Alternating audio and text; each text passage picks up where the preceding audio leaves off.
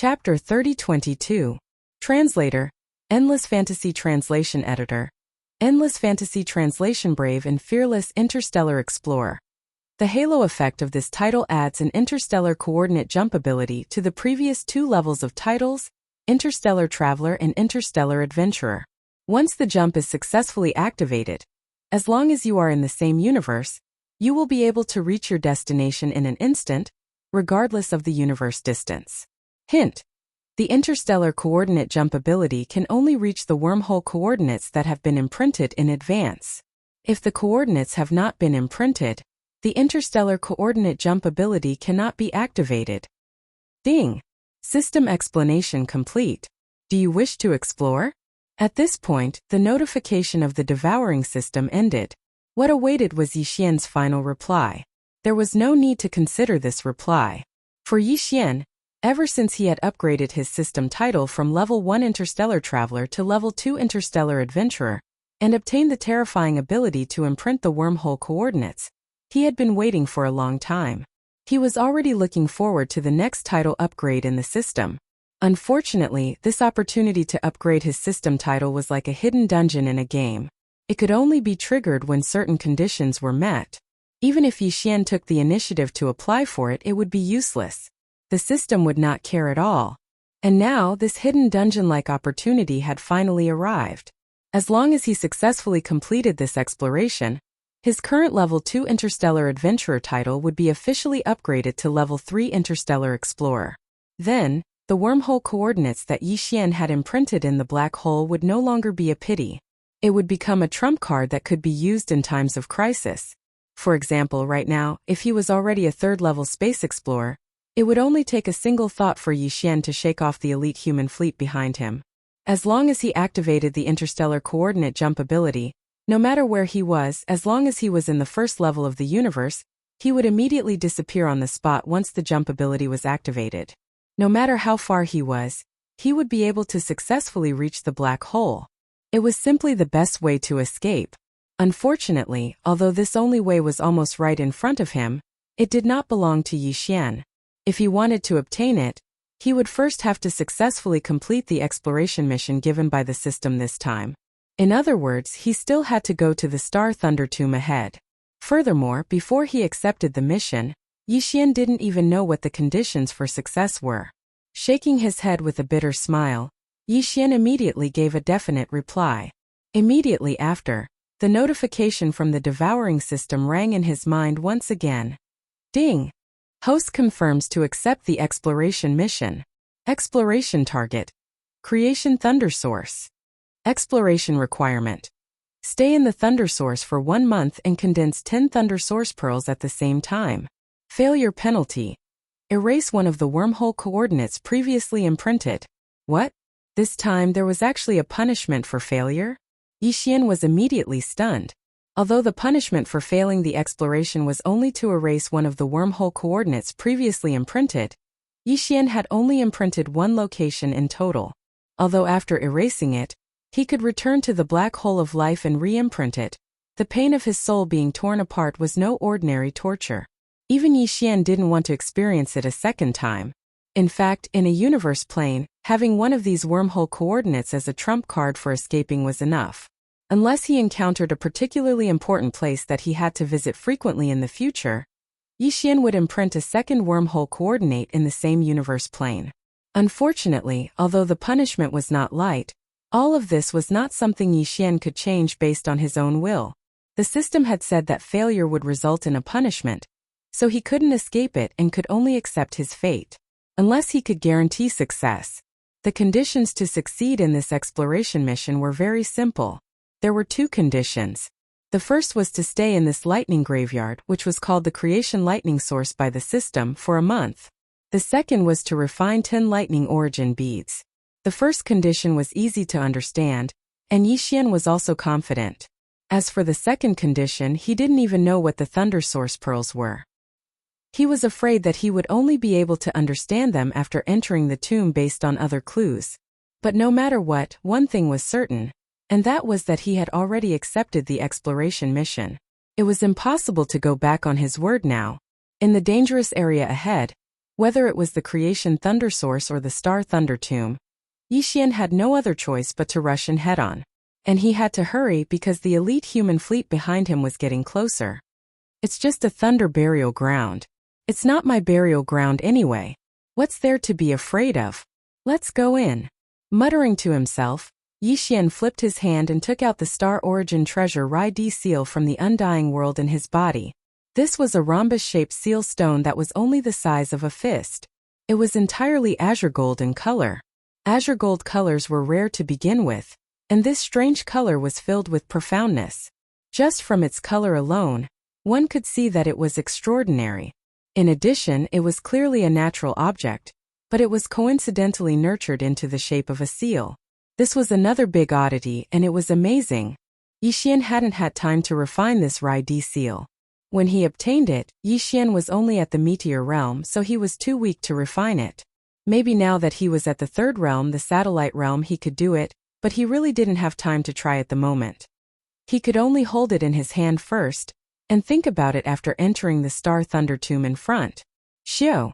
With absolute determination, the Dongshu shuttle, which had transformed into a breathtaking thick purple light, plunged headfirst into the starry sky thunder tomb in front of it, where countless green thunderbolts were exploding and golden thunderbolts were wreaking havoc without end.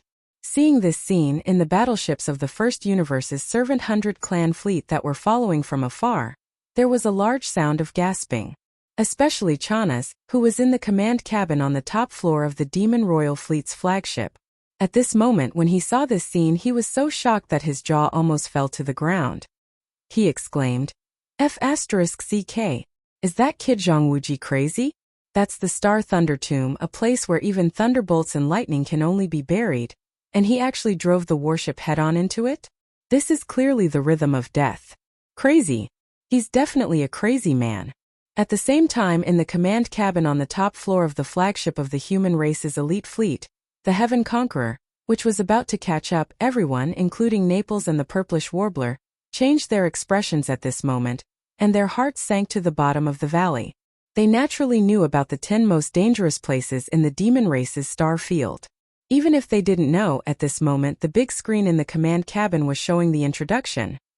He would actually rather enter this land of despair than return with me. Prince Xian He. Chapter 3023. Translator. Nirbo Studio Editor. Nirbo Studio. The real fortress. As Yixian's void shuttle transformed into a purple streak of light and charged into the intertwined cyan and golden lightning in front of him, wreaking havoc in the starry sky thunder tomb. The elite fleet of the human clan that was originally following closely behind, and the fleet of the 100 servant clans that were faintly hanging in the distance were completely dumbfounded. The terror of the starry sky thunder tomb was known to all. It was ranked first among the 10 most dangerous lands of the Demonkin Star Zone, far surpassing the Swallowing Black Hole, which had a large number of void-swallowing beasts. It was so famous that even the supreme beings of the Grotto Heaven realm didn't dare set foot there. Although the supreme commander of the human race's elite fleet, Admiral Naples, had surpassed the 10th Grotto Heaven realm, he didn't dare set foot there either. Needless to say, the powerhouses of the First Universe's slave fleet in the distance didn't need to be mentioned. There was one thing that had to be mentioned. That was the 10 most dangerous lands of the Demon Star Field. Although they were nominally referred to as the Demon Star Field, in fact, these 10 most dangerous lands could almost be said to be the 10 most dangerous lands of the First Universe. The First Universe was vast and boundless. Except for the area occupied by the overlord of this plane, the Tianji race, most of the other voids were divided and owned by the First Universe's slave races. The Demonkin Star Zone was located at the edge of the First Universe. The area it covered was only a small part of the edge of the First Universe. However, in this small area, there were 10 most dangerous lands that could be called Starry Sky Grade Dangerous Lands. Such an area didn't exist among the other slave races of the First Universe. Even in the entire First Universe, there weren't many most dangerous lands that could compare to the 10 most dangerous lands of the Demonkin Star Zone. There was clearly something strange about this. The Demonkin Star Zone, which only occupied a small corner of the First Universe, included almost 80% of the most dangerous lands of the First Universe. No one would believe that there was no special reason for this. Someone had once said that this had something to do with the origin of the demonic race. After all, the demonic race looked exactly the same as humans. The only difference was that they had a mind source core in their heads. If one ignored this fact and treated the demonic race as a human, it was actually possible to treat them as humans.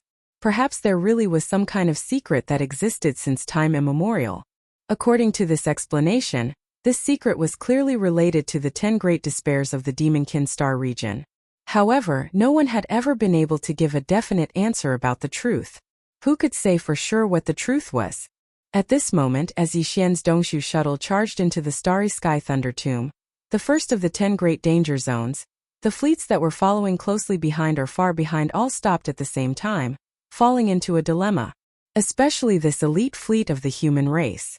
At this moment, the command cabin on the top floor of the heaven-cleaving ship was dead silent. Everyone's eyes were focused on the commander-in-chief of the fleet, Admiral Naples, waiting for his orders. However, in this kind of situation, no one dared to voice their opinions easily. The implications were too great.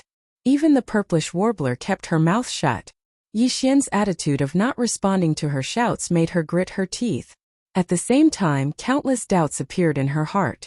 At this moment, she was completely out of ideas. Admiral Naples had already fallen into deep thought. His face was full of worry. Even with his supreme cultivation of the mystic light realm, he didn't dare to take a single step into this place where the blue and golden lightning were wreaking havoc. As for the idea of bringing the heaven-cleaving ship into this place, that was even more unrealistic. Not to mention this kind of starry sky fortress that was called a small fortress, but in reality it wasn't a real fortress. Even a real starry sky fortress with a diameter of 100,000 meters would definitely not dare to take a single step into this place. Whether it was the battleships or the celestial race's battleships or starry sky fortresses, there was a certain amount of electronic equipment. Once they entered the heaven-cleaving ship, these electronic equipment would instantly be affected by the power of the lightning. It was a small matter if they malfunctioned, but it was a big matter if they went out of control. If those electronic attack systems self-destructed, it would definitely be a disaster. Naples couldn't enter alone, and the heaven-cleaving ship was even more useless. In that case, there was no doubt about the choice in front of him. Naples only had 2 choices. He could return immediately and temporarily return to the third universe. After returning, he could come up with another rescue plan. In the entire human race, even the eternal dynasty of the technological faction had a large number of existences that were stronger than Naples. Among them, there were supreme existences that could safely enter this kind of starry sky thunder tomb with their own physical strength. Now that Prince Xian had entered the starry sky thunder tomb, with Naples' ability, there was no way to rescue him. Even if he wanted to, he was powerless. Returning to the Eternal Dynasty and asking for help from the Eternal Dynasty was the best way to deal with this. The other choice was to stay here and wait for Prince Xian's return. From Naples' point of view, since Prince Xian had the guts to enter the Starry Sky Thunder Tomb in front of them, he definitely had something to rely on. Although Naples didn't dare to believe this, Prince Xian's stunning appearance was right in front of him. It wasn't impossible. However, if they chose to stay here, the entire human elite fleet would face a crisis that couldn't be ignored. The fleet of the Tianji race would arrive at any time. That was definitely a real crisis. Boom! Boom! Just as Naples was hesitating, several earth-shattering explosions suddenly came from the void in front of them to their right. It alarmed the entire vast void. Countless eyes reflexively gathered in that direction. Then, everyone's expressions changed. What a huge fortress! It's much more terrifying than that small fortress of the human race. A diameter of 100,000 meters, which is equivalent to 100 kilometers. Haha! This is a real starry sky fortress. The fleet of the Tianji race has finally arrived. That's not right. It's just the Vanguard fortress. There should be other warships behind it, but this fortress should be the first to arrive. But that's enough. A real fortress with a diameter of 100,000 meters is enough to crush that elite fleet of the human race. That's right, this starry sky fortress did have a diameter of 100,000 meters. This was a real starry sky fortress. Although the heaven cutter with a diameter of 50,000 meters was called a small fortress, it was only a name. In reality, a starry sky fortress with a diameter of 50,000 meters was officially called a starry sky fortress. It couldn't be considered a starry sky fortress. This huge object that was shining with a bright silver color, and exuded a strong metallic coldness, was a real starry sky fortress. It came from the Tianji race. Chapter 30:24. Flee, flee, flee. This bright silver space fortress was called the Butterfly Transformation, and its highest commanders were two official members of the Celestial Legacy race. Judging from their appearances, they were two humans, one male and one female. Not only were they young, but they were also handsome and beautiful. The male was called Shan Bo, and the female was called Ying Tai. These two members of the Celestial Legacy race were clearly infatuated with the ancient human legend of the Butterfly Transformation. Not only did they have the same name as the main character of the story, they even named their space fortress the Butterfly Transformation. Even stranger was that although they only looked like humans on the outside, they were actually two automatons with self-awareness. However, these two automatons called each other husband and wife, and the Butterfly Transformation was their husband and wife unit. All of this was an imitation of the human race. After all, the Celestial Legacy race was created by the human race. Although they had betrayed the human race, deep down the Celestial Legacy race had always been on the side of the human race. They even dreamed of replacing the human race one day, and making all the beauty of the human race their own. The Butterfly Transformation. The beautiful Ying Tai, the handsome Shan Bo. If a human expert who didn't know the truth saw all of this, they might even be moved. But in reality, if one were to develop a good impression of the Heaven's Legacy race and approach them on their own accord, the final result would be extremely tragic. All members of the Celestial Legacy race harbored a deep-rooted hatred for the human race. The human race had created them, so they did not owe them anything. On the contrary, the Celestial Legacy race had betrayed the human race. The Celestial Legacy race was to blame for all of this, but they believed that the human race was the reason they had to bear the crime of betrayal. In the main camp of the Celestial Legacy race, any official member of the Celestial Legacy race would be instilled with this ideology as soon as they were born with self-awareness. They resented the human race, but they also envied the human race's creativity and momentum of prosperity. This was pure envy and jealousy. Just like how a child of the human race was educated since childhood, this root had long since been ingrained into the depths of their soul, and could no longer be changed. Currently, in this Butterfly Interstellar Fortress, there were not many true members of the Tianji clan. Only Shan Bo and Ying Bo. As automatons with self-awareness, the members of the Heaven's Legacy race were blessed with the ability to control warships. Even the human race, with their powerful creativity, could only look on helplessly, unable to compare. No matter how perfect the control system of a massive interstellar fortress was, in the end, under the condition that the kinetic energy, defense, attack and other systems were all working normally, the number of people needed to control it would be at least 1,000. But the Heaven's Legacy race only needed 2 clansmen. Shan Bo and Ying Tai were the 2 living control centers. With them inside the butterfly, it was more than enough to perform all the functions of the space fortress. Of course, in addition to the 2 of them, there were also some semi-evolved robots, and even robots that had not developed self-awareness.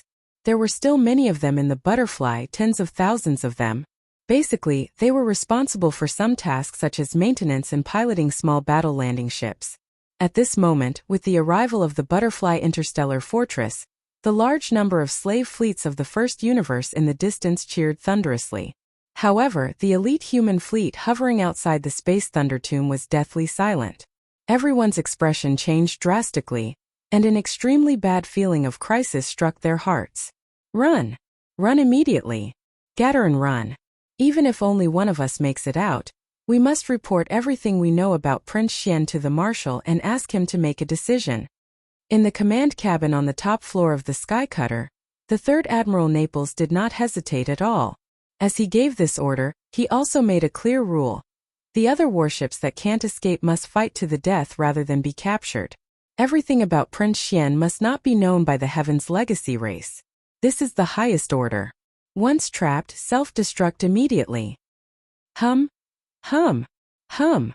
As soon as Admiral Naples gave the order, the 11 space fortresses, including the Skycutter, buzzed violently at the same time. This was a sign that the space jump function had been activated and was running at full speed. At the same time, the bright silver butterfly interstellar fortress in the void in the distance clearly emitted a similar but much more intense buzzing sound. The appearance of this sound meant 2 things. Either it was activating a space jump, or it was activating the main cannon of the fortress. The main cannon of a 20,000-meter-long cosmic fortress was the Annihilation Meteorite Cannon with a diameter of 5,000 meters. The main cannon of a 50,000-meter-long cosmic fortress was the Super Annihilation Cannon with a diameter of 20,000 meters. On the other hand, the main cannon of the real star fortress was the Death Ray Cannon, which had a diameter of 50,000 meters. Its light beam was black, and it was made of antimatter energy. If it hit the heaven-sundering battleship, it wouldn't be turned into a fireball. Instead, it would be wiped out quietly. It was extremely terrifying. This was also why Admiral Naples didn't even think about resisting when he saw that the other party had mobilized a real cosmic fortress. He immediately gave the order to scatter and flee. He wasn't afraid of death, but he had to send all the information about Prince Xian back to the third universe. When the time came, as long as the immortal dynasties of the human race sent one or even several cosmic fortresses with a diameter of 100,000 meters, Prince Xian might be saved. However, that most likely had nothing to do with him. In the immortal armies, those who were qualified to control a cosmic fortress were at least 4-star generals. After all, a real cosmic fortress like this was the ultimate strategic weapon that was usually used as a deterrent. Whoosh! A feeble sound that was suffused with coldness came out, and a terrifying black pillar of light shot out from the butterfly in the distant void. With a diameter of 50,000 meters, it was enough to completely envelop the flagship of the human elite fleet, the Sky Cutter. What was even worse was that the black energy beam of the Death Light Cannon was aiming at the heaven-sundering ship. As a colossal cosmic fortress, the Sky Cutter needed a few more seconds to perform a space jump. 6 of the 10 cosmic fortresses around it had already performed a space jump and left, but the Sky Cutter was still in the final stage of the space jump. Once the energy beam of the Death Ray Cannon arrived, the Sky Cutter would definitely be destroyed. At this moment, the 7th human cosmic fortress that had just completed a space jump jumped into the void between the energy beam of the Black Death Ray Cannon and the heaven-sundering battleship. Unfortunately, with its 20,000-meter-long hull, it couldn't completely block the 50,000-meter-long Death Ray Cannon's energy beam. Thus, this cosmic realm fortress suddenly began to self-destruct. Chapter 3025. Kamikaze Butterfly Boom. The huge ball of light exploded, and a 20,000-meter diameter cosmic realm fortress turned into a scorching ball of light. Almost at the same time, the Black Death Ray beam from the void ahead also coincidentally rushed over. 2 kinds of light, one was the burning red light in the category of matter, the other was the Black Death Ray of antimatter. They offset each other, and finally, when the red light ball produced by the explosion of this cosmic-level fortress disappeared, that black antimatter Death Ray beam also became extremely weak and could not cause any damage. This was the usual method used to intercept the Death Ray Cannon's black energy beam on the battlefield. After all, it was antimatter light energy. Although it was terrifying, its only flaw was that it could be offset by positive matter light energy. In fact, this could not be considered a disadvantage because on the battlefield, unless one could know in advance that the opponent would use such a strategic deterrent weapon, and thus prepare some unmanned fortresses in advance as a self-destruct interceptor. Otherwise, once the Death Ray Cannons appeared, the result would be that they could either let it hit wherever it wanted and wreak havoc on the battlefield, or pay a small price and use the other warships to self-destruct to form an interception and cancel out the black energy beam of the Death Ray Cannons. Just like now. But in fact, this so-called small price was a cosmic fortress with a diameter of 20,000 meters. No matter how small it was, how small could it be? From this perspective, the so-called weakness of the Death Ray Cannon could not really be considered a weakness. Although it could be intercepted, every time it was fired, even if the enemy intercepted it, they would have to pay a heavy price of a non-small warship. It was definitely worth it. Right now, for example, when the cosmic fortress moved forward and detonated itself, successfully intercepting and nullifying the black energy beam of the Butterfly's Death Ray Cannon, inside the command cabin on the top floor of the Sky Cutter, 3-star Admiral Naples was so heartbroken that his eyes were almost popping out of their sockets. A cosmic universe state fortress was a small matter, but the key was that there were more than 2,000 Undying Army elite soldiers in this fortress. They were all Naples' direct subordinates. In the blink of an eye, it turned into nothingness. Naples roared at the sky, "Butterfly, I swear that I will return to the first universe as long as I live. I will tear you to pieces with my own hands." Ah! Whether it was the everlasting dynasty of the human race or the Heaven's legacy race of the first universe, the number of space fortresses they controlled was limited. After fighting with each other for so many years, they basically had a record of each other's strategic deterrent weapons. Therefore, as soon as the butterfly appeared, Naples recognized it at first glance. Unfortunately, even though he was a supreme existence in the mystic light realm, even if the difference in battleships between the two sides was ignored, Naples had no chance of winning, even if he engaged in a melee battle with the enemy's commander, Shan Bo and Ing Tai. Those two fellows were both at the mystic light realm. Although they were robots, the human cultivators of the immortal dynasty could use gene cultivation fluid to develop their own potential and enter the Tao of cultivation in a different way from cultivation. In that case, the robots would be able to use even more means in this regard. Although the real members of the Heaven's legacy race didn't have real bodies of flesh and blood, they could use all kinds of materials to replace them. If one really dissected their bodies, what would appear before one's eyes wasn't just some wires and metal parts. Many things were special refining materials that were similar to flesh and blood. Some supreme treasure-level minerals and crystals could even be found in the bodies of the real members of the Heaven's legacy race. They were refining their own bodies like magic treasures. Not only could they use gene cultivation fluid like the human cultivators of the everlasting dynasty, but they could also make all kinds of changes. Therefore, the members of the Heaven's legacy race were generally very strong individually. There was even a saying in the human race and the Myriad Luo Federation that if one could pick up the body of a member of the Heaven's legacy race, they would instantly become rich. Just the supreme treasure-level minerals and materials in the body could be exchanged for a lot of cultivation resources. However, that kind of thing was basically impossible. At least it had never happened before. The bodies of members of the Heaven's legacy race weren't cabbages that could be found on the streets. As Admiral Naples roared, the Heaven's Vindicator finally successfully started a space jump. The huge body of the ship instantly disappeared. Just before it disappeared, the other cosmic state fortresses also completed their space jumps one step ahead of it. In the blink of an eye, the entire elite fleet of the human race evacuated.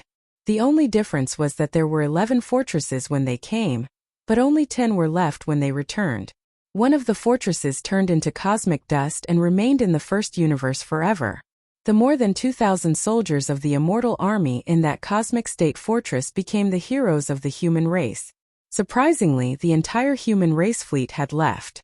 After the second space jump, they should be able to gather in front of the wormhole that led to the third universe and return.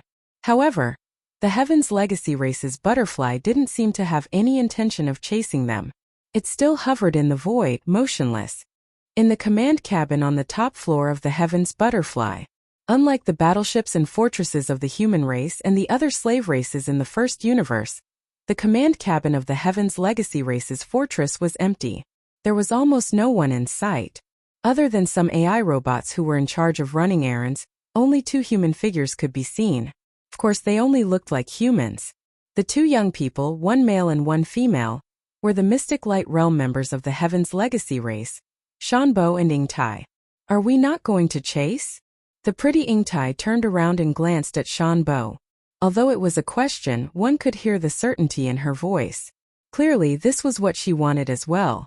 They have already paid the price. The warning has been achieved. What's there to chase?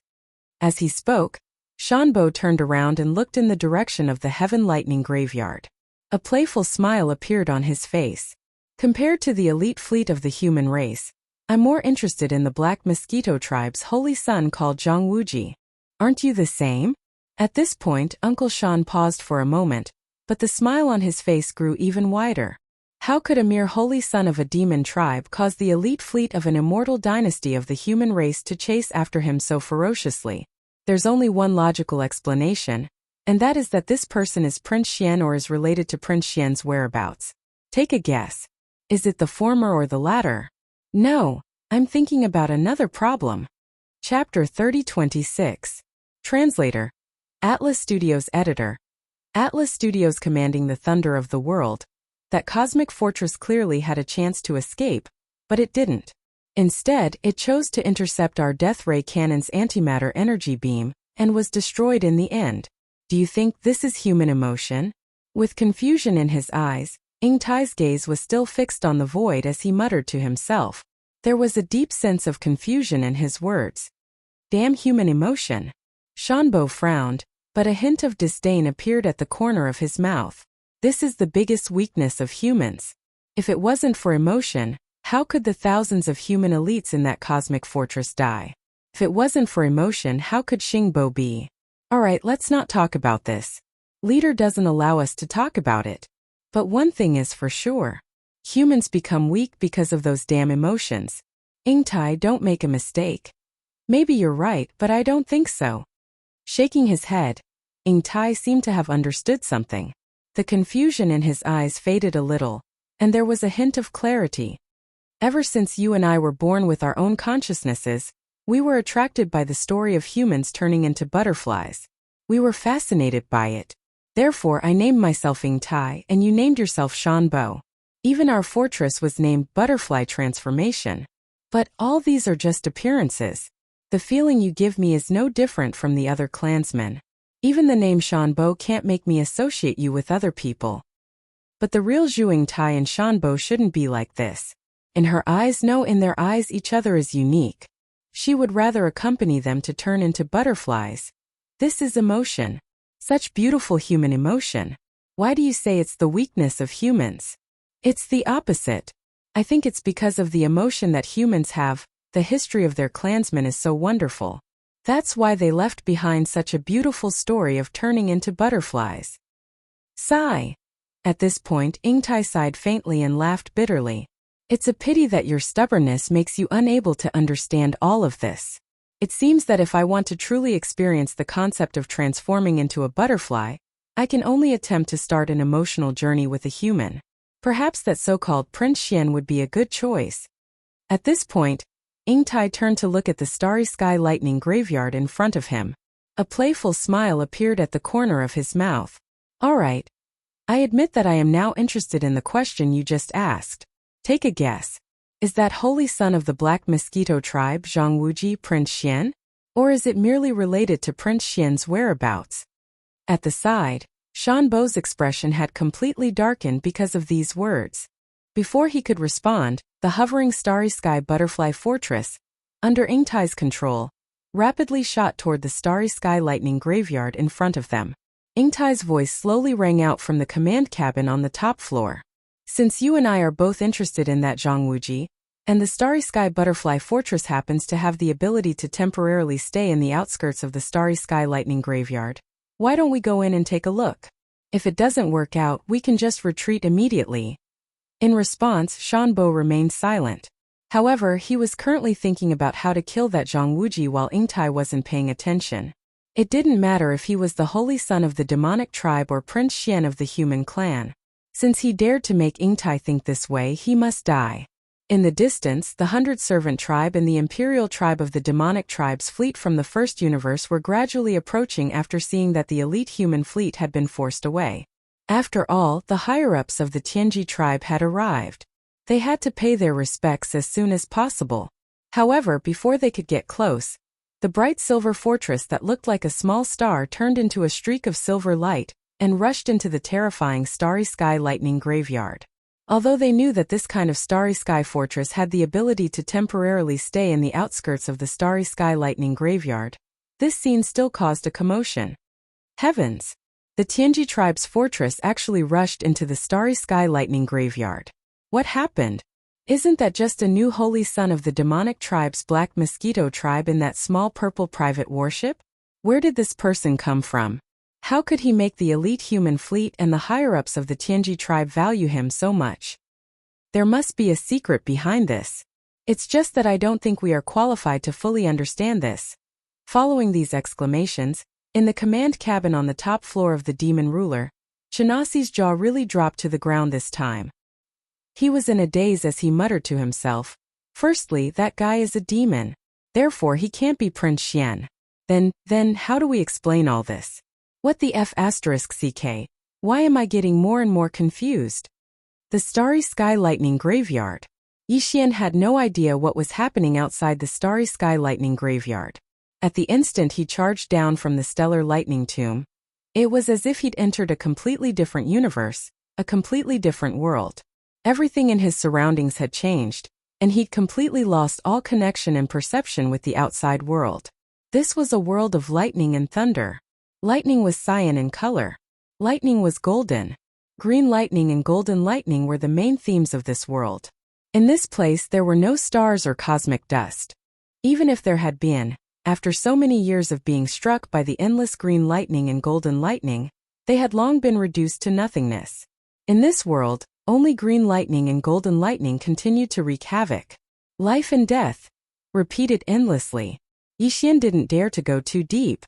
Although the Dongshu shuttle was a Starry Sky epic-level treasure ship, with the foundation of a small private warship, it could perform the wormhole jump that only large warships could withstand. This was because it had once incorporated a wormhole warship with extremely sturdy materials. But in this world of lightning and thunder, even if the Dongshu shuttle could withstand it, it wouldn't be able to last for long. If he wanted to go deeper, Yixian's only chance was to refine the Starry Sky origin treasure, the Rai D seal. Therefore, shortly after entering the Starry Sky Lightning Graveyard, Yixian stopped at the outer area and switched the Dongshu shuttle to automatic mode. The only requirement was that the energy shield be fully activated. Subsequently, he closed his eyes and entered a state of cultivation while relying on the small azure gold lightning seal. The Rai D seal, also known as the Lightning Emperor, was the Emperor of Lightning and Thunder, the supreme will. Whether the Rai D seal lived up to its name would be revealed very soon. As long as Yixian successfully refined it and integrated it into his body, then all information about this Starry Sky origin treasure would be immediately available to Yixian. Chapter 3027. Primordial 1 Golden Lotus Rumble. Rumble. Thunderous booms abruptly entered Yixian's ears, causing him to be shocked. An inheritance scene. Another inheritance scene. Moreover, this was clearly a void filled with a boundless aura that belonged to the primordial era. This aura was exactly the same as what Yixian had seen in the inheritance scenes of the Dongshu giant tortoise, the giant golden dragon, and the heaven-falling bow. At the same time, it had the same aura as the mysterious primordial cage. Clearly, they belonged to the same era and had drifted in the same river of history without rest. At this moment, Yixian was enlightened. No wonder it was a Starry Sky origin treasure. It turned out that this Rai D seal had been nurtured since the primordial era. At that time, the universe had just been born. Everything in the universe carried a wisp of primordial qi. After countless years of nurturing, it naturally had the opportunity to become a Starry Sky origin treasure. This kind of opportunity and fortune could no longer be found in later generations. It would be difficult to reappear again. Although Yixian was sure that the inheritance scene in front of him must have originated from the primordial era of the same era as the Dongshu giant tortoise, in fact, this inheritance scene was still different from the ones he had seen before. The aura of the entire scene was more simple and unadorned. There were no signs of life, which meant that this scene could have originated from the early primordial era or even further back. Although there were stars in the vast void, there were not many of them. Moreover, almost all of them were undeveloped and barren. At the same time, at the end of the void in this inheritance scene, a giant golden lotus was blooming brilliantly. It emitted an endless golden light that seemed to illuminate the entire universe. This golden lotus seemed to have been nurtured by the heavens and nurtured in the depths of the void. It was so huge that even the stars seemed extremely weak and small in front of it. There was only one lotus seed on the stem of the golden lotus, but it was green in color. It was clearly an object shaped like a seal. Its entire body was entwined with golden lightning, extending and retracting endlessly. When Yixian saw this greenish gold seal, his spirit shook violently. No matter how wild his imagination was, he would never have imagined that the Rai D seal was actually nurtured in such a giant golden lotus with an aura that could cover the heavens and earth. It was clearly the only lotus seed that had been nurtured in the seed pod of this giant lotus. Rumble. Boom! The image of the inheritance was still and unmoving, but the rumbling of thunder continued. It entered Yixian's ears and shook his mind. Surrounding the green-gold lightning seal that existed as a lotus seed on top of the lotus canopy, there were countless tiny golden lightning bolts extending and retracting. If one were to expand their line of sight to the extent of the entire giant golden lotus, they would be able to see that around the entire golden lotus, there were countless green lightning balls exploding one after another. Life and death were endless. Green lightning, golden lightning. All of this even gave Yixian an illusion, as if he had already exited the image of the Rai Di seal inheritance and returned to reality, to the starry sky lightning graveyard. If not for the existence of the giant golden lotus in his line of sight. Gradually, the image of the inheritance began to change. Around the giant golden lotus, the green lightning balls became denser and denser, all of them exploding into countless huge golden lightning bolts. At first, they only wreaked havoc in the void, destroying countless stars. Eventually, these golden lightning bolts seemed to have received some sort of inspiration and actually gradually converged in one direction. It was the green gold lightning seal that existed as a single lotus seed on top of the giant golden lotus. Billions of golden lightning bolts completely enveloped the green gold lightning seal. Yixian even had an illusion that the green gold lightning seal, under the bombardment of these billions of golden lightning bolts, was completely annihilated and turned into nothingness. But in reality, this was not the case. The entire giant golden lotus was enveloped by billions of golden lightning bolts, but within it, there was a faint green gold glow that began to spread and gradually covered all of the golden lightning bolts. This faint green gold glow clearly contained some sort of mysterious power. It was slowly condensing inwards, along with the billions of golden lightning bolts that were covered by it, rapidly compressing together. Finally, the billions of golden lightning bolts disappeared, turning into a small golden ball, suspended above the green gold lightning seal, and then plunged into the seal, disappearing without a trace. At this moment, Yixian's heart once again gave birth to a sense of enlightenment, and 7 words flashed in his mind. Billions of lightning bolts turned into source pearls. So this was how the thunder source pearls came to be. It was formed by billions of golden lightning bolts, representing the origin of thunder and lightning. This object could be said to be the original form of thunder and lightning in the world. And the green gold lightning seal that could condense all of the thunder and lightning in the world into source pearls. If not the emperor of thunder and lightning, what else could it be? The 3 words Rai Di seal lived up to its name. It was enough to command all of the thunder and lightning in the world. The evolution of this inheritance image not only allowed Yixian to understand the origin of the Rai Di seal, but also the truth of the thunder source pearls, as well as the method to condense them. Thunder and lightning were originally the most ferocious things in the world. If one wanted to condense billions of bolts of lightning into source pearls in the end, it would be impossible to condense them into source pearls. Not to mention Yixian, who was only at the satellite stage of the 3rd Great Realm. Even a supreme existence like the 3-star general of the immortal army, Naples, who was at the mystic light stage of the 11th Great Realm, would not be able to do it. But with the Rai Di seal, which could command all of the thunder and lightning in the world, it was a completely different matter. As long as one could refine the Rai Di seal and completely control its power, then it would be possible to condense the thunder source pearls with billions of bolts of lightning. However, even just one thunder source pearl required billions of bolts of lightning to be condensed. This time, Yixian needed to condense 10 thunder source pearls to complete the system exploration mission. The amount of lightning and lightning required could be imagined. Fortunately, this was the star lightning tomb, a vast star region filled with lightning and lightning.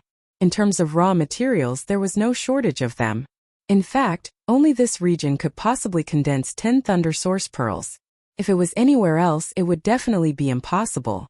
However, as far as Yixian was concerned, even though he had all the right conditions, it was still unknown whether he would be able to successfully complete the system's exploration mission this time. This was because he only had 3 months, 90 days.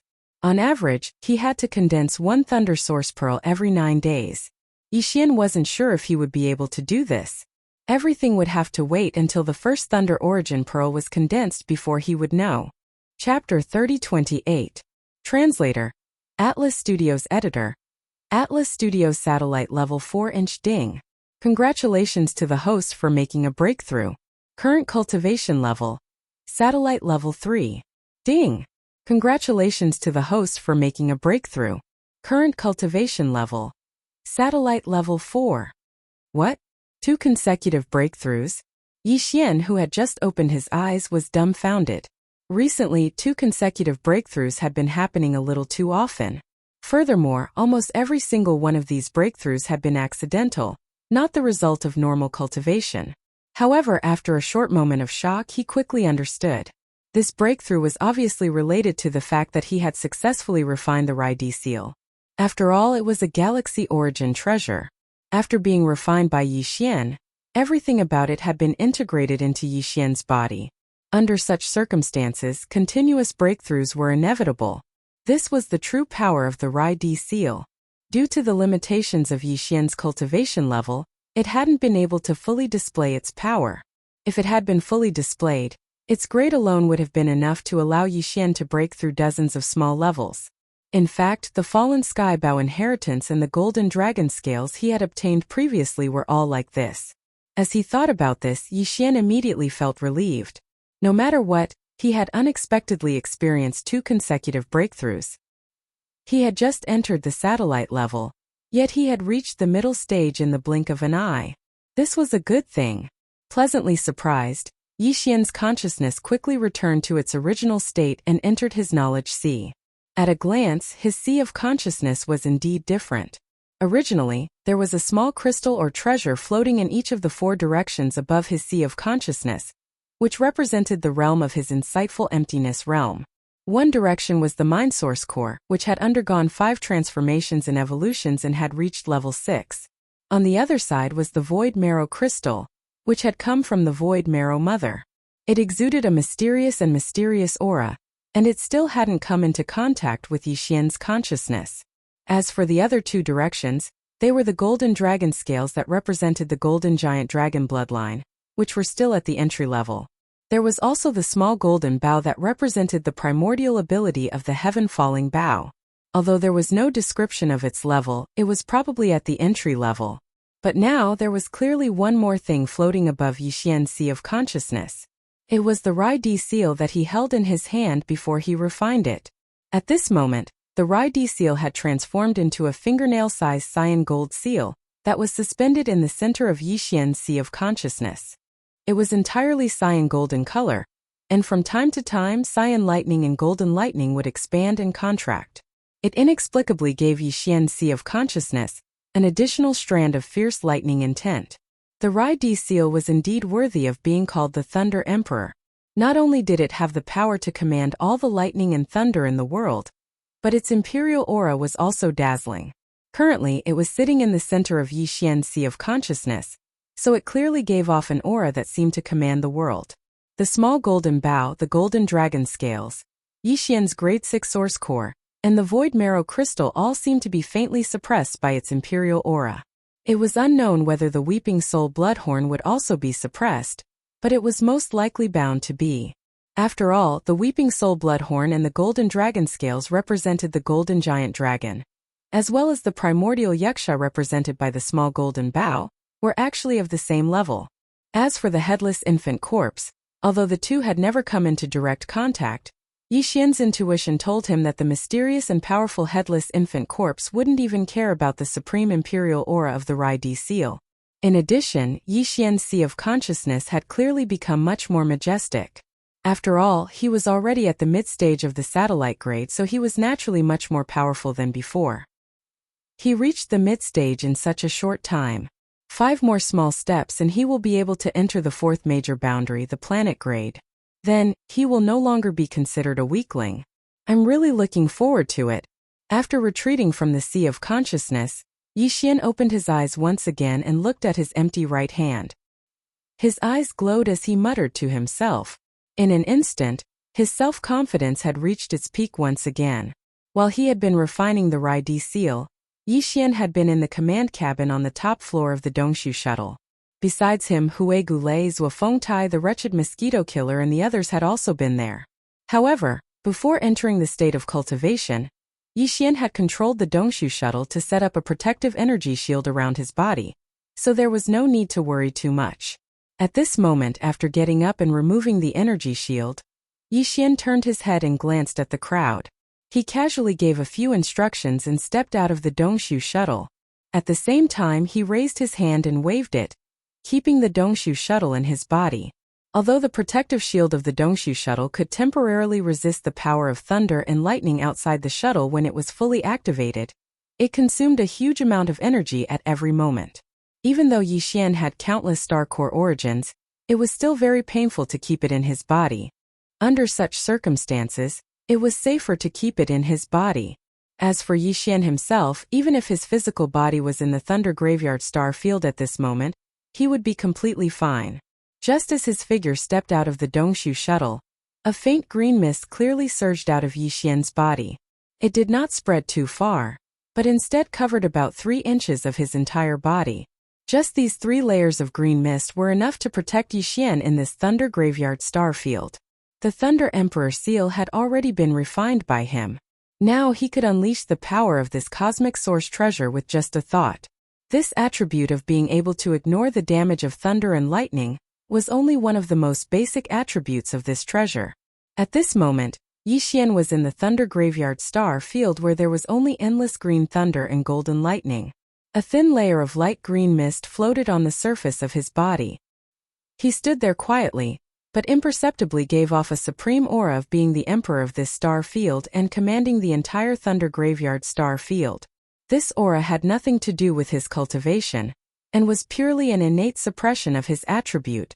Around him, the green lightning and golden lightning that had been raging endlessly clearly carried a sense of fear and subconsciously retreated into the distance. As a result, within a radius of 3 meters around him, there was actually a vacuum zone, and not a single green lightning or golden lightning appeared. These green thunder and golden lightning naturally did not have any consciousness.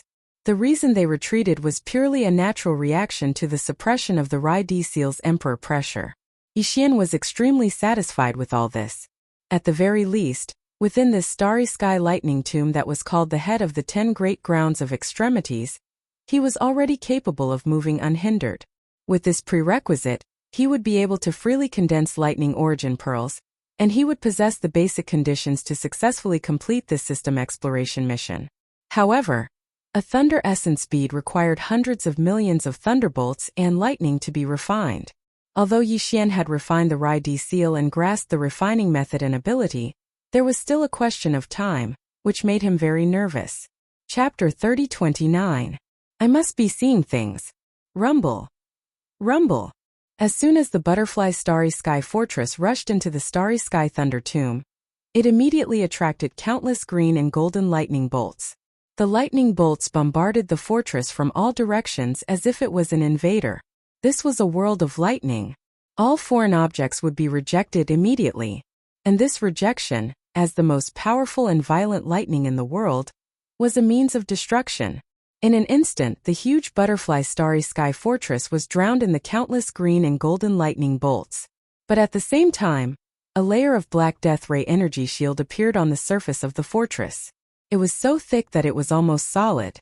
When the green and golden lightning bolts came into contact with this death ray energy shield formed by antimatter light energy, their power was quickly cancelled out.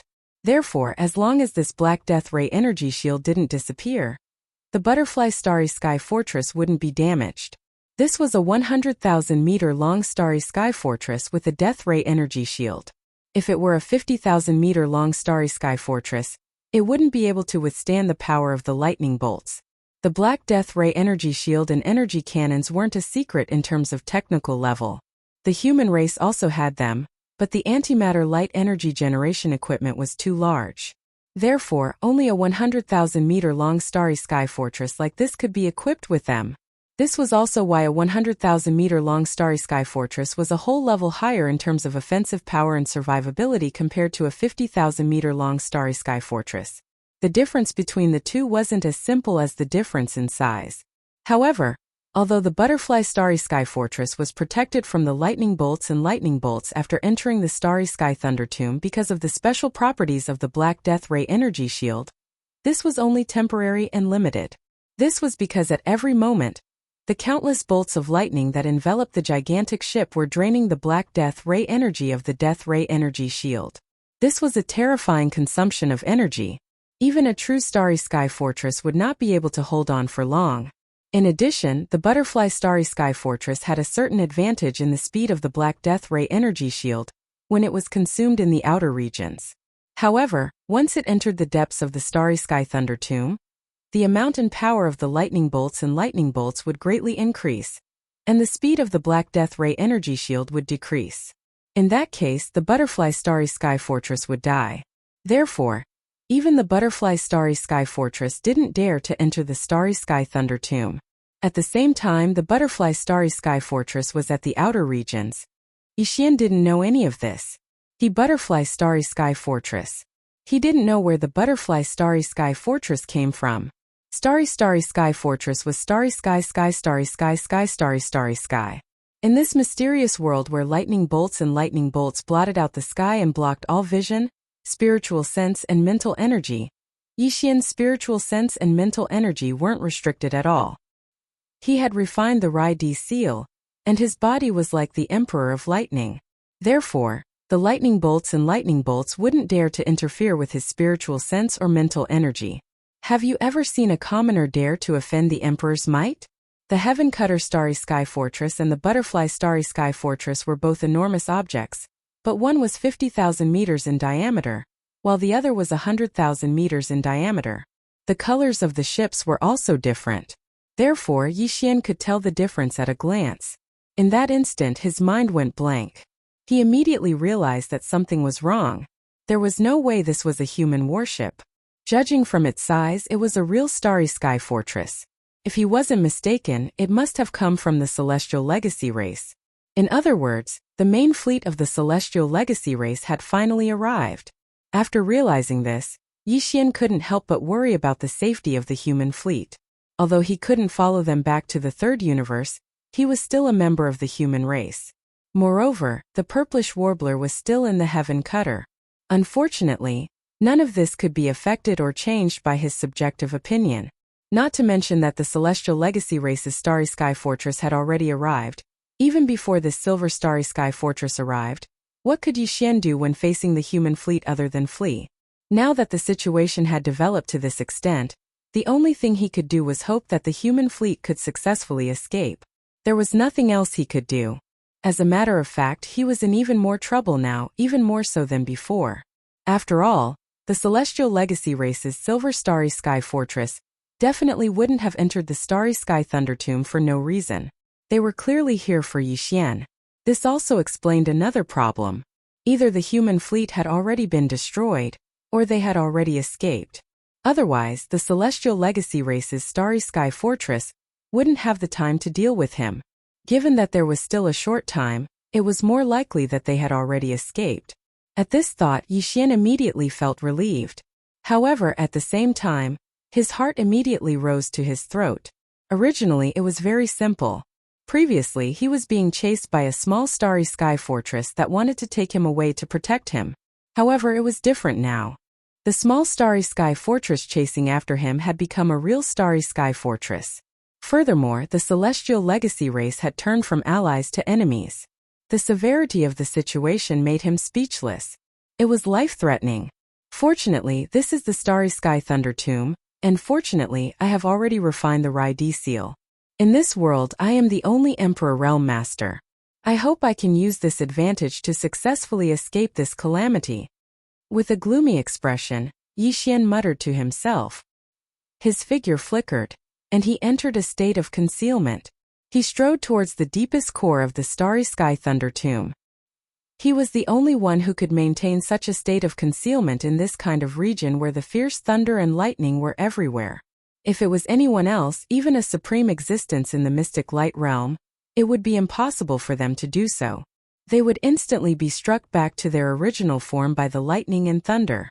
There was no room for negotiation.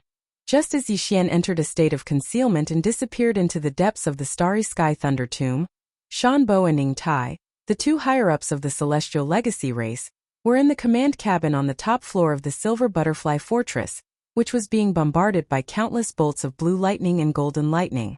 Their eyes narrowed at the same time as they muttered to themselves. Strange, I think I saw a figure walking naked in the Starry Sky Thunder Tomb? Chapter 30:30. Finally fulfilled as Yixian's figure entered Shanbo and Yingtai's field of vision in less than half an instant. Neither of them saw him clearly. After muttering to themselves, they quickly threw this matter to the back of their minds. After all, in this Starry Sky Lightning graveyard, even a small fortress with a diameter of 50,000 meters could not be guaranteed to remain unscathed. Therefore, crossing this area with just one's physical body was simply too inconceivable. It was impossible. The reason why they entered this place to search for Yixian's Dongshu shuttle was because in their opinion, Yixian was very likely to be Prince Xian of the human race. If that was really the case, then this Prince Xian was such a stunning figure who could secretly take away the 2 scout fortresses of the Demon Scout Army and boldly enter the Demon Star region. It was absolutely impossible to say that he did not have some tricks up his sleeve. Perhaps he could really survive in this harsh environment of the Starry Sky Lightning Graveyard. Therefore, they held a trace of a fluke mentality and entered to search. It was completely with the intention of treating a dead horse as a living horse. Let's start searching and see if that small purple warship is still there. If it's not, it was probably destroyed by these green and golden lightning. I hope that's not the result. Otherwise, my plan to start a relationship with the human race or the demon race will be aborted. It's rare that I have some interest in this guy called Zhang Wuji. I find him quite pleasing to the eye. This kind of opportunity doesn't come by often. Creak, creak. As soon as Shanbo finished speaking, Ing Tai replied as if he was talking to himself. Shanbo clenched his fists tightly, and his eyes were about to spit fire.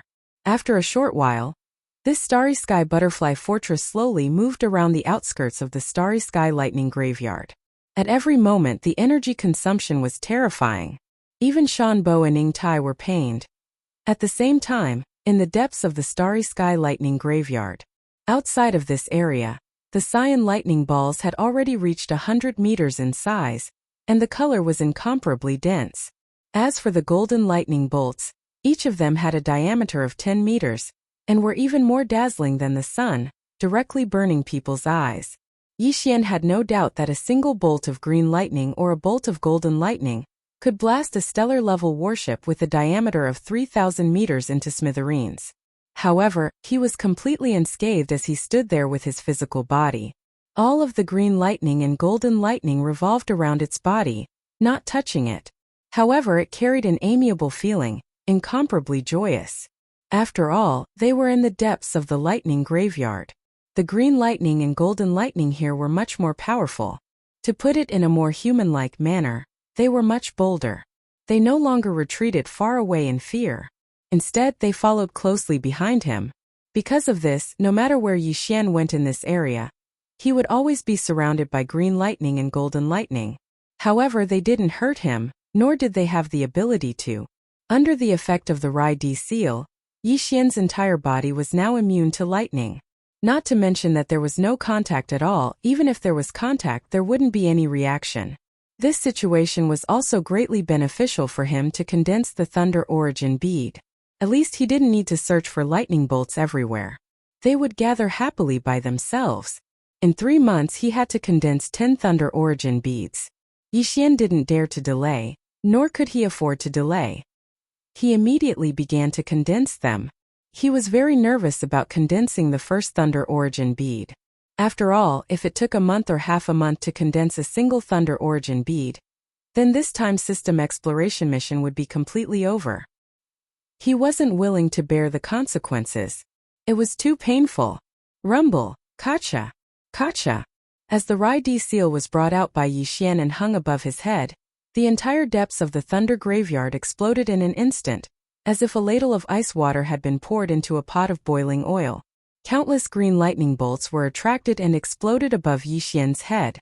A sea of golden lightning bolts struck down and wreaked havoc on Yixian's head. However, all of this couldn't cause any harm to Yixian. The surface of his body was always shrouded in a thin layer of green mist. He stood in the void where the lightning was wreaking havoc with his hands behind his back, exuding a thick emperor's aura. He was unfazed by anything. Large amounts of green lightning and golden lightning gradually enveloped the Rai Di seal, and even Yixian's entire body. In the end, it formed a huge lightning cocoon with green lightning and golden lightning flashing incessantly. Yixian, with the Rai Di seal above his head, was the core of this huge lightning cocoon. At this moment, the green hazy mist that originally enveloped his body suddenly expanded and spread outwards, enveloping the entire giant green-gold cocoon, and turning it into a misty green color. Then it began to condense inwards. The entire process was basically the same as what Yixian saw in the inheritance of the Rai Di seal. After an unknown amount of time, in the end, the giant cocoon that was like a small meteor and formed from hundreds of millions of bolts of green lightning and golden lightning finally disappeared. On the other hand, a golden thunder origin bead appeared above the Thunder Emperor seal that floated above Yixian's head. It was only the size of a pigeon's egg, but it emitted an invisible pressure that could destroy the heavens and earth. At this moment, Yixian suddenly came to a realization in his heart. It seemed that the purpose of condensing this thunder source bead was not just to complete the system's exploration mission. The system's exploration mission was just a pretext, and the reward of 10 thunder source beads was a huge fortune for Yixian. This thunder source bead was obviously equivalent to a one-time use lightning attribute magic treasure, but its power was terrifying. According to Yixian's estimation, if he threw out 1 thunder source bead, it was estimated that even the supreme existence of the 10th realm of the heavenly insight realm would be wiped out in an instant. The power of a small thunder source bead formed by the extreme compression of hundreds of millions of thunderbolts and lightning could be imagined with one's toes. Realizing this, Yixian's enthusiasm immediately increased, and his entire body became excited. This was a once-in-a-lifetime opportunity. If it were any other place, condensing 1 thunder source bead would require an endless amount of effort and energy, but here almost everything came naturally. Under such circumstances, not to mention 10 thunder source beads, even if he had to condense 100 thunder source beads, he would be willing. If he missed this opportunity, there wouldn't be another one. Just as Yixian was getting excited, the successfully condensed thunder source bead entered the Rai D seal with a flash. This thunder source bead was too strong, and other than the Rai D seal, no other storage magic treasure could store it. Once stored, there was a possibility of it exploding at any time, and the loss was not worth it. At this point, Yixian finally got what he wanted, and successfully condensed the first thunder source bead. After the thunder source bead entered the Rai D seal, he finally spared some time to check the time. It had been exactly 3 days. Chapter 30-31. Thundersea Fortress. The first Thunder Origin Pearl took 3 whole days to condense. However, that was because it was Yixian's first time and he was still a little unfamiliar with it. According to his calculations, as Yixian became more familiar with the next 9 Thunder Origin Pearls, the time required to condense the final Thunder Origin Pearl would definitely be shorter. That was indeed the case. For the next 9 Thunder Origin Pearls, the time required for Yixian to successfully condense them was indeed shorter than the previous one. When it came to the final Thunder Origin Pearl, it actually took less than 2 days to condense it.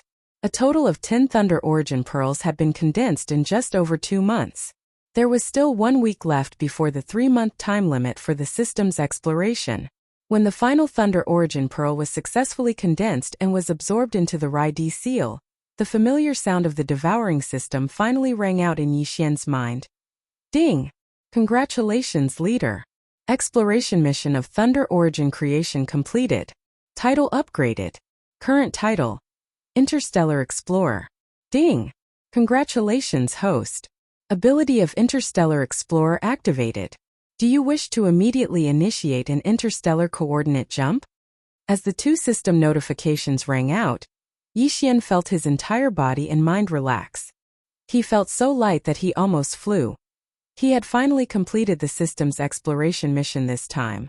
The system's title had finally reached the 3rd level of Interstellar Explorer. He finally had the ability to initiate an interstellar coordinate jump.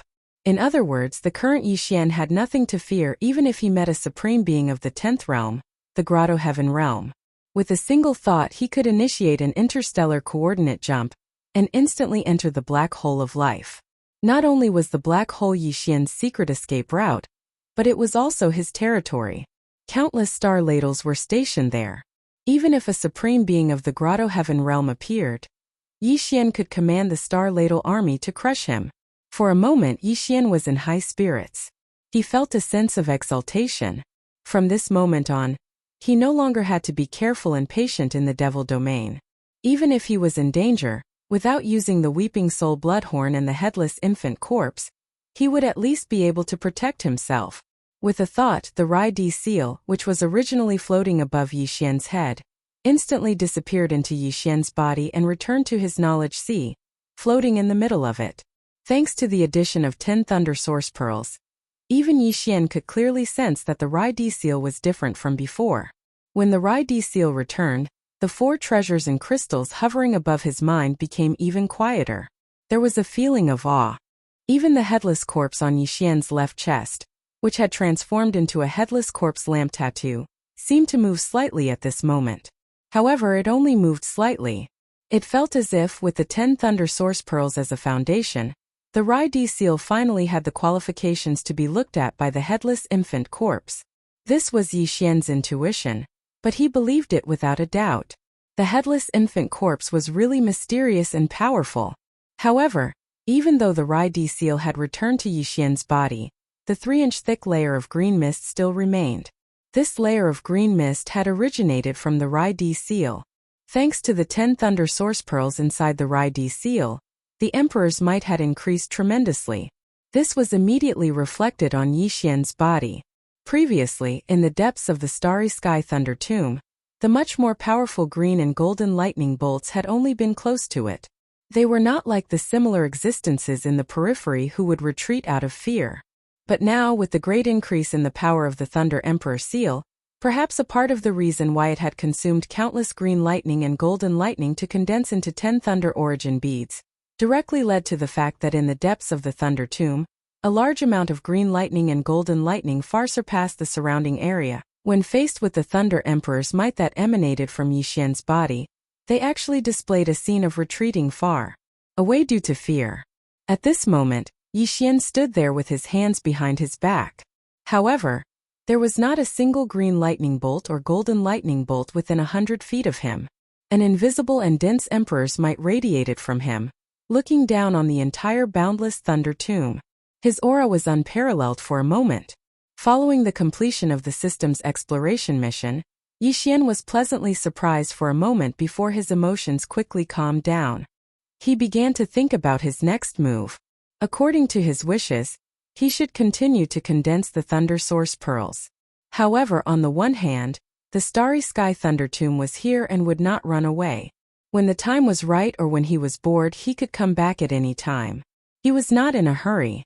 Moreover, he had been condensing the Thunder Source Pearls here for more than 2 months. He was indeed a little bored. Therefore, Yixian was not particularly inclined to continue to waste time here.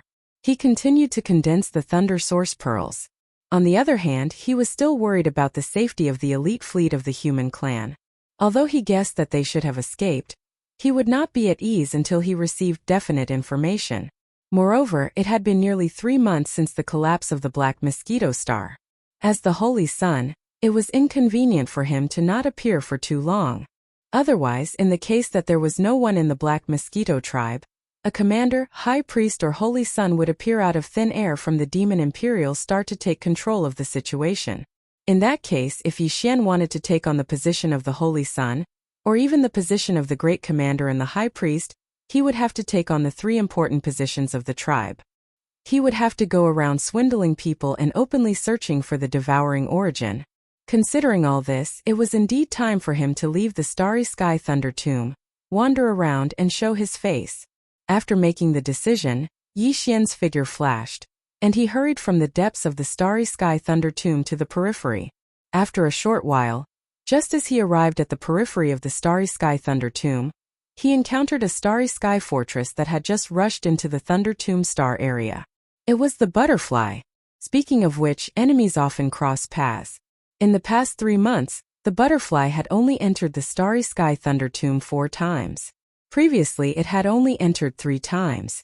Now it was the 4th time. Each time it would stay in the Thunder Tomb star area for a day, searching a fan-shaped area of 45 degrees around the Thunder Tomb. Originally, this was the last time it entered, and it should have searched the entire periphery of the Thunder Tomb star area. If it did not find the purple warship, the butterfly would leave in a day, and return to the Heavenly Legacy tribe. However, at this critical juncture, the 2 parties bumped into each other head-on. And this time it was not only Yixian who saw the butterfly, but also Shanbo and Ning Tai, the 2 high-ranking members of the Heavenly Legacy tribe inside the butterfly, who also saw Yixian. Yixian was sure of this by intuition, so his face was completely gloomy. Now he had no other choice but to use the power of the Thunder Sea to trap and kill this Starry Sky fortress of the Heavenly Legacy tribe. Chapter 30-32. Lightning Seal Emperor's Might. The 2 sides clashed head-on.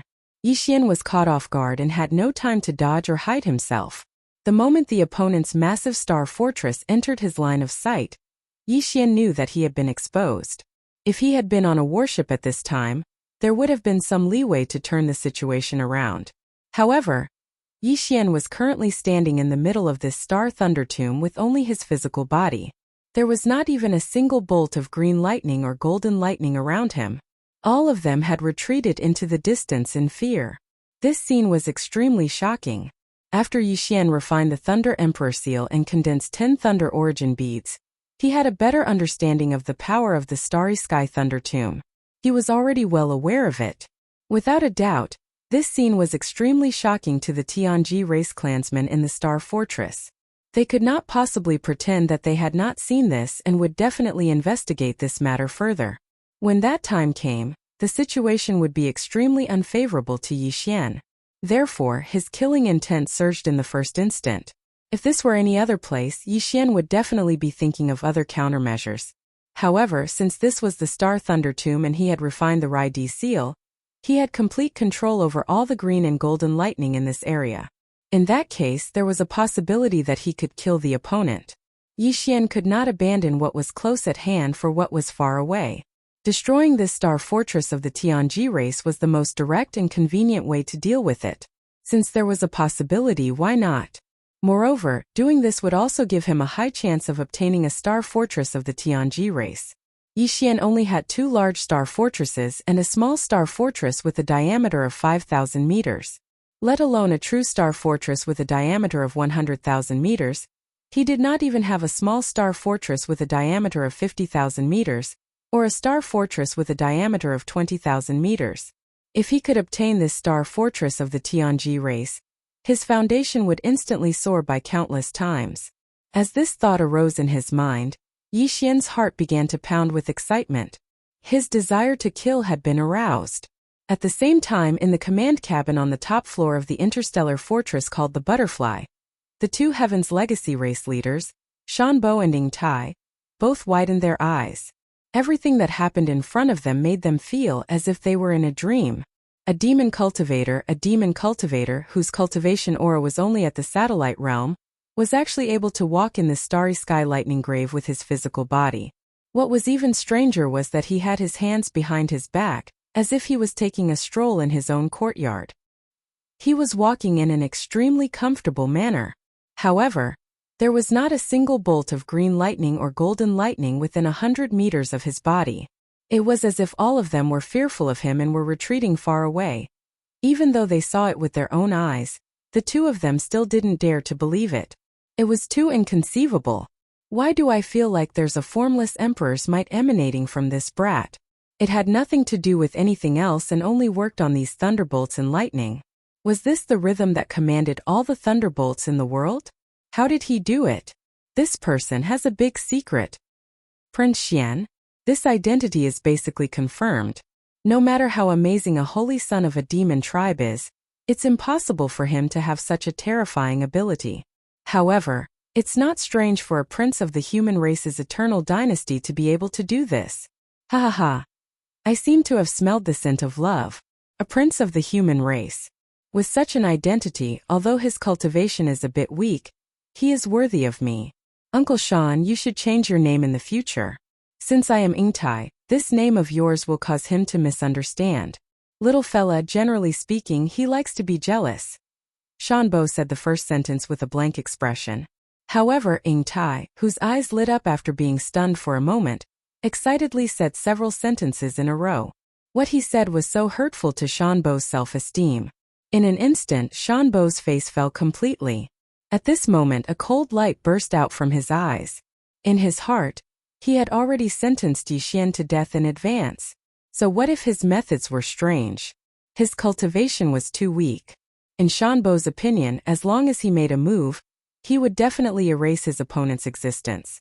Now, he obviously hadn't realized how terrifying the emperor's might that commanded all the thunderbolts in the world represented in this world, where there was only endless thunderbolts and lightning.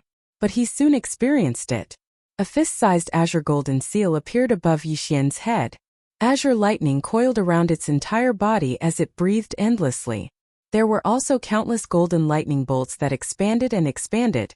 emitting a green brilliance that enveloped Yixian's figure, causing him to become hazy.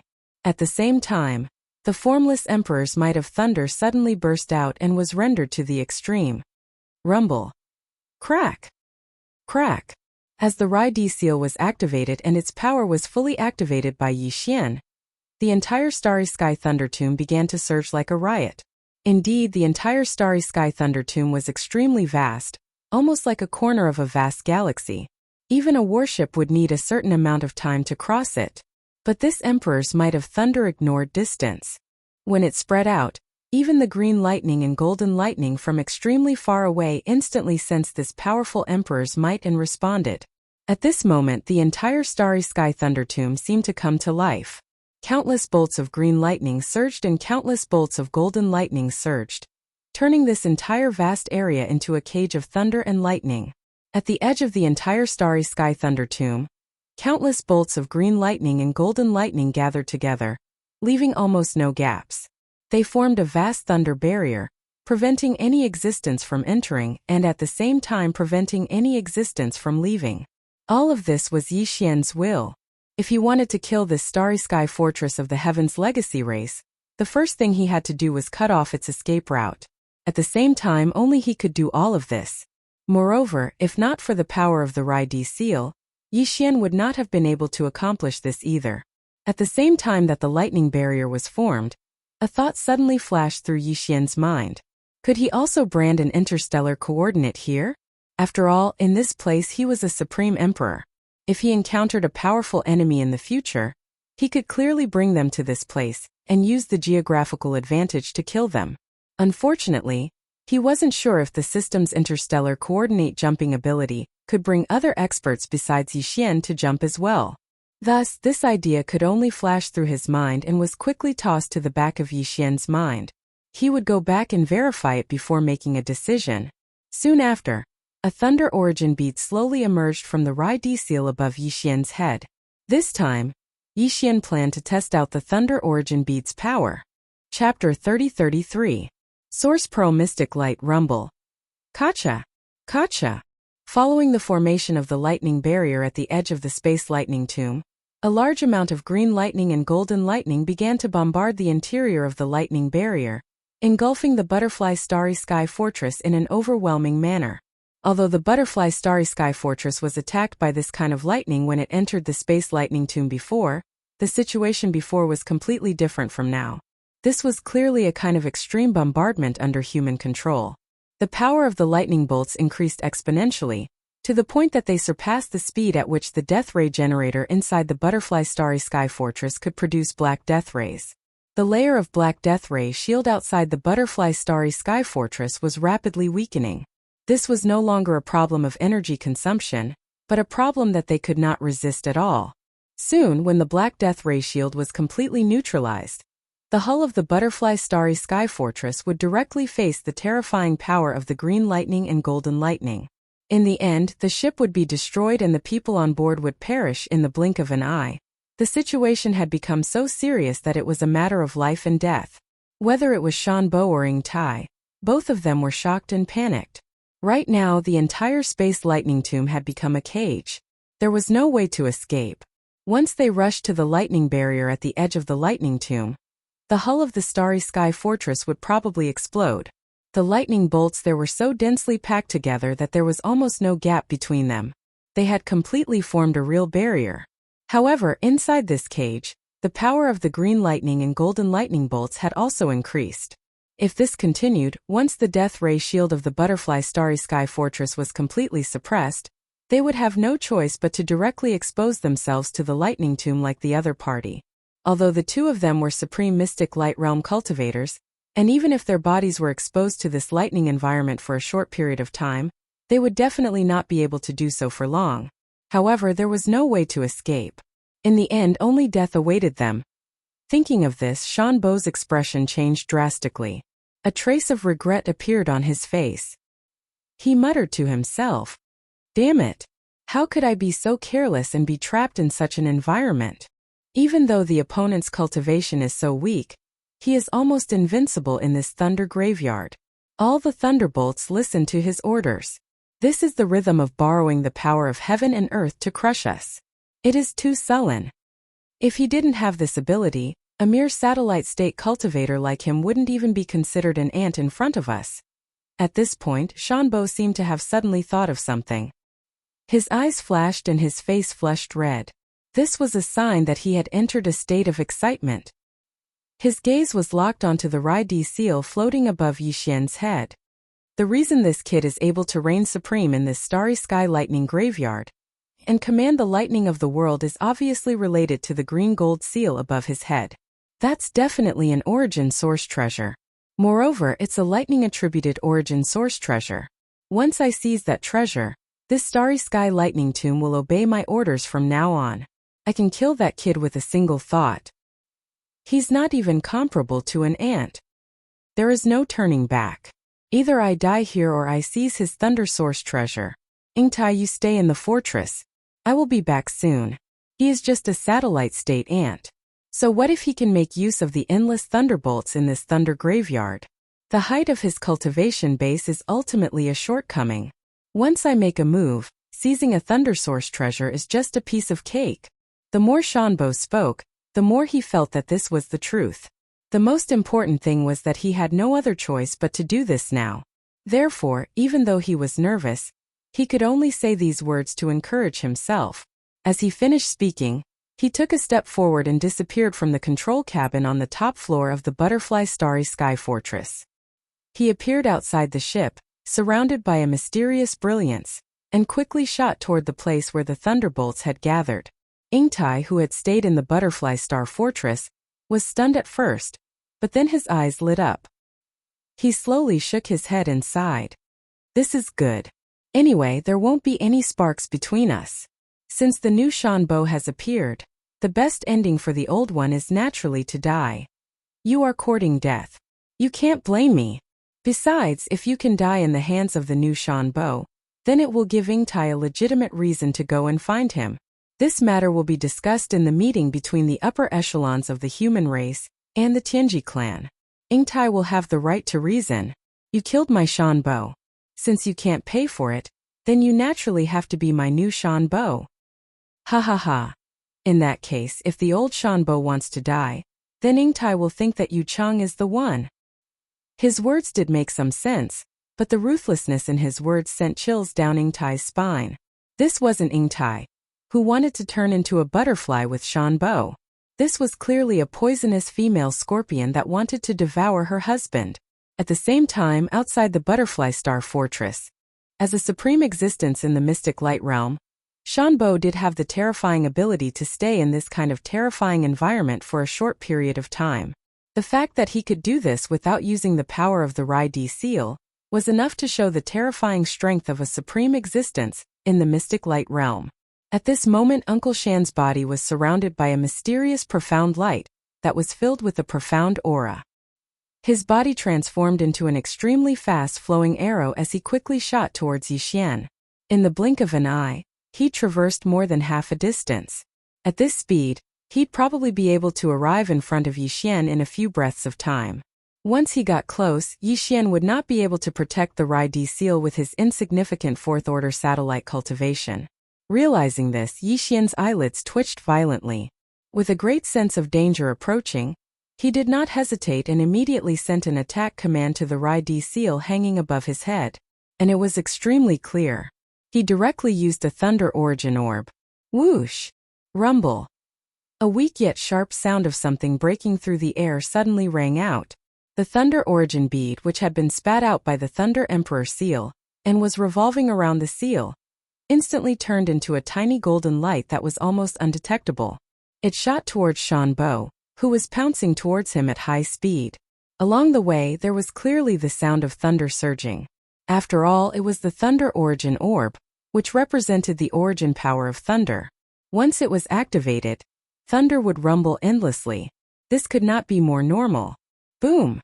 In the blink of an eye, this undetectable golden light collided with Shanbo.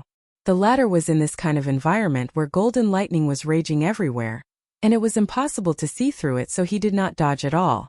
Chapter 30-34.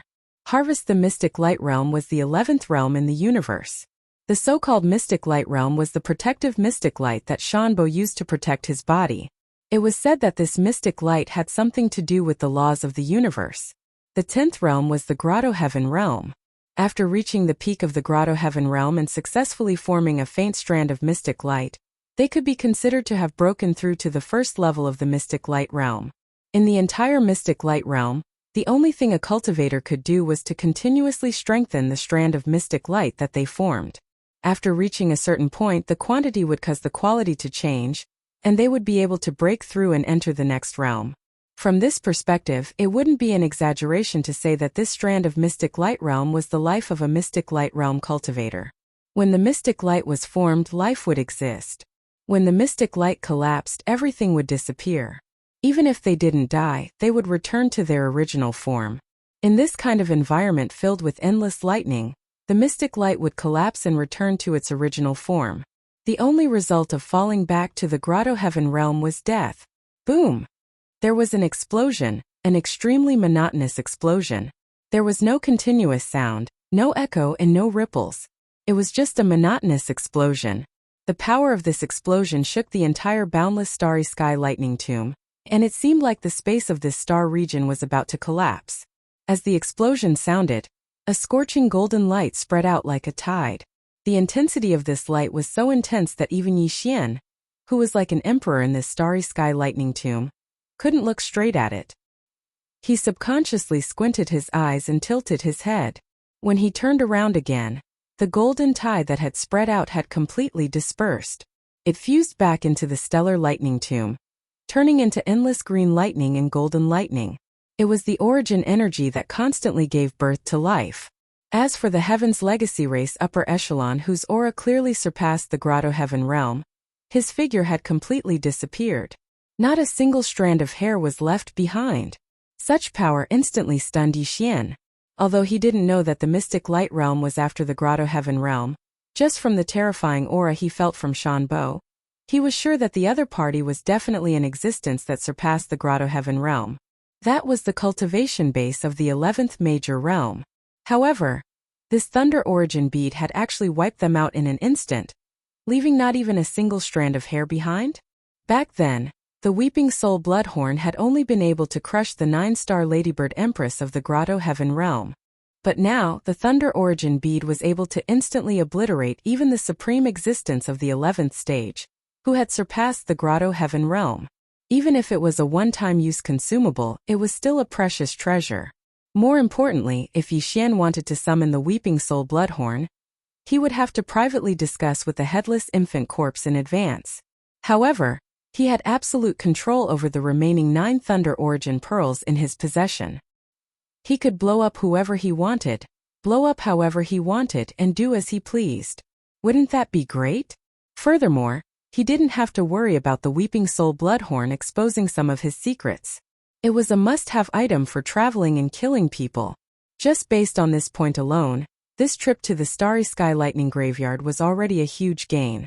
Of course, the current crisis was obviously not over yet. Although he had killed a high-ranking member of the Tianji clan, the 100,000-meter-wide Starry Sky Fortress in front of him still existed. If he didn't deal with it, this matter wouldn't be over. With the terrifying power of the Thunder Origin Bead just now, Yi Xian didn't doubt that if he threw out another one, the 100,000-meter-wide Starry Sky Fortress in front of him would instantly be blown to pieces. However, he instantly hesitated about this matter. After all, this was a real Starry Sky Fortress. Even when the Wanluo Federation and the Tianji clan broke out in a war, this kind of Starry Sky Fortress was usually stationed at the rear as a strategic deterrent weapon. The ones that were actually used to fight on the battlefield were usually those so-called small Starry Sky Fortresses that were 50,000 meters wide. In the history of the Wanluo Federation, it seemed that they had never seized a Starry Sky Fortress of the Tianji clan. Similarly, the Tianji clan had never seized one from this side. If this bright silver Starry Sky Fortress in front of him could fall into his hands, not to mention its importance, just the tangible benefits would be incredible. If he didn't have the devouring system, if he didn't have the fragment of the immortal rank Starry Sky Superbrain, Yi Xian wouldn't have the ability to refine the Starry Sky Fortress's AI system. If that was the case, he wouldn't have this kind of unrealistic dream. However, Yi Xian clearly had all of this. In other words, as long as he did it properly, he definitely had the opportunity to refine this starry sky fortress and keep it in his undying world. Since that was the case, it was completely understandable that Yi Xian would have such a thought at this moment. Because although this idea was shocking, it clearly wasn't a dream. However, there was still a certain level of difficulty. If he wanted to refine it, Yi Xian would have to come into close contact with it. This was extremely dangerous.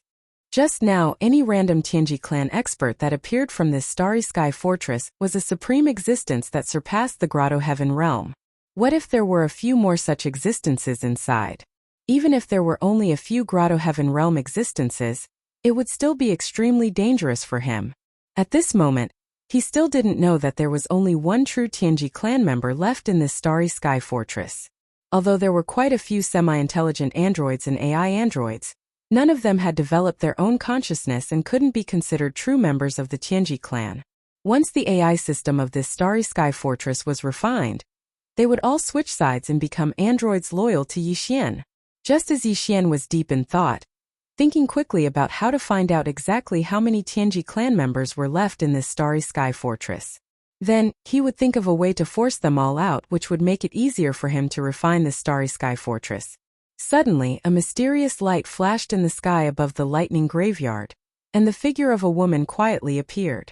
This woman was naturally the last member of the Tianji clan in this starry sky fortress of the butterflies, the high-ranking member of the Tianji clan who called herself Ying Tai.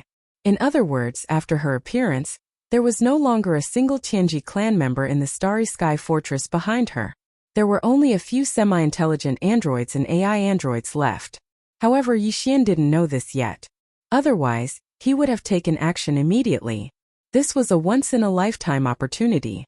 However, at this moment, another powerful member of the Tianji clan suddenly appeared in the sky above the lightning graveyard, and the aura she exuded was no weaker than that of the previous one. Yi Xian suddenly felt a sense of alarm, and for a moment he really forgot about his plan to refine this starry sky fortress. With a thought, he activated the Rai D seal hanging above his head and spat out a thunder source bead the size of a pigeon's egg. Chapter 30-35. Refined Fortress Kakik. You little sweetheart, you're really heartless. Could it be that you want to kill me like that guy? Killing your wife at the drop of a hat. Are you human royalty also heartless?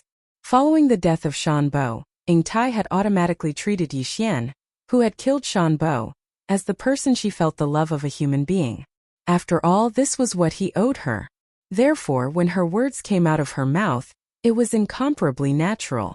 Even Yi Xian couldn't help but be stunned. The other party had said that he was a member of the human royal family. It was obvious that he had mistaken Yi Futian for Prince Xian. Furthermore, she claimed to be Prince Xian's wife. Could it be that this person was not from the Tianji clan, but a human? This was not impossible. For example, the demon imperial family had generations of imperial uncles held hostage in the Heaven's legacy race.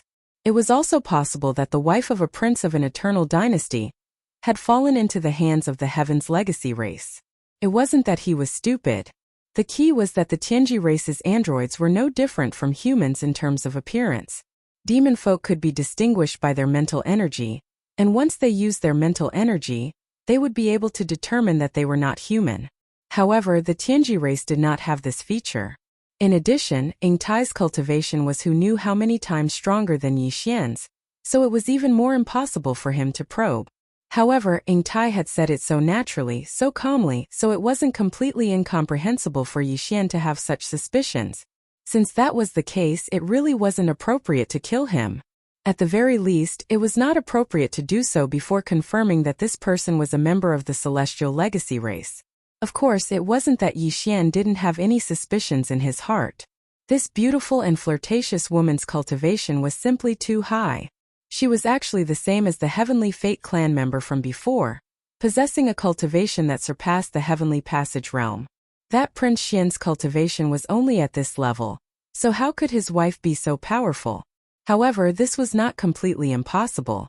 After all, the other party was a prince, and it was very likely that she was a proud daughter of some family. Because of his status as a prince, she was willing to lower herself to marry him. Thinking of this, Yi Xian really didn't dare to be sure. After thinking for a while, he probed. Since you are Prince Xian's first wife and a hostage in the hands of the Tianji clan, why did they let you out? You're obviously lying to me." As he spoke, Yi Xian raised his hand and pointed at the butterfly starry sky fortress behind Ying Tai, his meaning obvious. Hearing Yi Xian's words, Ying Tai's eyes lit up. He was stunned for a moment, then he was secretly delighted. She naturally understood the meaning behind Yi Xian's words. After all this fuss, this Prince Xian actually mistook her for a human. Furthermore, he most likely really did have such a wife in the human race. She guessed that they hadn't married yet, and the two of them had never even met. Prince Xian had been tossing and turning in the first universe all this time. She had only said that just now, but he actually mistook her for that human's future wife that he had never met. That's fine too. If he mistook her for a human and even his future wife, then she would be able to enjoy this human love even better. That's right, she also had to immerse herself in it. It would be best if even she mistook herself for a human, for Prince Xian's wife. Only then would she not reveal any flaws and be able to fully immerse herself in it. Only then would she be able to find the feeling as soon as possible. Was the love between Ying Tai and Shan Bo about to reappear on her body? Just thinking about it made her excited. As for his probing words today, it was really too simple. One sentence could resolve it. Thinking of this, Ying Tai immediately made a decision. As a supreme expert of the mystic light realm, hypnotizing herself a little wouldn't be a problem at all. She immediately did so. Of course, it was only a superficial hypnosis and not a deep one. If she wanted to wake up, she could do it with just a thought. But now, as a mystic light realm expert tried to hypnotize himself and told himself that he was a human, the future wife of this Prince Xian who had fallen into the hands of the Heaven's legacy race, Ying Tai's expression immediately turned sorrowful. Even her eyes were vaguely sparkling with sparkling tears. She choked and said, "Shan Bo, although you and I have never met before, we have at least communicated through the star web twice. Didn't you always call me Ying Tai? Could it be that you can't even recognize my voice now? I heard that you were in the first universe and chased after you despite the danger. I didn't expect to be captured by the Tianji race and almost couldn't see you again. You actually still suspect me? Just now, you also used this kind of small golden pearl to kill that Tianji race higher up. Now, another one has come out of the seal. You clearly want to kill me as well." Wu. Shan Bo, if you have a lover in the first universe, even if it's a demon person or a robot of the Tianji race, as long as you tell me, I will cover my face and cry. I will return to the human race and become a nun. Why do you have to be so heartless and insist on killing me? As for the baseless suspicions in your words, you're just fooling yourself. Don't you know that the celestial clan's upper echelons generally own a space fortress or a space fortress? Everything else is a robot. You have been in the first universe for so long. How can you not know this? That Heaven's legacy race clansman was clearly killed by you. Other than me, there are only a few AI mechs in this space fortress. How can they trap me? You are using such a simple and childish reason to fool me. This is clearly too perfunctory. Shan Bo, you have a change of heart. Oh. As she spoke, Ying Tai seemed to gradually immerse herself in it, and actually started crying. That delicate appearance of a pear flower in the rain, coupled with the pitiful appearance of covering her face and crying, instantly caused Yi Xian to be dumbfounded. At the same time, his scalp went numb. Shan Bo? Ying Tai? What the F***ck? He really didn't expect that Prince Xian, who was still trapped in the myriad hell at the bottom of the black wind, would be so jealous. The two of them hadn't even met yet, but he was already calling her Shan Bo, Ying Tai. Now all of this was being blamed on him. What a scam. In addition, after listening to the other party's words, he also came to a realization. Just as this woman who called herself Ying Tai said, the upper echelons of the Tianji clan did generally sit on a space fortress by themselves. After all, they were robots. In terms of mechanical intelligence, they had a huge advantage over humans. There was no need for them to have many people. That would be a waste of their race's resources. However, although Yi Xian believed most of what this woman said, he didn't completely believe it. He immediately had a plan in his mind and prepared for the final test. Chapter 30-36. Fifth rank satellite. In Yi Xian's opinion, if the other party was from the Heaven's legacy race, then her acting was clearly just to numb him so that she could take advantage of the situation to ambush him. In order to achieve this goal, it wouldn't be worth it to hand over the entire Starry Sky Fortress. Therefore, using refining this Starry Sky Fortress as a method of probing was extremely accurate according to Yi Xian's deduction and analysis. True gold wasn't afraid of fire, and it wasn't true gold that was afraid of fire. Unfortunately, although he had guessed partially correctly, he had guessed the other party's goal wrong. This was the root of the problem. If even the root of the problem was wrong, then what was the point of following up on this point? It could be said that a single mistake could lead to a complete mistake. Ying Tai did this because she wanted to pursue the love between the human Ying Tai and Shan Bo. Under this premise, she really didn't care about an interstellar fortress. As an upper echelon of the Heaven's Legacy race, as long as she was safe, even if she lost the butterfly transformation, she would be able to obtain a new butterfly transformation after returning to the Heaven's Legacy race. In fact, in her storage space, there was a Starry Sky Fortress of the same level that was 100,000 meters long. That was Ying Tai's personal fortress. As for this butterfly, it belonged to that damned Uncle Shan. If Yi Xian wanted to refine it, then to Ying Tai she was just being generous. It wouldn't hurt her at all. It was precisely because of this that when Yi Xian probingly expressed that he wanted to refine this ownerless Starry Sky stronghold and take it for himself, not only did Ying Tai not have any abnormal behavior, she even had a face full of pleasant surprise. She involuntarily cried out, "Heavens, you actually have such a method? This is the interstellar fortress of the mystic light realm upper echelon of the Heaven's Legacy race. The superbrain that is its AI is no ordinary superbrain. If you want to refine it, you need an immortal rank superbrain. My dear, you're too surprising. You actually have an immortal rank superbrain." These words were extremely true. Even if Ying Tai didn't perform a shallow hypnosis on herself, her performance would still be so perfect. This was because this was exactly what she was feeling right now. They were filled with shock. This was an immortal rank superbrain. As far as she knew, other than the immortal star of the human race's science and technology faction, only the Tianji race's base camp had one. She didn't expect the human race's immortal dynasty to be so well hidden that Prince Xian had a second immortal star superbrain. The value of an immortal rank superbrain was even more valuable than 10 interstellar fortresses. From the looks of it, after he had perfectly experienced the beautiful feeling of Ying Tai and Shan Bo's love from this Prince Xian, he would be able to fulfill his wish and feel a little sick of it. At that time, he would be able to kill this Prince Xian and gain a great harvest. All of these were Ying Tai's thoughts. Naturally, Yi Xian had no way of knowing. What he saw was Ying Tai's perfect performance under this test. It was precisely this perfect performance that made Yi Xian sigh inwardly, confirming his identity as a human. Not only was it a human, but it was also the Ying Tai of Prince Xian's Shan Bo. It was just that for some inexplicable reason all of this had involved him. When he thought of this, Yi Xian felt his entire head swell up and his head hurt like crazy. However, he couldn't be bothered to think about all of this right now.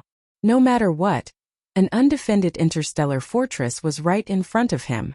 He had to deal with this matter first. Picking up an interstellar fortress for free wasn't a good thing that could happen every day. This was probably the first time something like this had happened in the first universe for tens of thousands of years. As he thought of this, Yi Xian left a bit of his consciousness to summon the Rai Di seal to guard against Ying Tai's sudden movements. At the same time, he immediately ordered the devouring system in his body to refine the butterfly interstellar fortress. This kind of refinement was actually very simple.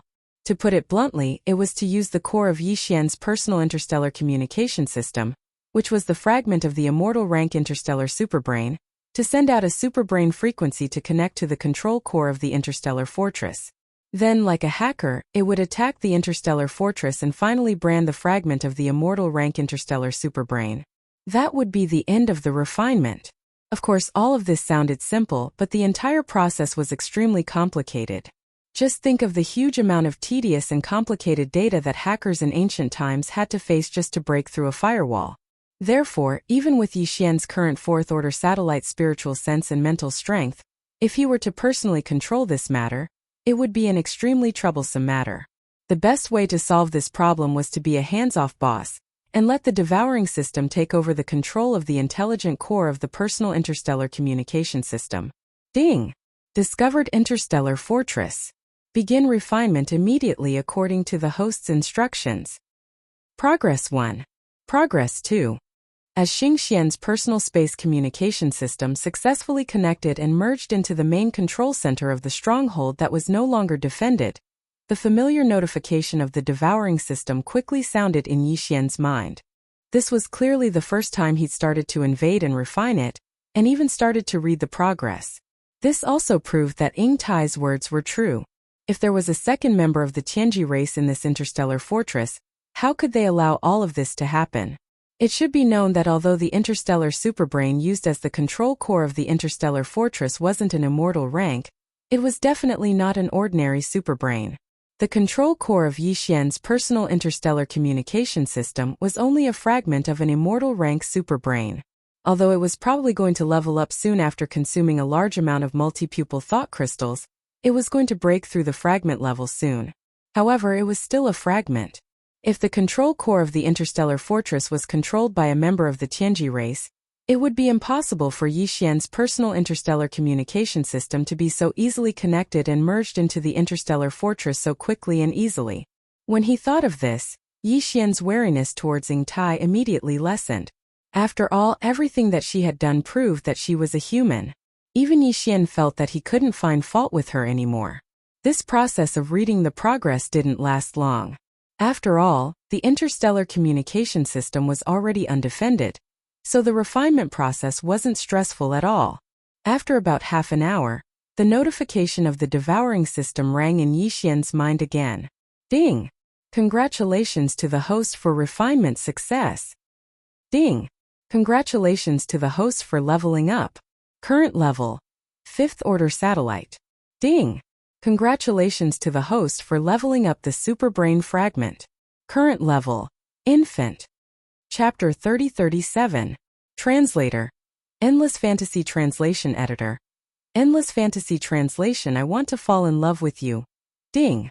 Congratulations to the host. Your personal space communication system has been successfully upgraded. Current level of the star brain: infant. Current level of coverage of the star brain: 1 light-year in diameter. Current level of network communication ability. After connecting, except for connecting and merging with the star brain of the same level, the star brain of the same level can be invaded. Ding! Congratulations to the host. Discovered the star brain's central frequency. Type microLAN. Star brain's level: normal. Do you want to connect immediately? Ding! Congratulations to the host. Discovered the star brain's central frequency. Type microLAN. Before Yixian could recover from his shock, a series of system notifications sounded out in his mind once again. Obviously, the notifications were because the fragment of his personal space communication system, which was the main control center of his space communication system, had been upgraded, which led to the upgrade of his personal space communication system. After the upgrade, the active search range of Yixian's personal space communication system had increased from 1 light-month to 1 light-year. This was definitely a huge improvement, which would be of great significance to his search for the origin of devouring in the future. As for the star brain central frequency mentioned by the last 2 notifications, if he was not mistaken, it should be the signal of the star brain central frequency sent out by some of the slave fleets of the first universe that were wandering around this space graveyard. Yixian simply ignored them. At this moment, he didn't have the time to pay attention to those small fries. All his attention was focused on the mighty bright silver starry sky fortress in front of him. Although the butterfly fortress belonged to Shan Bo, Ying Tai could be considered half a master. Therefore, she had a lot of control over it. Before Ying Tai walked out of the butterfly fortress, she had completely erased all the important and sensitive information, including everything related to herself and the Heavenly Legacy race. As a mystic light realm upper echelon of the Heaven's Legacy race and half of the master of the butterfly transformation, it was easy for Ying Tai to do all this without leaving any traces. Even the devouring system and Yixian's personal communication system, the immortal-grade superbrain that acted as the central control center of the artificial intelligence, couldn't detect anything. It was precisely because of this that even though Yixian had completely refined this universal fortress and made it his personal property, Yixian had learned nothing about the original designation of this universal fortress or any other important information related to the Heaven's Legacy race. The devouring system immediately informed him of this. Although Yixian felt a little regretful, He quickly put this matter to the back of his mind. After all, this refinement had not only given him a starry sky fortress with a diameter of 100,000 meters, but he had also made a breakthrough in his cultivation base. His personal starry sky communication system had also been upgraded. All of this was a huge surprise. Even if it was a little regretful, it was still acceptable. Since he had refined it into his own universal fortress, he naturally had to give it a designation immediately. Otherwise, it would be ridiculous for such a huge fortress to not even have a designation. Yixian immediately fell into deep thought. After a while, an idea flashed through his mind. He remembered that he had obtained this universal fortress in the Graveyard of Lightning. Since that was the case, what better designation would be better than Thunderbolt? Thunderbolt was domineering and resonated with his ability to command all the lightning in the world. Could not be more perfect. Yixian was so happy that he almost laughed out loud. Ha ha ha. From now on, this universal fortress belongs to me, Yixian. I bestow upon you the name of Thunderbolt. Amidst his laughter, Yixian waved his hand and stored Thunderbolt into his undying world in an instant. Although Yixian did not obtain too much information about the Tianji race from this universal fortress, Yixian completely understood some of its basic situation the moment he refined it. There were 9,999 AI androids with different functions and models in the entire space fortress. They were classified as maintenance androids, service androids, technical androids, and so on. The intelligent systems of all the robots were tied to Thunderbolt's central superbrain. After Yixian refined Thunderbolt's central superbrain and branded it with his personal starry sky communication system, these intelligent robots all regarded him as their master. The effect was even better than a slave imprint. But of course, among these intelligent robots, it was also possible for true self-awareness to be born. From that moment on, they would break away from the category of intelligent robots and become a new member of the machine race. All the members of the machine race were born from this. In the base camp of the machine race, they even had a set of special functional systems that were specially used to induce the robots to develop self-awareness.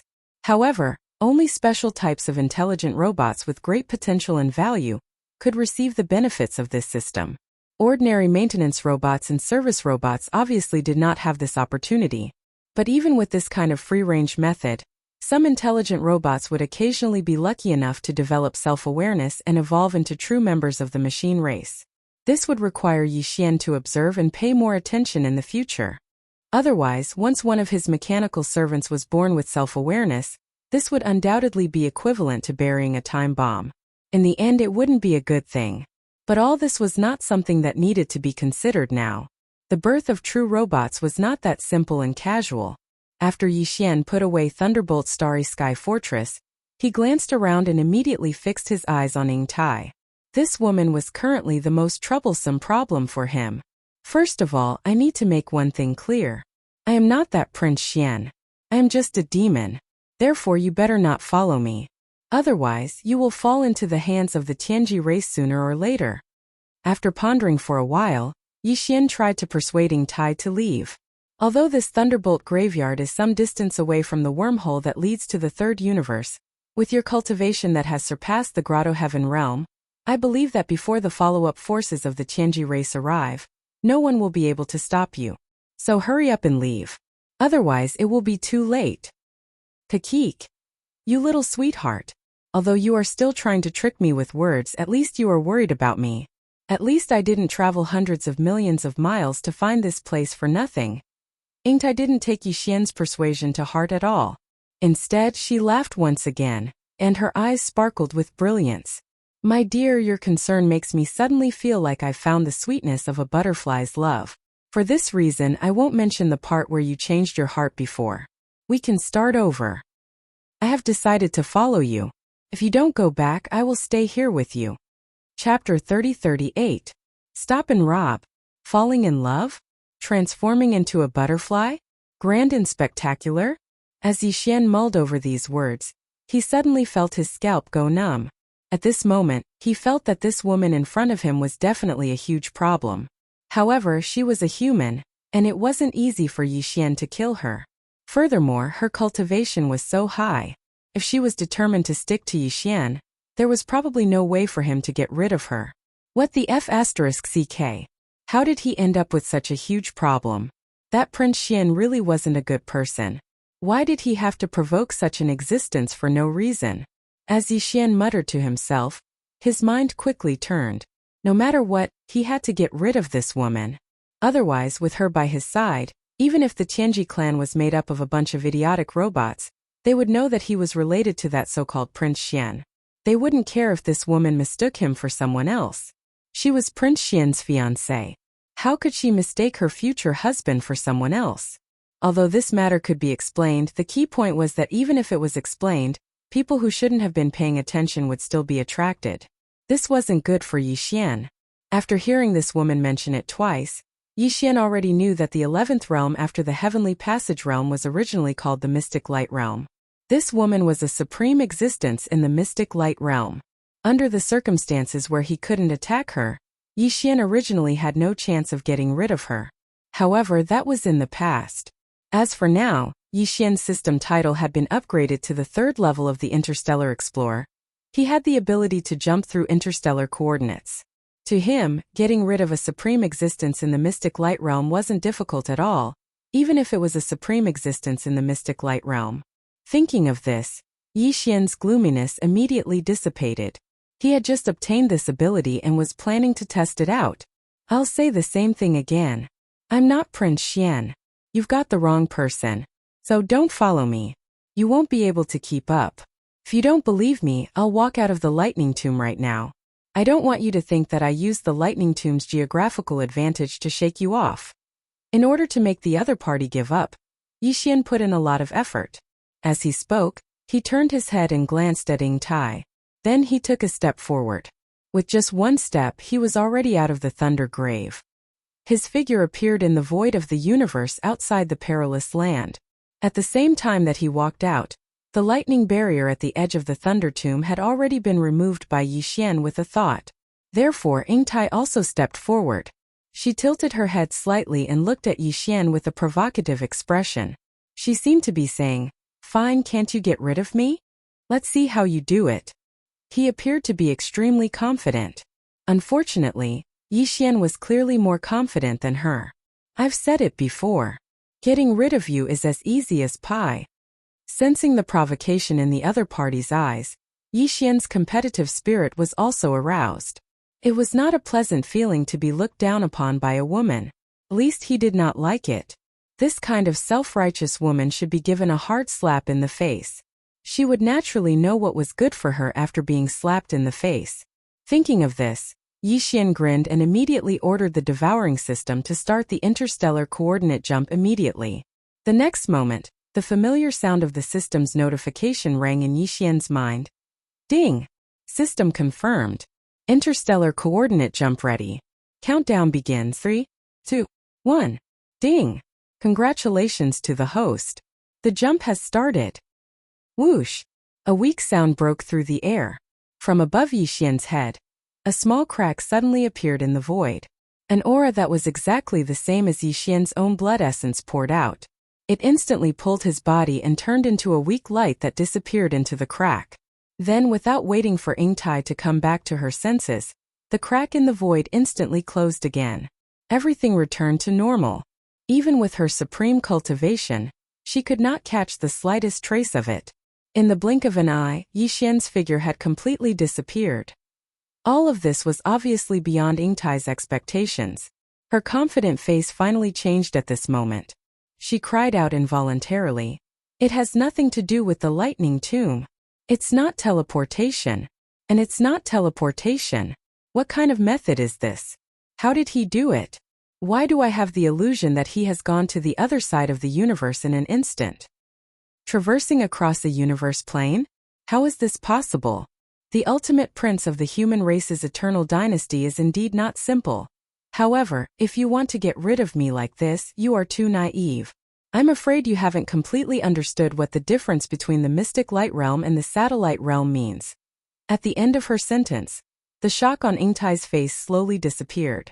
It was replaced by a calm expression that became more and more interested. Her figure flashed, and she quickly rushed in a direction. It should be this direction. It was not easy to find a feeling. You can't run away from my love of the butterfly. Whoosh! The sound of something breaking through the air rang out. Yixian's figure fell from a crack in the void. The surroundings were dark. This void was where he had imprinted the first interstellar coordinate. In other words, he had already arrived at the black hole of life. The crack in the void above his head instantly closed again. Even if Yixian used his heart to investigate, he could not find any aura related to his blood essence or soul. It was indeed perfect. That show-off woman who called herself Yingtai was probably at a loss at this moment. Yixian grinned and immediately rushed toward the exit of the black hole of life.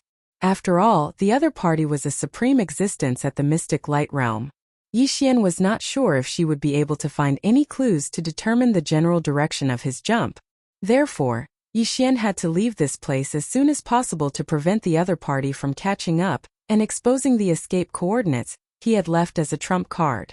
After all, the distance between the black hole of life and the star lightning tomb was not too far, especially for a supreme existence at the mystic light realm. Along the way, some of the void soldiers and generals sensed Yixian's aura and excitedly surrounded him. Yixian stopped for a moment and played with them for a while. However, he did not dare to waste any more time and quickly left the black hole of life. He changed direction and quickly flew away.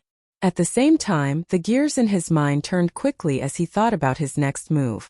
According to his previous plan, the main planet of the Black Mosquito tribe had collapsed, and Huegu Lu and Zuofengtai had been hidden by him. This situation was perfect for Yixian to wander around and find the source of devouring energy and the energy needed for the Wild Dragon battleship. However, just wandering around alone was not enough. He had to have a space fortress at the very least. Otherwise, it would be too shabby. Although the Wild Dragon battleship in his hands could be seen, it was too broken. The Black Mosquito battleship and the Black Wind battleship could not be seen, let alone the Thunderbolt battleship. Chapter 3039. Bloodshed. Stop right there. Robbery. Yixian was inexplicably excited at the thought of those domineering words. Back in the Weeping Soul Cave under the Black Mountain Star, Yixian had robbed the demonic experts of their spatial pagodas and stole their soul-eating beasts. He had almost gotten addicted to robbing. Who would have thought that he would be able to do it again today? It was inexplicably exciting. It was worth mentioning that the warships and space fortresses of the slave races in the first universe were basically all from the Tianji clan. Therefore, they were the same as the Black Mosquito, Black Wind, and other demon scout fortresses. The only difference was that some of the space fortresses had some emblems on their outer walls.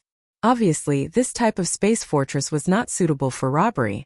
Otherwise, if one were to recklessly send it out to swindle others, they would inadvertently offend the entire slave race. Although Yixian did not care about this, it was not good to rob his own brother's race. However, some space fortresses did not have any emblems on their outer walls. These fortresses looked exactly the same.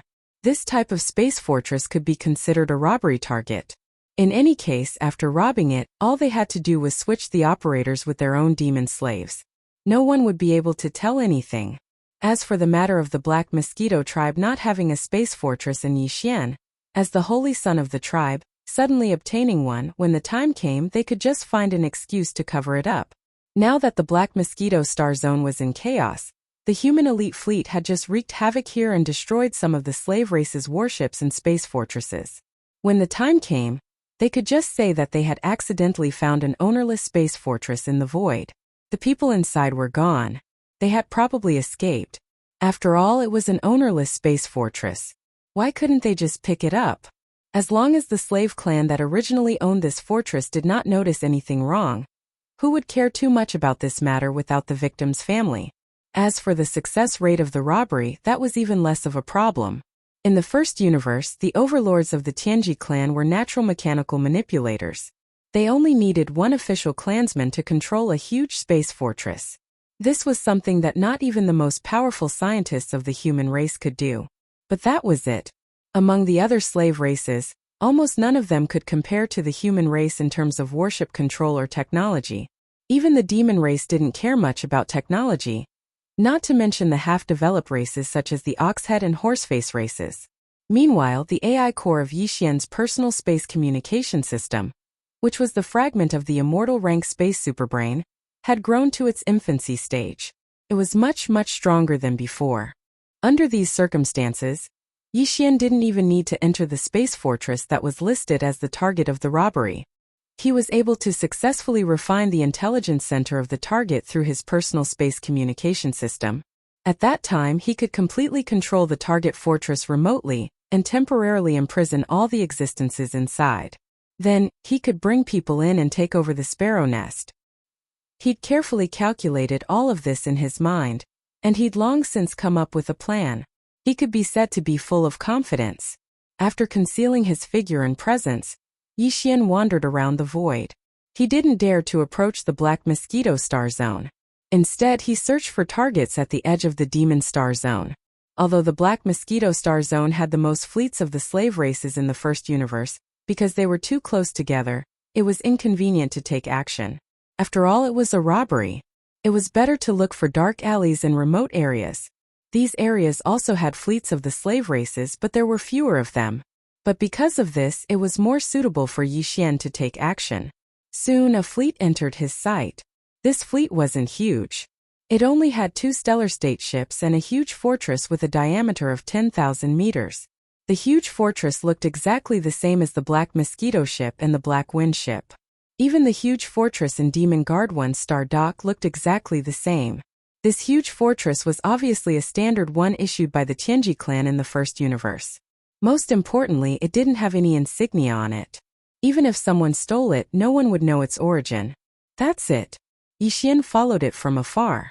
After reaching a certain distance, he issued an order to the devouring system to activate his personal space communication system. He connected to and invaded the internal network of the huge fortress in front of him and refined it immediately. He imprinted the aura of the infant immortal rank superbrain and obtained full control of it. The system quickly responded and continued to act according to Yixian's instructions. Everything was done silently. The biological frequency of the superbrain was invisible. Apart from other superbrains of the same species, no one, no matter how powerful their cultivation was, would be able to detect this frequency fluctuation out of thin air. Otherwise, in the context of space, where experts were as numerous as carps crossing the river, the superbrain wouldn't be suitable to be the star web's main control center for the 3 universes. The entire process was silent and extremely fast. In less than half an hour, Yixian received the system's feedback that everything was done. The entire huge fortress had been refined and became Yixian's personal property. If he wanted to, he could take it into the undying world in his body with a wave of his hand. However, he didn't do that. Instead, he used the devouring system as a relay and directly issued an order to the huge fortress to destroy the 2 3,000-meter-long stellar-level battleships that were protecting it. They were in cahoots. If they didn't destroy the 2 stellar-level battleships after taking over the huge fortress, news of this matter would definitely spread. Soon, the superstar destroyer cannon on the huge fortress was activated. Huge energy light beams blasted out from both sides. Due to the close distance, the 2 stellar-level battleships instantly turned into 2 huge fireballs. Not only were the existences in the 2 stellar-level battleships unable to recover from this sudden change of events, but even the experts from the slave race in the huge fortress were probably dumbfounded. Immediately withdraw the authority to activate all space portals and imprison all the enemies in a fixed area.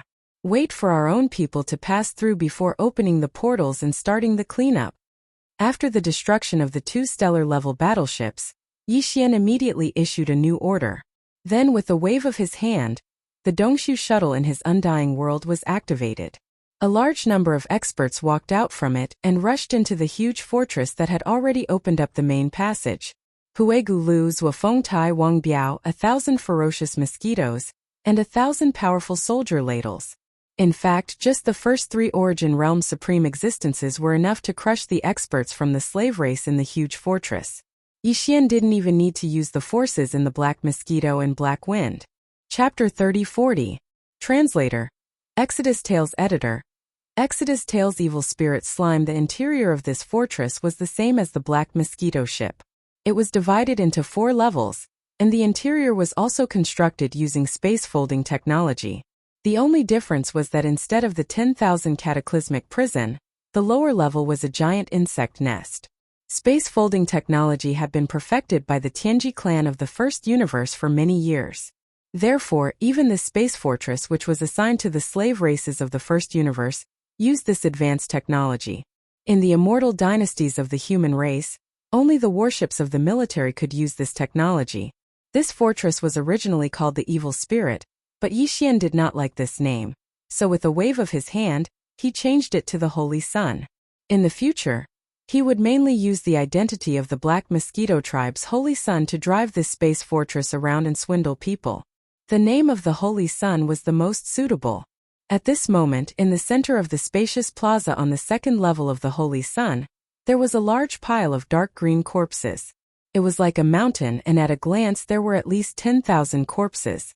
What surprised Yi Xian was that these corpses were not demon-kin, nor were they humanoid life forms. They were actually insects. Their bodies were about the same size as humans, but they were soft-bodied insects that looked like caterpillars. They were dark green all over and had demon-like faces.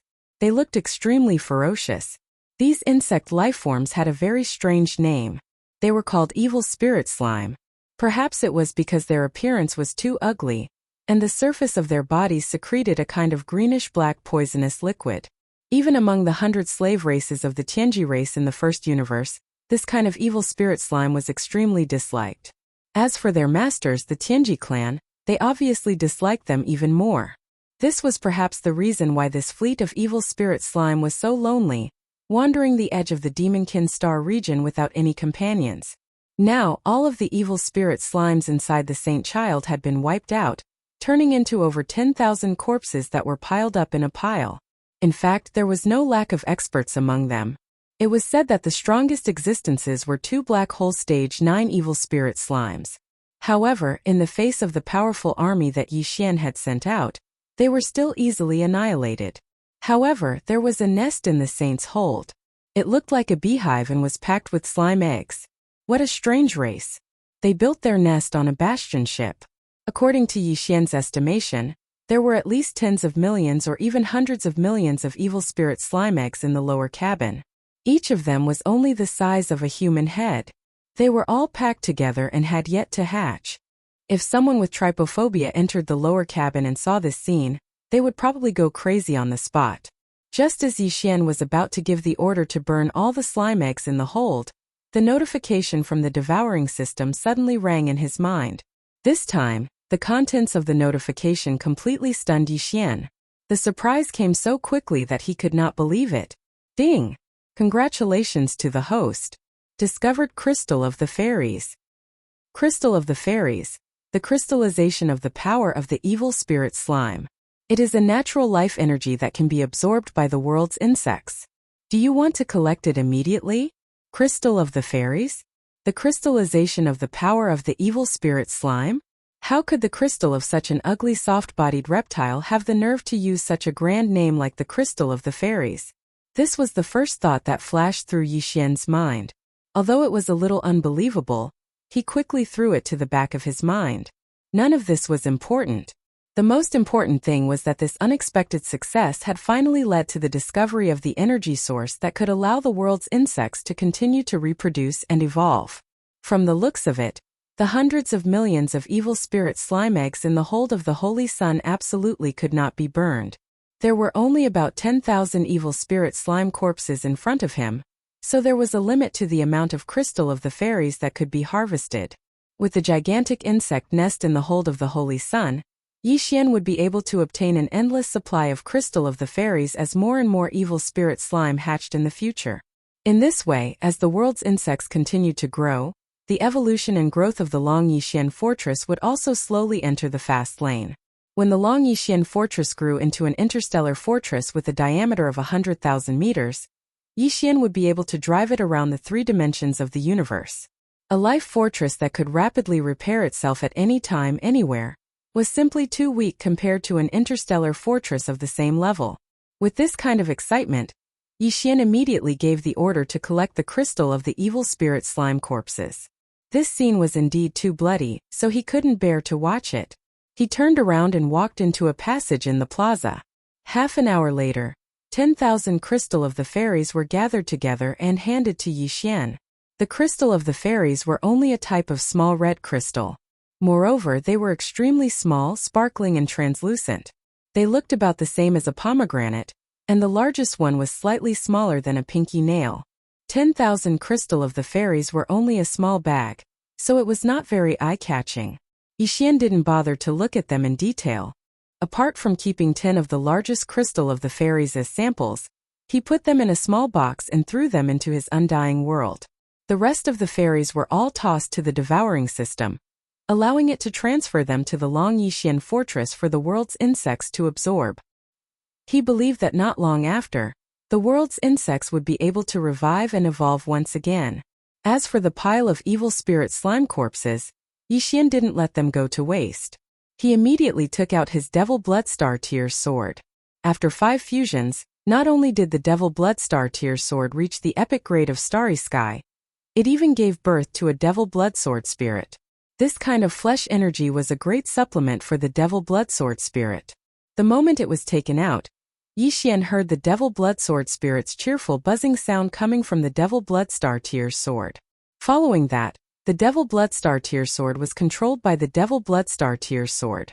It turned into a ray of blood light and plunged into the small mountain of evil spirit slime corpses. The entire mountain of corpses withered at a speed visible to the naked eye. The Devil Bloodstar Tears sword had absorbed such a large amount of flesh energy several times now. According to Yixian's estimation, if there were no accidents, the Devil Bloodstar Tears sword was not far away from leveling up. Now it was already at the Starry Sky epic grade. If it went one step further, it would be at the Starry Sky Supreme Treasure grade. Owning a Starry Sky Supreme Treasure grade combat weapon was absolutely the dream of any expert. But because of this, it would take a long time to reach the Starry Sky Supreme Treasure grade. After all, it wasn't easy to reach the Starry Sky Supreme Treasure grade. Chapter 3041. Various concurrent positions. The entire Demonkin Star region, especially the Black Mosquito Star region where the Black Mosquito tribe was located, did not return to normal after the departure of the elite human fleet from Naples. After all, the large and small fleets of the 100 servant races from the first universe had not gathered here because of the arrival of the human race's fleet. Their purpose was to search for and capture Prince Xian of the human race's everlasting dynasty. As long as Prince Xian was not caught, they could not leave so casually, even if it was to curry favor with the celestial legacy race or to do it half-heartedly. Yixian had been in the Starry Sky Thunder Tomb for a period of time. During this period of time, everything that had happened in the Black Mosquito Star field had already spread throughout the entire first universe. The complete destruction of the Black Mosquito tribe's main star, the unexpected fall of the demon race's imperial city's first high priest, Wen Xing, and the huge loss of the servant fleet. This news was extremely shocking to the hundreds of slave races in the first universe. The Devil Imperial planet was especially shaken. It was said that after the news that Chief Priest Wen Xing was blown into pieces by the flagship of the human elite fleet was sent back, the furious roar of Devil Emperor Mo Wentian was heard from the depths of the Devil Imperial city. Wen Xing was the favorite of the Devil Emperor, a supreme existence of the heavenly passage realm. How could Mo Wentian not be angry when he died in such a sullen manner? However, if he were to find out that Wen Xing was hiding another secret identity as a human spy under the high priest of the imperial city, what would the demon emperor think? Yixian didn't care about any of this. He was already rushing towards the Black Mosquito domain from the edge of the demon domain with the saint. Along the way, Yixian found a hidden void and took out the 2 space fortresses, the Black Wind and the Black Mosquito, from the undying world within his body. This included the Dongshu shuttle. The reason for this was naturally to free up manpower to enter the saint. With his current status, not only had he become the Black Mosquito tribe's holy son, but because Wufengtai and Hui Gulei had already been shelved by him, Yixian had already privately put on the 2 high hats of temporary Great Commander and temporary High Priest on his head. In short, in the entire Black Mosquito tribe, he was the one with the highest authority. Under such circumstances, the Holy Sun would basically be his personal fortress in the future, and there was no possibility of him handing it over to the tribe. Since that was the case, he naturally needed to keep some forces in the fortress. However, including the 1,000-man battalion led by Gue Hai Dao in the Dongshu shuttle, and the other 5,000-man battalions led by Cong Qingyu and the others, he did not dare to move a single one of the 6,000 scouts. He continued with his original arrangements. After all, these guys were all from the Demon Scout Corps, so they couldn't be exposed. The appearance of a wretched mosquito slayer in the Demonkin star system was already quite risky. If more came out, something bad would definitely happen. The higher-ups of the demon slaves like Nabashan, Ba Chai, and Li Mosquito couldn't show themselves either. Other than that, he even sent Wufengtai and Hui Gulei into the Dongshu shuttle so that they could stay with Gui Haidao's army of 1,000 slaves and guide them so that they could improve their cultivation and grow as quickly as possible. They would definitely be of great use in the future. However, the dozens of subordinates following the two were left in the Saint by Yixian. After all, they had been planted with the slave seal, and there was no problem of them dying in the light. With their presence, the news of Hui Gulei and Wufengtai's death could be confirmed. No one would doubt it. These guys were the trusted subordinates of the two for many years.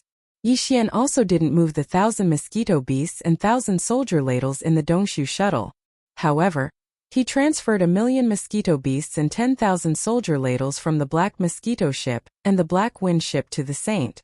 At the same time, he also moved the 8-star ladles and all the mosquito beasts and soldier ladles to the second level of the Saint. In this way, the two lower levels of the Saint were allocated. The bottom level was a nest of the evil slime, and the second level was for the mosquito beasts and soldier ladles. Yixian wouldn't open the access to these two levels, so no one was allowed to enter or leave. As for the top level, it was naturally for him to use. As for the third level, there was a living area for the demon dwellers, which was enough to accommodate 2,000 to 3,000 people. Yixian planned to arrange for all the demon dwellers who controlled the Saint to stay there. Of course, these thousands of demon dwellers had to be temporarily recruited. Fortunately, the Black Mosquito tribe still had 9 demon dwellers planets. The higher-ups had all been planted with slave imprints, so it wouldn't be a problem to recruit a few hundred demon dwellers on each demon dweller planet. Yixian would be able to recruit all 3,000 demon dwellers in one go. After doing all of this, he immediately stored the Void Hole shuttle and the Black Mosquito ship into the Undying World within his body. Just as he was about to store the Black Wind as well, a thought flashed through Yixian's mind. He suddenly remembered that there seemed to be some unresolved matters within the Black Wind that he needed to deal with. To be precise, there were 2 matters. Firstly, the 1,000 over-elites of the Wanluo Federation who didn't manage to escape in the bottom level of the Wanluo prison, including Prince Xian. Secondly, the Black Wind ship's guardian demon beast, the Black Wind Beast. The Black Wind Beast wasn't in a hurry. Although the Black Wind ship was the main flagship of the Demon Dweller Scout Army, the guardian demon beast was stronger than the Black Mosquito ship's Li Mosquito. Like Ba Chai, it had reached Black Hole Realm level 9. However, the Black 9's strength was nothing to Yixian now. Either the 8-star Wang Biao or Prince Shueben would be able to suppress it immediately. It wasn't good for this demon beast to show itself. He could just find some time to deal with it or subdue it. After all, it was locked up in the demon nest of the Black Wind ship and couldn't come out at all. As for the 1,000 over-elites of the Federation at the bottom level of the Black Wind ship, it seemed like it was time to check on them. There were more than 10,000 people locked up in the Black Wind ship's Wanluo prison. When Yixian refined the Black Wind ship, he only released close to 10,000 people, and didn't release the remaining 1,000 because of Prince Xian. He couldn't possibly leave him alone, right? That would be too obvious. As for the 1,000 over-elites of the Federation, Yixian planned to release them after returning to the third universe. Everything would be based on the Black Mosquito ship's model, so there was no need to worry. The key was that Prince Xian. Although Yixian didn't have any enmity with him, ever since he obtained the level 9 gene cultivation fluid from the Undying Star, and found a drop of undying ancestral dragon blood in it, he had coincidentally swallowed it in front of Prince Xian in the Wanluo prison. The conflict between the two could no longer be resolved. They were destined to be on opposite sides. This time, the arrival of the human race's elite fleet from Naples in the first universe already showed that Prince Xian's matter couldn't be delayed any longer. Yixian could deal with the other 1,000 over-elites of the Federation a little later, but it was better to deal with Prince Xian as soon as possible. Chapter 3042. Translator. Exodus Tales Editor. Exodus Tales Immortal Blood Crystal. It seems that the Black Wind still has close to 100,000 void soldier ladles. I hope that guy has been scared to death so that I won't have to make a move. Yixian sighed and muttered to himself as he stepped into the Black Wind's myriad cataclysm. Among the 100,000 void soldier ladles, there were 5,000 black hole realm 7-star general ladles. Of the 1,000 void soldier ladles that Yi Xian brought into the Dongshu shuttle, there were 200 void soldier ladles from the 4th realm to the 8th realm. In addition, of the 10,000 void soldier ladles that moved from the Black Wind to the Saint, there were 2,000 black hole realm soldiers. In other words, there were close to 90,000 void soldier ladles in the Black Wind's myriad cataclysm. Among them, there were close to 3,000 black hole realm 7-star general ladles. There were only slightly more than 1,000 Federation elites still imprisoned in the myriad cataclysm. Although there were black hole realm elites among them, there were only 6 or 7 of them. Moreover, they were only at the early stages of black hole realm level 1 to level 3. Otherwise, they wouldn't have been captured. Under such circumstances, facing such a terrifying army of soldiers with terrifying numbers and strength, the 1,000 or so elites of the Federation had probably spent every day in fear ever since they moved in and started living together with them. Fortunately, the pillars of the cage were strong enough to give them a weak sense of security. However, with the void soldiers' good teeth, Yi Xian wasn't sure if the pillars of the cage would be able to withstand it. It was only now that he realized that this was only the second time he had entered the myriad cataclysm in the Black Wind's myriad cataclysm. After releasing the 10,000 Federation elites, he hadn't gone back to take a look. He didn't know if Prince Xian and the others were still alive. At this thought, Yi Xian's expression turned strange. In an instant, he appeared in the prison guard's living quarters at the edge of the Black Wind's myriad cataclysm.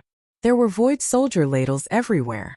Although the Heaven's Legacy race's space fortresses all use space folding technology, the myriad cataclysm was only so big.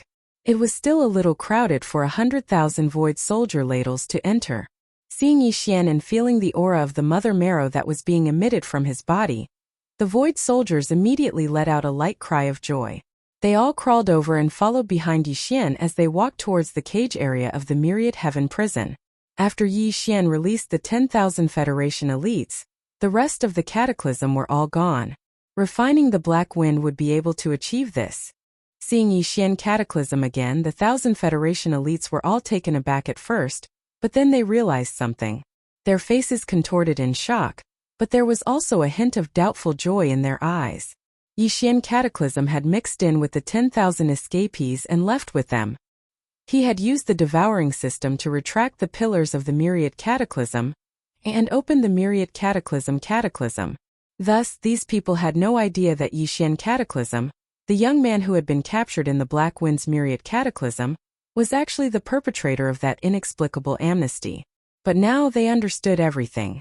Moreover, Yi Xian cataclysm had appeared here again, and the 100,000 terrifying black beetles around him were like pets, joyfully following behind him. There was no longer any suspense. This young man had already taken control of the Black Wind and possessed an incomparably powerful foundation. Just these black beetles alone were enough to sweep through a small country. This was also the reason why they were so happy. After all, they were all on the same side. Perhaps Yi Xian cataclysm's arrival represented their freedom. But at the same time, when they thought about how Yi Xian cataclysm hadn't appeared for such a long time, they realized that if he wanted to release them, he would have done so long ago.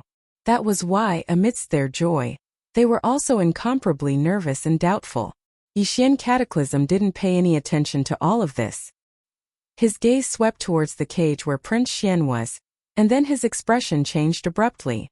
Out of the 1,000 over cages, the rest were undamaged.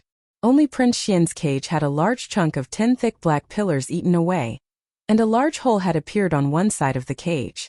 It was large enough for a black hole realm soldier to enter.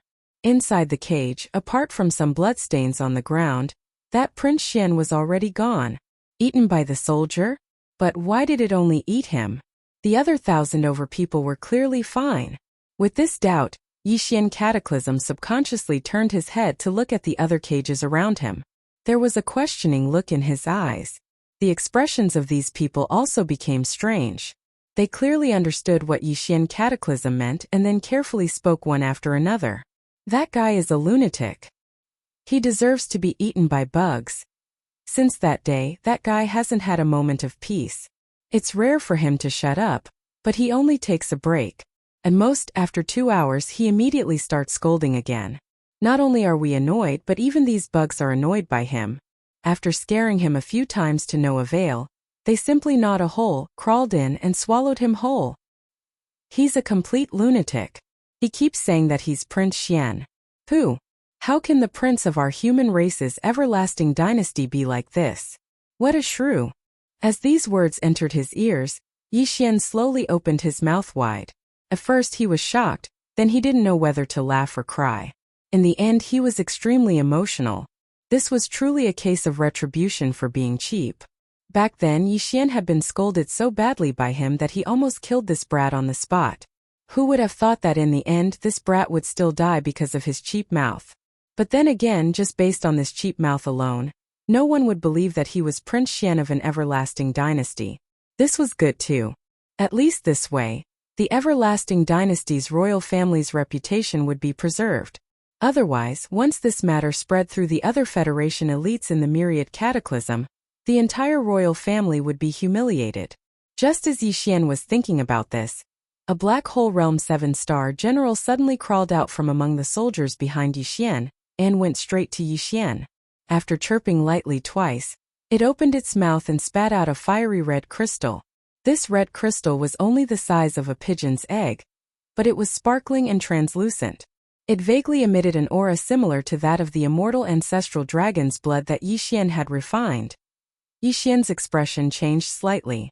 Like a conditioned reflex, he moved as fast as lightning and instantly put the crystal back into his body. Fortunately, this general's body was huge and blocked in front of him. As such, those Federation elites in the 1,000-odd cages didn't see the crystal appear. At the same time, the familiar system notification sounded in his mind, just as he had expected. Chapter 3043. Translator. Nyobo Studio Editor. Nyobo Studio Demonic Mutation. Yi Xian immediately left the Black Wind, ignoring the thousands of Federation elites who were still in their cages. After all, it was safe here, and he had no intention of explaining anything, so there was no need for him to say anything. After keeping the Black Wind into his undying world, he immediately returned to the command cabin on the top floor of the Saint. After giving the order to continue heading to the Black Mosquito Star Zone, he immediately closed his eyes and entered a state of cultivation. The immortal blood crystal that he had just obtained was clearly the crystallization of the bloodline of the immortal dynasty's royal family. Legend had it that the immortal divine dragon's bloodline flowed within the immortal dynasty's royal family. After obtaining that drop of immortal ancestral dragon's blood, Yi Xian had confirmed this legend. He also knew that the divine dragon's bloodline that flowed within the immortal dynasty's royal family came from the golden divine dragon of the primordial era.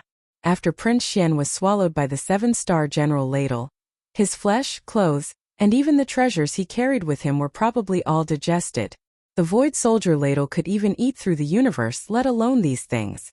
However, the golden divine dragon's bloodline in his flesh and blood seemed to have been purified and condensed into an immortal blood crystal. Perhaps the 7-star General Ladle knew that the divine dragon's bloodline in his flesh and blood was good stuff, but it was too thin. Therefore, it purified it and created this item. Moreover, the divine dragon's bloodline that the immortal dynasty's royal family had somehow obtained gradually thinned with each generation. At the same time, it was also imprinted with the changes left behind by the royal family's supreme experts. Therefore, this immortal blood crystal had two meanings to Yi Xian. First, by absorbing it, Yi Xian's divine dragon's bloodline would improve further. Second, because the blood crystal was imprinted with the bloodline aura of the royal family's supreme experts, once Yi Xian merged it into his own bloodline, he would transform into the real Prince Xian. Although he would not be that person, his bloodline would definitely be that of the immortal dynasty's royal family. Perhaps even the imperial preceptor of the immortal dynasty, the heir, would not be able to deny this. The divine dragon aura in the blood crystal was not very strong. Although it had some effect on the evolution of Yi Xian's divine dragon bloodline, it was not very effective. However, the latter was more powerful. As long as this was realized, Yi Xian would no longer need to hide from the search of the immortal royal family. He could openly return to the third universe, and from then on, he would truly be Prince Xian. As for appearances and the like, in this current flourishing age of cultivation, Even the weakest meteor Tier 1 could easily conceal their figure or change their appearance. There was really no one who would be too conflicted about this point. This was the final trial after all. He couldn't even reveal his identity as a member of the royal family. It was only natural for him to change his appearance. Since he was used to this appearance, he was too lazy to change it back. After all, Prince Xian had used this appearance to become famous in the 3 universes. In order to take care of the feelings of his fans, it was reasonable to continue using this appearance. Impersonating replacing Prince Xian was an extremely shocking idea. However, because of the existence of this blood crystal, everything became possible. Yi Xian was not greedy for riches and honor. Instead, he wanted to grow. It was obvious how much power a prince had. He only wanted this kind of power because it was extremely convenient for him to search for the devouring origin and other cultivation resources. The blood crystal, which was only the size of a pigeon egg, quickly melted and merged with Yi Xian's flesh. A piercing pain spread from his bone marrow to the surface of his skin. It was a piercing pain that existed in every single cell of his body. It was the same feeling as when he had used the Divine Dragon Bloodline body tempering secret technique to temper his body in the corpse pool. However, because of his previous foundation and the fact that the Divine Dragon Bloodline in this blood crystal was not very rich, the piercing pain was much less than the previous time. However, for some reason this time only the area between his eyebrows, where Yi Xian had activated the demonic soul pupil after refining the demonic soul spirit that had turned into a little jade rabbit, was especially painful. It was not inferior to the previous time. Fortunately, this was the only part of his body where the pain was so intense, so it was not unbearable. The entire process of refining the blood crystal did not take long. It was over in less than 10 minutes. Yi Xian opened his eyes. At this moment, the system notification sounded in his mind again. Ding! Congratulations to the host for leveling up. Current level: Satellite level 8. Ding! Congratulations to the host for leveling up the Giant Dragon Body Tempering Technique. Current level: Growth level. Ding! Congratulations to the host for the Golden Divine Dragon Bloodline Mutation. Direction of mutation: Demonic Torch Dragon. Ding! Congratulations to the host for obtaining the mutated Demonic Dragon Bloodline special ability, Demonic Dragon's Gaze. Current level: Beginner level. As the series of system notifications sounded one after another, Yi Xian fell into a daze again. The leveling up of his cultivation was within his expectations. The only thing he was a little surprised about was that he had leveled up twice in a row. However, when he thought about it, not only did the blood crystal contain the Divine Dragon Bloodline, but it also contained the aura of the Bloodline imprint, left behind by generations of Supreme Masters. After absorbing it into his body, it was normal for him to level up twice in a row. In addition, the leveling up of the Giant Dragon Body Tempering Technique from the beginner level to the growth level was also within his expectations. What truly shocked him was the mutation that had occurred during the advancement of the Dragon Bloodline. Leveling up? It sounded like a good thing, and when the system mentioned this, it also used the word congratulations, which was a great blessing. Thinking about the abnormal pain of the demon soul pupil between his eyebrows, Yi Xian felt that the so-called bloodline mutation this time was most likely related to the demon soul pupil. After his giant dragon bloodline had leveled up into the demonic dragon bloodline, he had obtained the demonic dragon bloodline special ability called the Demonic Dragon's Gaze, which happened to be related to his eyes. Therefore, this point was basically confirmed. The words demonic torch dragon reminded Yi Xian of a primordial legend. In primordial legends, dragons could be regarded as a kind of supreme divine beast, and there were actually many kinds of them, each with their own characteristics and different powers, such as the winged dragon, horn dragon, jiao dragon, horn dragon, and so on. The golden divine dragon was powerful, but in some primordial legends, there was a kind of dragon that was even more powerful than the golden divine dragon. It was called the demonic dragon, the underworld dragon, or the torch dragon. In the legends, the torch dragon was also known as the Zhuyin, the Hui dragon, or the torch dragon. Its image was said to be that of a dragon with a human face. It held a candle in its mouth, illuminating the darkness in the northwest where there was no sun. Legend had it that its power was extremely great. When it opened its eyes, the sky was bright, which was the day. When it closed its eyes, the sky was dark, which was the night. Its eyes were the light. Its eyes were the light. It was a simple sentence, but the aura and majesty it displayed was enough to make one's heart tremble. When it opened its eyes, it was the day, and when it closed its eyes, it was the night. The whole world, such a big world, was decided by the simple opening of a living creature's eyes.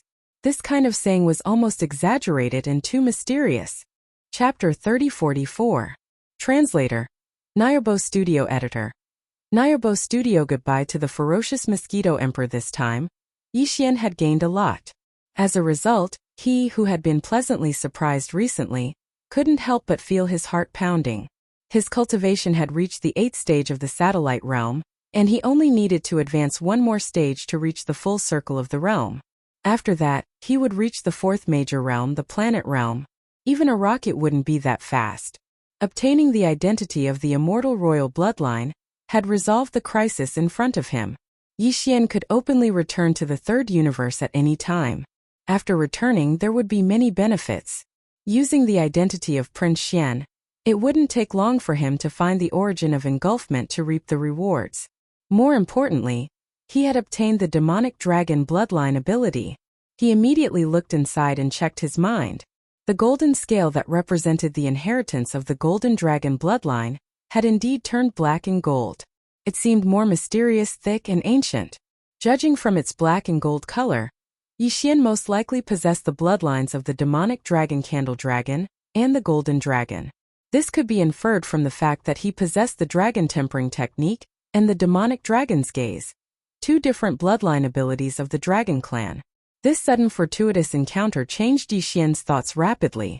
He had decided to stay in the 1st universe because he wanted to find the origin of engulfment and an energy source that could be absorbed by the world's insects. The latter had been resolved. As for the former, after obtaining the identity of Prince Xian, returning to the 3rd universe to search would obviously be faster than searching here. In addition, the problem of Prince Xian's identity no longer existed. Therefore, Yixian suddenly had the thought of leaving. Of course, there were still some things that he had to do before leaving. First, he had to try to search for information about the origin of engulfment in the 1st universe. His personal star communication system had been upgraded to the growth stage, and it had entered the growth stage of the star superbrain. Its search radius had increased to a light year, and its functions had greatly increased. Yixian could try to secretly connect to the star network of the demonic emperor planet, which was the star network of the Tianji race, and see if he could find anything. In addition, before leaving, he had to visit the mosquito race planet once. Previously, the mad mosquito emperor had given Yixian 2 conditions. His cultivation must be before the origin realm. Also, his mind and art force art studio level art. If he could satisfy these 2 conditions at the same time, then Yixian would be able to return to the mosquito beast star. The mad mosquito emperor had once promised him with his Tao heart that he would give Yixian a great fortune. Although it wasn't because of this matter, it was just to say goodbye. Letting Prince Shueben and the mad mosquito emperor meet again was something that should be done. Originally, there were 2 other places he should go. One was the Holy Demon Forbidden Land, and the other was the Black Hole of Life. However, the former was still too dangerous for him, so he could only postpone this matter. As for the Black Hole of Life, the countless void soldiers were doing well inside, so there was no need for him to make a trip there. If there was a need for him to go there, he could enter the 1st universe through the wormhole at any time and launch an interstellar coordinate jump. It was very convenient. In addition, Yixian still had some chores to clean up at the Black Mosquito tribe, and that was the dozens of higher-ups of the Black Mosquito 9 stars who had been taken as demon slaves by him. This time, when he returned to Universe 3, he did not know whether to bring them along with him. If he really did that, the entire Black Mosquito tribe would be finished. They would be leaderless. Therefore, after some consideration, Yixian gave up in the end. He would just treat it as a spy he had planted in the 1st universe. Who knows, it might be of great use in the future. In the end, he decided to go to the Mosquito Beast star first. Then, he would go to the Black Mosquito 9 stars and get 4,000 demon slaves to enter the saint and plant the slave mark. In this way, his 1,000 demon slave team would increase from 6 to 10.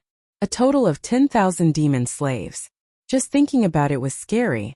After doing these 2 things, he would finally go to the demonic emperor star. He would connect to the Star Network mainframe from afar and launch a search. If there was no result, he would immediately return to Universe 3. After deciding on the itinerary, Yixian immediately gave the order to advance at full speed. Their destination was the Mosquito Beast star.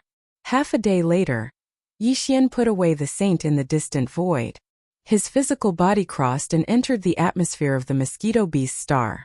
At that moment he waved his hand and summoned Shuebin from the pet ring. The two of them, one in front and one behind, went straight to the center of the planet. As a supreme existence of the Grotto Heaven realm, the entire Mosquito Beast star was covered by the Mad Mosquito King's mental energy. He immediately sensed Yixian and Shuebin's arrival and appeared immediately.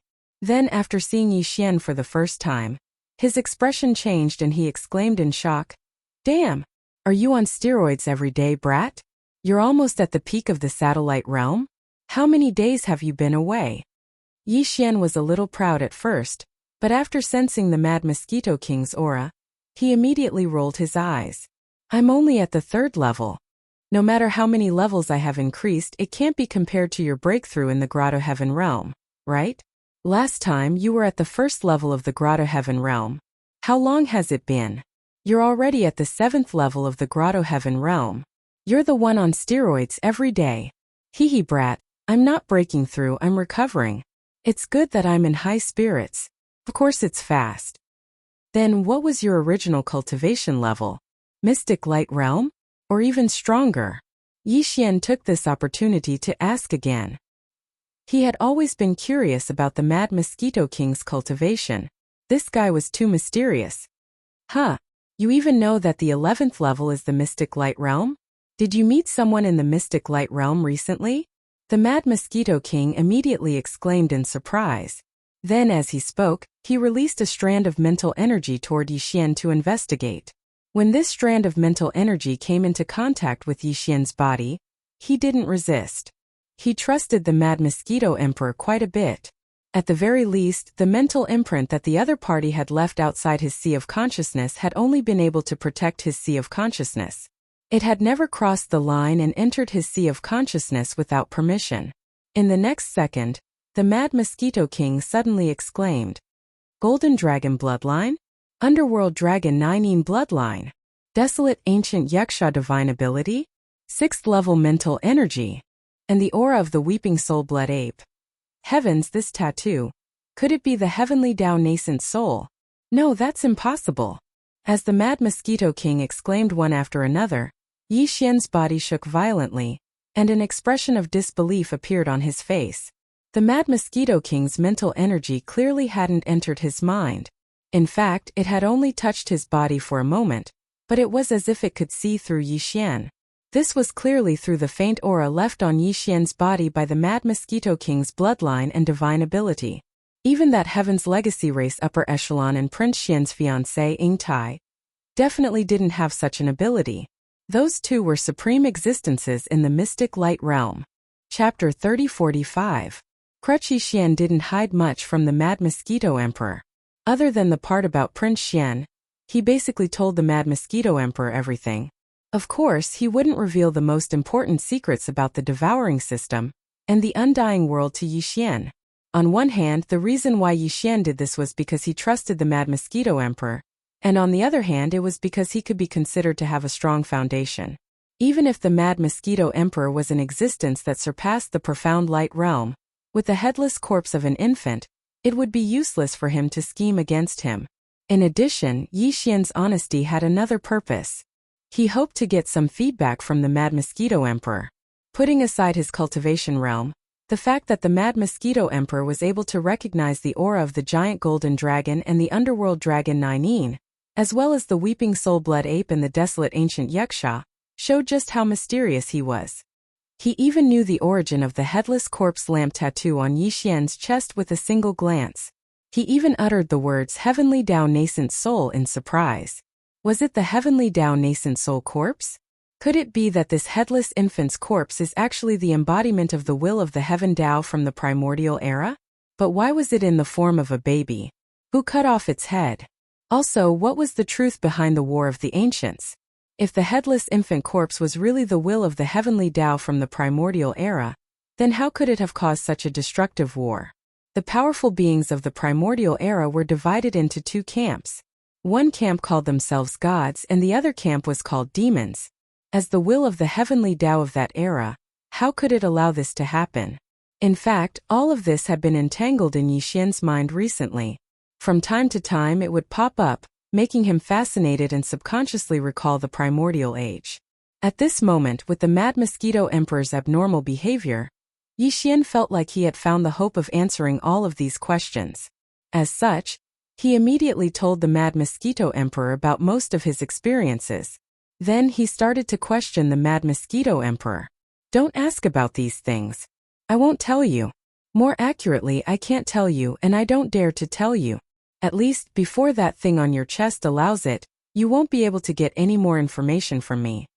As he spoke, the Mad Mosquito Emperor, whose face was filled with fear and was clearly still in a state of extreme shock, quickly glanced at Yi Xian's chest before letting out a sigh.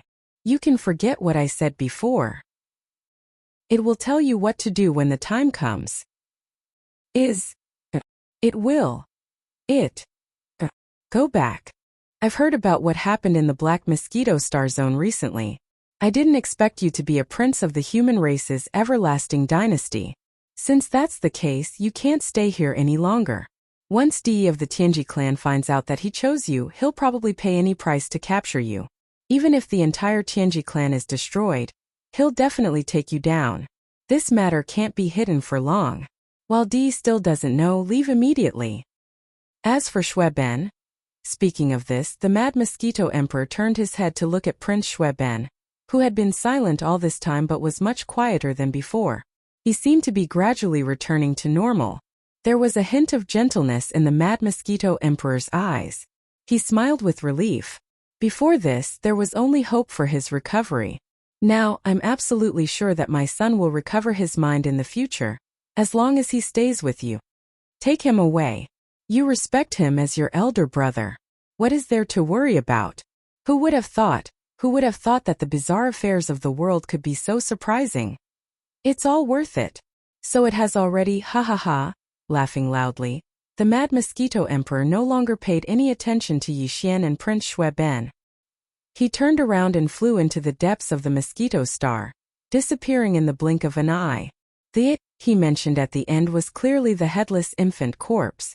From this, it could be seen that the Mad Mosquito Emperor was indeed aware of the headless infant corpse's origins. This also proved that his origins were not to be underestimated.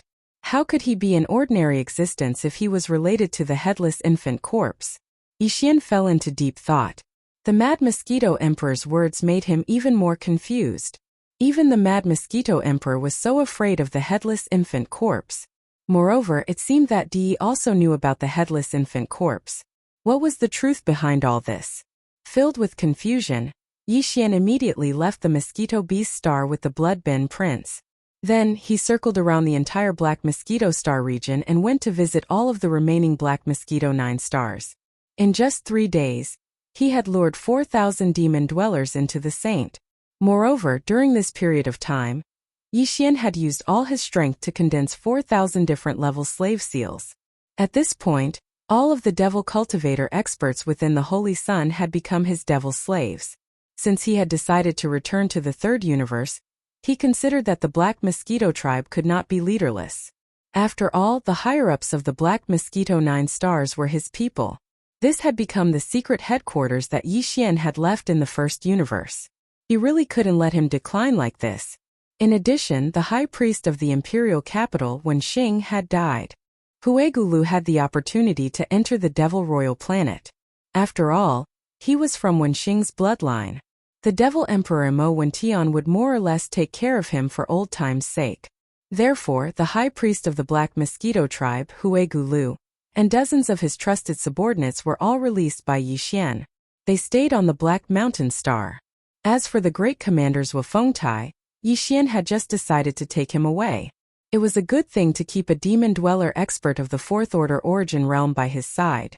Although the 8 stars Wang Biao and Prince Shueben were also in the Origin Realm, it would not be convenient for them to appear often after they returned to the third universe. Wufengtai, on the other hand, looked no different from a human. so he did not have such concerns. After doing all this, the last thing Yi Xian needed to do in the Demon Dweller Star Zone was to go to the Devil Royal Planet. From the distant void he would invade the Star Net and connect to the Tianji clan's main net. Then, he would search for news of the engulfing origin. After doing this, he could return to the third universe and return to the human race as Prince Xian. At that time it would definitely be another exciting experience. With this expectation in mind, Yi Xian immediately left the Black Mosquito Star Zone and quickly rushed to the Devil Royal Star Zone. What he did not know was that on the second day after the Saint ship left the Black Mosquito Star Zone, the Star Zone was once again in turmoil. This time the situation was several times more serious than before. Even the Tianji clan Xingtai, who was in the 11th Profound Light Realm, was alarmed and hurried back to the Black Mosquito Star Zone from the Black Wind Star Zone. Chapter 3046. Translator. Henyi Translations Editor. Henyi Translations. The arrival of the human stronghold. The fleet of the human race's immortal dynasty had arrived once again. However, this time even Yingtai, who was at the Mystic Light Realm, didn't dare to act rashly. That's right, she did have a stronghold that was 100,000 meters in diameter in her body. However, Yingtai didn't choose to take out the stronghold to fight against this elite fleet of the human race. This was because she wasn't confident in winning at all. Thus, she could only choose to hide in the dark and observe from afar. This time, the human race's immortal army only had 5 battleships. This was half the number of battleships from last time, but their battle strength was many times greater. The 5 battleships were all strongholds that were 100,000 meters in diameter. In past wars, this level of Starry Sky Fortress was often used to guard the rear and serve as a strategic deterrent. But this time, the Immortal Dynasty had mobilized 5 Starry Sky Fortresses at once.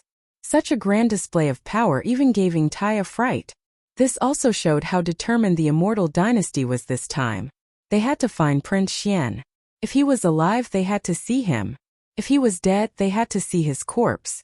Perhaps this was why the dynasty had mobilized 5 battleships at once, all of which were 100,000 meters in diameter. Only such a stronghold could enter and leave safely in a dangerous place like the Heaven Lightning Tomb in a short period of time. Even the other cosmic battleships that were 50,000 meters in diameter definitely didn't have this ability. Entering would mean the destruction of the battleship and the death of the people on board. In the human race's technology faction, the high-ranking generals that had the right to command 100,000 meters in diameter stronghold were usually 4-star generals or even 5-star generals. However, this time, the commander of the fleet that had brought these 5 strongholds to the first universe in such a short period of time was still 3-star General Naples. This was clearly a hint that an exception was about to be made. After all, although Naples didn't bring Prince Xian back to the human race last time, he had still found him. It was just that Prince Xian had purposely avoided him for some reason. More importantly, when Naples' fleet encountered the Heaven's Legacy race's interstellar fortress, he immediately made the decision to scatter and flee, and he was the last to leave. This effectively ensured that Prince Xian's information would be successfully sent back. Even if the Tianji race's interstellar fortress launched a pursuit, with the small fortress in Naples resisting from behind, the 9 cosmic universes that had already begun jumping would be able to enter the wormhole in time. In short, this matter vividly displayed Naples' great responsibility and ability as a senior general of the Immortal Army. In addition, after returning, the dynasty's officials immediately reported the news of Prince Xian, allowing the countless fans of the prince in the human race and the Wanluo Federation to know that the dynasty's military had not only dispatched a fleet but also lost a cosmic universe state and thousands of Immortal Army elites. Furthermore, Prince Xian's whereabouts had been confirmed. He was currently safe. As such, the resentment of the prince's fans gradually dissipated, and the pressure on the royal family was greatly reduced. A high-ranking member of the royal family in charge of the military was overjoyed. As such, it was only natural that he would give Naples a recommendation. It could be said that even if Naples still couldn't bring Prince Xian back to the human race this time, as long as he did something here, preferably a more intense battle and the destruction of 1 or 2 interstellar fortresses, he would still be treated as a hero by the royal family when he returned and would be given an exceptional recommendation. Of course, he wouldn't intentionally cause the destruction of the human race's interstellar fortresses. However, Naples had indeed descended with the intention of causing a huge ruckus. Only a great battle, could bring about the intensity of his desire. With such thoughts in mind, the moment the 5 interstellar fortresses of the human race descended on the Black Mosquito Star Zone, they immediately wiped out more than 10 fleets of the first universe's slave races that were roaming around this star zone. Following that, on the 3rd day, they directly performed a space jump and rushed towards the demonic Emperor planet. Since the destruction of a tribe's main planet didn't hurt the demonic race, then this time they would make an example out of the demonic Emperor planet. The 5 interstellar fortresses would definitely be able to destroy the demonic Emperor city. After all, the demonic race didn't have interstellar fortresses with a diameter of 100,000 meters. As for Prince Xian, Naples had originally decided to go to the interstellar lightning grave to rescue him. However, during these 3 days of sweeping, he received news of Prince Xian's reappearance. This made everyone heave a sigh of relief, including a member of the royal family, who was the deputy commander of the fleet. This member of the royal family was the current immortal emperor's younger brother. Prince Xian should call him imperial uncle, and his name was Long Tianba. Among the outstanding princes of the empire who were active in public, the one who supported him was the second prince Long Shumian. As for Prince Xian, he was ranked 18th among the princes. Normally, he wasn't very close to this imperial uncle Long Tianba, let alone on good terms. The reason the latter had followed Naples' fleet to the first universe this time was obviously partly because of the internal strife between the royal families of the immortal empire. As for the truth, it was a taboo topic. Ordinary people had no way of knowing, and those who knew some inside information definitely wouldn't talk about it. Yi Xian was even more clueless about all of this. At this moment, he was still on his way to the demonic Emperor planet. It had only been 3 days since he left the Black Mosquito Star Zone. His Saint ship was just an ordinary 10,000-meter-long fortress. Even if it traveled at full speed and jumped through wormholes along the way, it would take at least 7 to 8 days to reach the demonic Emperor planet. What made people speechless was that Yi Xian had left 3 days earlier, but in the end, he fell behind Naples' fleet. On the afternoon of the 7th day, when the Saint ship finally arrived at the demonic Emperor Star Zone, Naples had already been there for half a day. After all, the entire fleet was a 10,000-meter-long fortress. 4 days was enough to travel from the Black Mosquito Star Zone to the demonic Emperor Star Zone. As a result, Ying Tai, who had been following closely behind the fleet in secret, was shaken off by Naples. Although she also had a fortress, it was really inconvenient for her to take it out. With the supreme cultivation of the mystic light realm, it would also take her 5 days to travel from the Black Mosquito Star Zone to the demonic Emperor Star Zone from the Black Mosquito Star Zone, which was only 2 days faster than the fortress. In other words, Ying Tai, who had traveled through space with her physical body, would only arrive the next day. Naples already knew that Prince Xian had left the Black Mosquito Star Zone and was heading towards the demonic Emperor planet. Furthermore, he had most likely already arrived. As such, the 5 human fortresses had all activated their concealment formations before entering this star zone. He had to first collect information and confirm Prince Xian's whereabouts before making a decision. If he could find Prince Xian, there would naturally be no need for a bloody battle. It would be more effective to bring him back immediately. Therefore, the 5 human fortresses quietly lay dormant in space not far from the demonic Emperor planet and secretly collected information. Chapter 3047. Translator. Endless Fantasy Translation Editor. Endless Fantasy Translation. The root of all evil. Similarly, Yi Xian had activated the concealment matrix to enter the demonic Emperor galaxy. His personal interstellar communicator could be accessed within a light-year's range. Therefore, Yi Xian's saint had stopped not far from the demonic Emperor galaxy. The distance between the two was not far, but neither was aware of the other's existence. That was quite a sight to behold. As the saint child slowly came to a stop, Yi Xian immediately ordered the devouring system in his body to activate his personal star communication system. He ordered it to use all its strength to search for all the star network signals in the nearby void, and list them out one by one for him to choose who to connect with. The system responded quickly. Ding! Personal interstellar communicator activated. Beginning search for interstellar signals. Progress 1. Ding! Congratulations to the host. Detected interstellar signals. Strength weak. Ding! Congratulations to the host. Detected interstellar communicator. Strength, average. Ding. System notifications rang in Yixian's mind. Every time the devouring system found an interstellar communicator or interstellar superbrain signal, it would be displayed on the search results list. Yixian did not waste any time and began to examine them one by one. Why are these 5 interstellar communicators so strong? Soon, Yixian found 5 highlighted objects on the search results list. All of them were interstellar communicators, and they were extremely strong. Interstellar signals were actually interstellar communicators. After all, the central control of the interstellar network was the interstellar superbrain. But there were still differences between the two. The interstellar superbrain could clearly distinguish between the two. Interstellar communicators were usually sent out by the interstellar superbrain that built a large-scale open network on an administrative planet or a larger interstellar domain. Interstellar communicators were specially distinguished and referred to as interstellar communicators. Interstellar communicators were usually local area network signals of warships or space fortresses. An open network could not be accessed from any interstellar network. Otherwise, it would be considered trespassing. In other words, the signals came from either 5 battleships or a bastion. That was to be expected. The Milky Way was full of planets and then battleships. The key was that the signal was so strong. Basically, they must be very close to each other. Or perhaps, the superbrains of these 5 battleships were all at the immortal rank.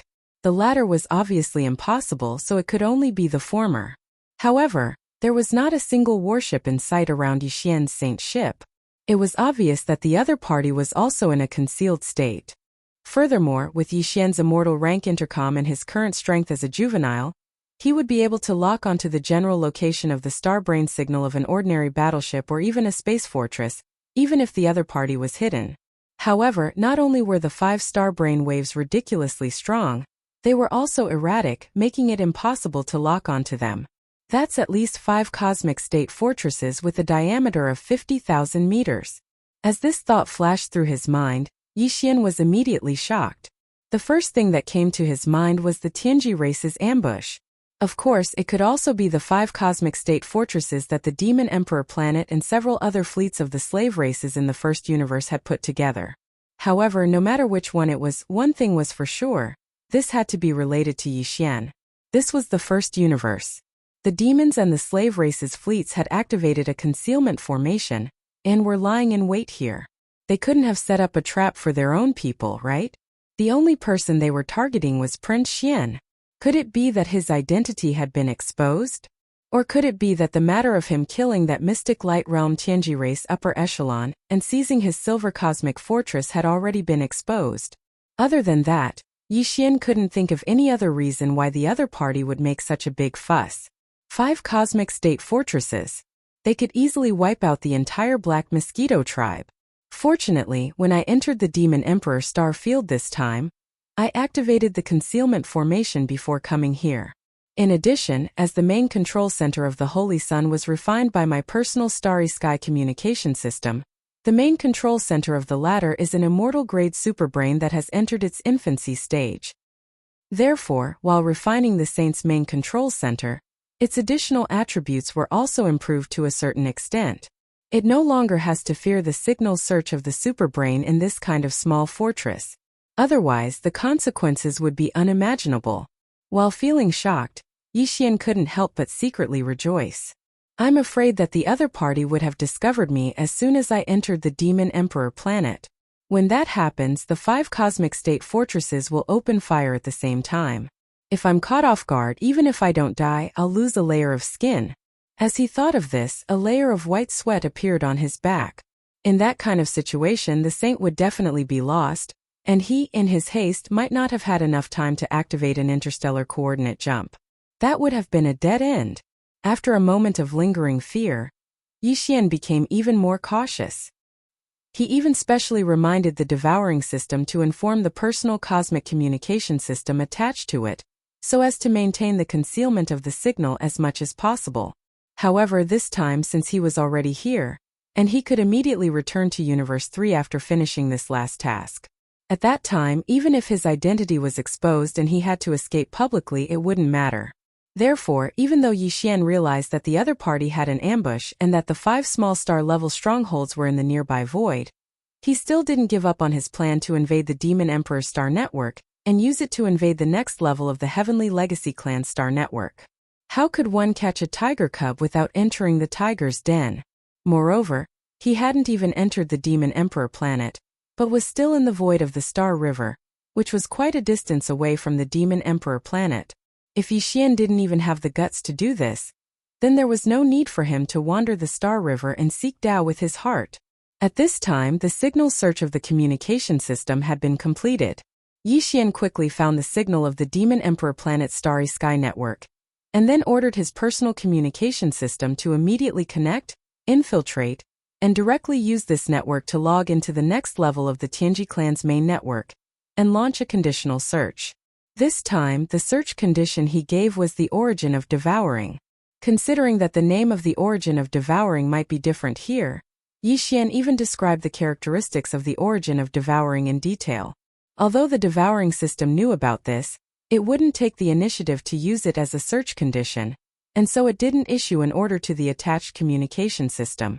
After the order was issued, the communication system immediately executed, easily infiltrating the Demon Emperor planet's starry sky network, and then launching a cross-level invasion. The whole process took about 10 minutes, and Yi Xian had already received the search results from the Tianji clan's main network. What made him extremely excited was that this time, he had originally planned to make every possible effort, but he didn't expect to receive an unexpected surprise in the end. The suspected origin of the origin of the origin of the origin of devouring did indeed exist in Universe 1. Chapter 3048. Translator. Exodus Tales Editor. Exodus Tales that scared this prince to death. Although Yi Xian had found a place suspected to be the source of the devouring origin, he had no way of going there to investigate and confirm for the time being. The root of all evil was a danger zone, a dangerous danger zone on the level of a middle plane in the first universe. As for the life black hole and the starry sky thunder tomb that Yi Xian had already been to, they could only be considered dangerous places on the level of a large star domain. The source of all evil was a level higher than them, and the degree of danger could be seen from this alone. More importantly, the root of all evil was not in the demon-human star field or its surroundings. It was extremely far away, located near the central domain of the first universe. That was also where the Celestial Legacy Race's headquarters was located. Even with the space fortress of 100,000 meters in diameter, traveling day and night at full speed and jumping through wormholes along the way, it would still take at least a month to get there. The reason why the Butterfly Starry Sky Fortress had arrived at the Demonkin Star region so quickly was because it happened to be passing by the Demonkin Star region. It had received a command from the Tianji race's main network in the central region of the first universe, so it had quickly rushed over. If the Butterfly Fortress had been in the central domain of the first universe, it probably would not have reached the demon-human star field even if it had traveled at full speed. In addition, although there were many natural wormholes that could be used to jump through during the long journey from the demon-human star field to the central domain of the first universe, some of the more important wormholes were always guarded by the Celestial Legacy Race's main fleets due to their high strategic value. Even if they could force their way through one wormhole, the news would quickly spread. At that time, not only would they not be able to enter the next wormhole, but they would also have to face the encirclement of a massive Celestial Legacy Race fleet when they exited the next wormhole. In other words, this trip to the root of all evil in the central domain of the first universe was not only fraught with danger, but also time. The time limit of 1 month was only for the space fortresses of the Celestial Legacy Race or their slaves. As a human, Yi Xian could not possibly reach the destination within this time limit. If he could not even enter the wormhole, what was the point? Of course, he could also carry out interstellar travel and give up on jumping through wormholes. He could travel in the normal starry sky and rush there at full speed. However, in that case, it would only take him 3 to 5 years to reach the central region of the first universe. It would be too late. In addition, Yi Xian urgently needed to return to the third universe's science and technology faction to deal with the Immortal Dynasty's matters. Furthermore, it would be much more convenient to search for information about the engulfing origin over there. Therefore, after some thought, Yi Xian gave up on the idea of immediately heading to the devouring origin. Everything would have to wait until he returned to Universe 3 and confirmed whether he could find the devouring origin there. Then, he would make a final decision based on the results. In that case, all the affairs in the first universe were basically over. There was only one problem that Yi Xian needed to consider, which was the return trip to the third universe of the human race. He had originally planned to take advantage of the fact that the 5 small fortresses in the nearby galaxies were still unaware of the Saints' arrival before they were exposed, and he had planned to quietly retreat as quickly as possible. However, this idea was destined to be a fool's dream, because the moment he decided to return, a shocking and huge change suddenly occurred in this originally tranquil void of the Saint. Everything happened without warning. Caught off guard, Yi Xian was so shocked that half of his soul flew away. This prince was almost scared to death. Whoosh! Whoosh! In an instant, 5 black death ray energy beams with a diameter of about 20,000 meters appeared from 5 different voids in the distance almost at the same time. When the rapid vibrations of space that seemed to be on the verge of destruction rang out, Yi Xian's hair stood on end. Before he could see the 5 terrifying energy beams, he had already realized what kind of existences the 5 big guys lurking in the void around the Saint were from this unique vibrating sound. How could those be small cosmic fortresses? They were clearly 5 cosmic fortresses with a diameter of 100,000 meters. When the Tianji clan's Silver Fortress fired these destructive death ray cannons, Yi Xian had already memorized this unique vibrating sound. There was no way he could have made a mistake. What was even more frightening was that these 5 terrifying death light beams shot out from different directions. Although their targets were all aimed at the Demon Emperor star that was thousands of kilometers away, Yi Xian's Holy Sun ship just happened to be in front of one of the energy beams that shot out from it. In other words, if he couldn't avoid it in time, the Saint would instantly be destroyed and everyone on board would perish. The 5 death ray energy beams were all 20,000 meters in diameter, while Yi Xian's Saint was only a giant fortress with a diameter of 10,000 meters. If it was hit, it would definitely be vaporized in an instant. The entire space fortress and everything inside, including Yi Xian, would be completely annihilated.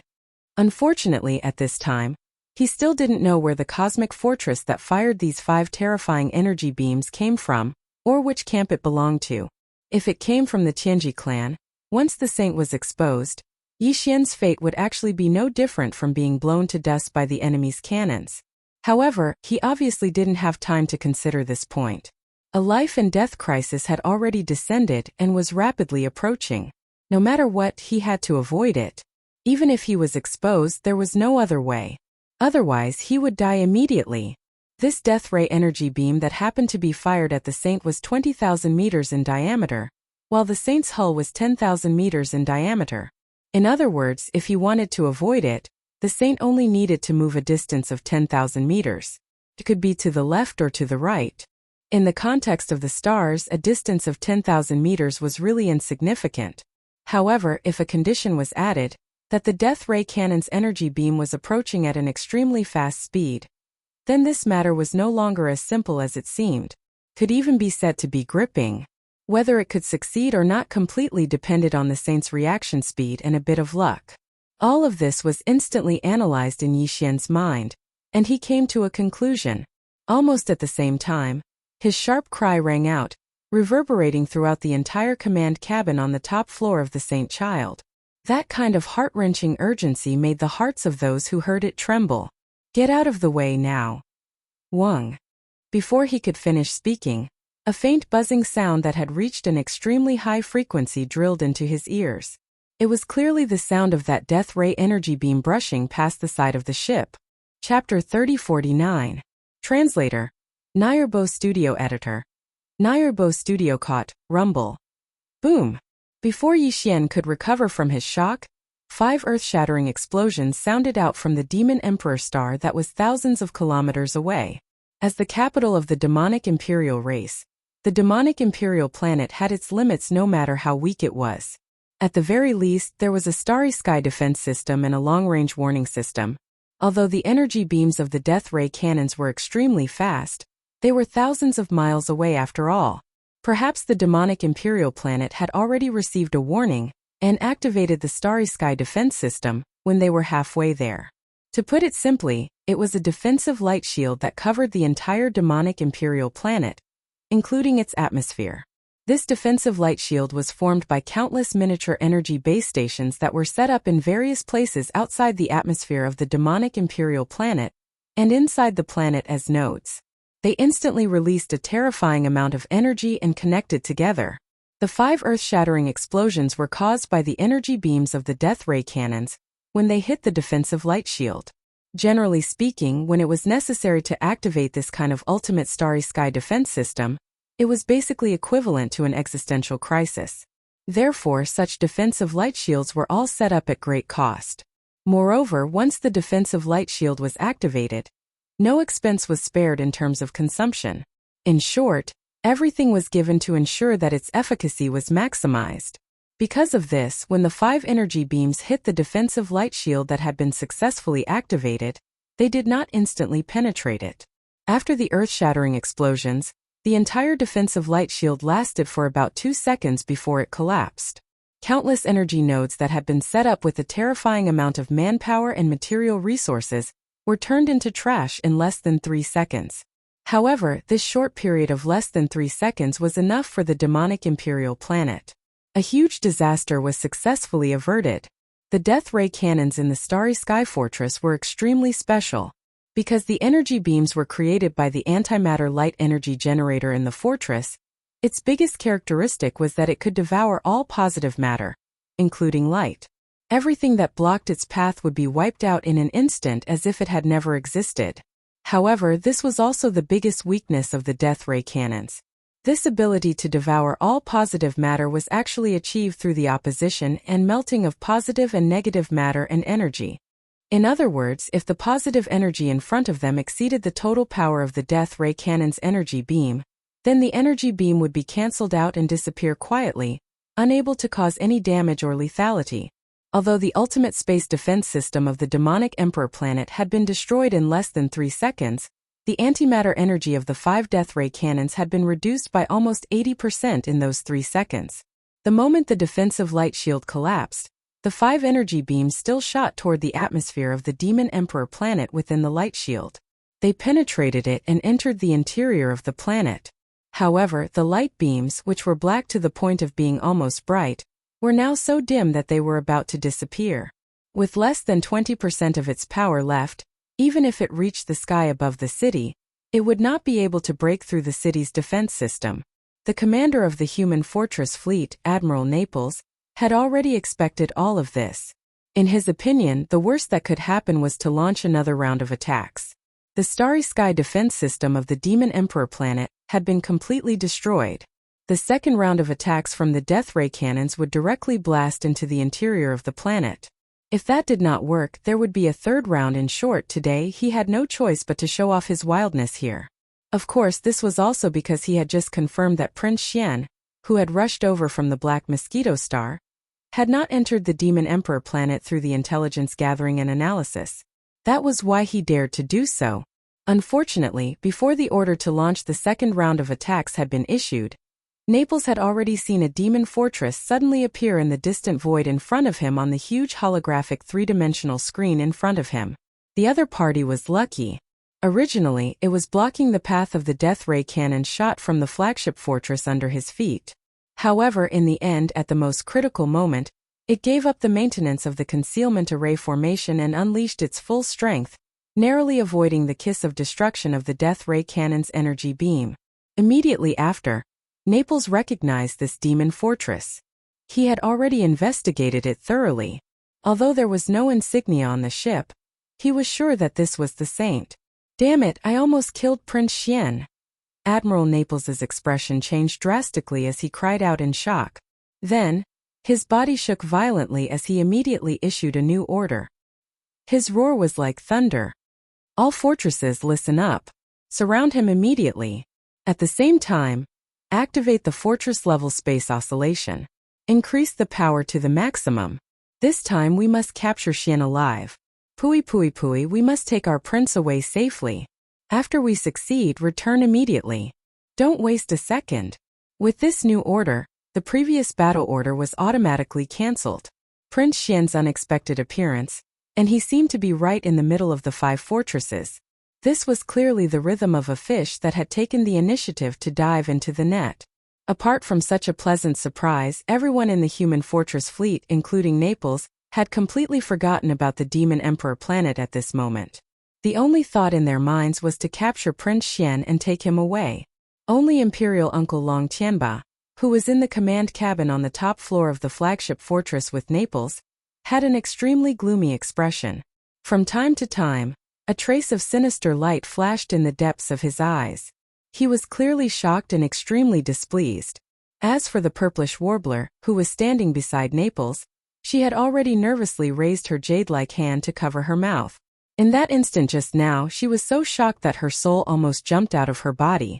Soon, the 5 human fortresses, including the flagship fortress of Naples, rapidly approached from different directions.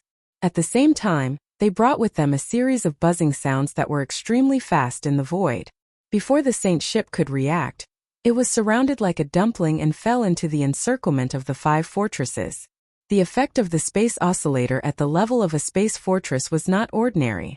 Yi Xian, who was inside the Saint ship, instantly realized that his fortress could not move. Not only could it not perform a space jump, but it could not even sail in the waves that were at the heart of the storm. This was a true space restriction formed by the 5 space fortresses with a diameter of 100,000 meters, simultaneously activating the spaceship's giant space oscillator. Under such circumstances, an ordinary planetary battleship of 1,000 meters would probably be shaken until its hull collapsed and was destroyed. Faced with all this, Yi Xian's expression instantly darkened. He had decided to return to the 3rd universe and was even prepared to leave. But now he was completely surrounded by his own people. What the hell was this? Was this prince a rat crossing the street or a fish in the net? Chapter 3050. Return Rumble. Boom! Just as the Saint ship space oscillator was activated to the maximum by the 5 human fortresses, it seemed to have sunk into a swamp and couldn't move at all. Thousands of miles away, in the direction of the Demon Imperial Star, a series of roars resounded, reverberating through the entire void. The demon dwellers weren't pushovers, not to mention that they were blocked at the gate of their imperial capital star, and launched a round of sneak attacks. The destruction of the Starry Sky defense system, which they had spent countless financial and material resources to set up, was a small matter, but the entire demon dwellers and the demon dwellers' royal family were a big matter. Demon Emperor Mo Wentian definitely wouldn't let this go easily. In fact, the counterattack had already come at the first moment. Indeed, the demon dwellers didn't have any space fortresses with a diameter of 100,000 meters. Not to mention 5, they didn't even have one. They weren't good at the research and development of technology, so they weren't keen on it. Almost all the battleships were deployed by the Tianji clan. The demon dweller scouts looked no different from humans, so they were still very useful to the Tianji clan. However, it wasn't enough for the Tianji clan to easily open up the space fortresses, which were the ultimate strategic weapons of mass destruction. If the demon dwellers had any intention of rebelling, the Tianji clan would be restrained by them. Even so, the Tianji clan had deployed quite a number of cosmic and cosmic-level fortresses with a diameter of less than 100,000 meters. Of course, there weren't any of the 10 great foreign tribes. However, in the inner star fortresses of the 2 satellites that surrounded the Demon Imperial City, which were the Demon Guards 1 and 2, there were quite a number of these fortresses which were 20,000 meters and 50,000 meters wide, and they were always in a combat-ready state. Especially when the Demon Dwellers' star area wasn't very peaceful recently. Last time, Yi Xian saw a few cosmic-level fortresses with a diameter of 50,000 meters in the Demon Guard 1 star fortress, and that was only one of the star fortresses of the Demon Guard 1. Demon Guards 1 and Demon Guards 2 each had 5 star fortresses of the same level. Each star fortress had 3 cosmic-level fortresses, and 5 cosmic-level fortresses with a diameter of 20,000 meters. In total, the Demon Imperial Star had 30 cosmic-level fortresses with a diameter of 50,000 meters, and 50 cosmic-level fortresses with a diameter of 20,000 meters. As for the ordinary fortresses with a diameter of 10,000 meters, there were more than 100 of them at this moment. As the Demon Emperor Mo Wentian was instantly enraged and gave the order, the 10 large star docks in the 2 Demon-Human Emperor capital satellites were almost all mobilized. Almost 300 bastions, the smallest of which was at least 10,000 meters in diameter, swarmed out from the 2 moons like a swarm of locusts. They formed an enormous army of bastions and marched toward the 5 human strongholds with murderous intent. While they were still quite far away, some of the cosmic castles with a range of 50,000 meters had already begun to bombard them. One after another, super meteor cannon energy light beams with a diameter of 5,000 meters had already shot over with a loud rumble as if they were being fired in unison. At the same time, extremely far away in the other direction of the Black Mosquito Star Zone, an expert who had turned into an extreme stream of light suddenly came to a halt. Then, he quickly withdrew all of his aura and stood in the void. With a strange expression on his face, he paid close attention to what was happening in this direction. It was none other than the Mystic Light Realm beauty robot, Ying Tai, who had been accidentally shaken off by Naples a few days ago, and had been chasing after Yi Xian's footsteps all this time. According to the normal speed of a Mystic Light Realm expert, it would have taken them almost a day to reach here from the Black Mosquito Star using their physical body. However, Ying Tai had arrived earlier than expected. She must have used some kind of secret technique or method on the way. At this moment, the scene that unfolded in front of her shocked even her. But very soon, her attention was attracted by the besieged saint. A trace of unexpected light flashed in her eyes. Prince Xian was surrounded like a dumpling? This was too unexpected. That brat was very slippery. He was probably the reincarnation of a loach demon. Last time he had used some kind of method to instantly disappear and escape from her detection range.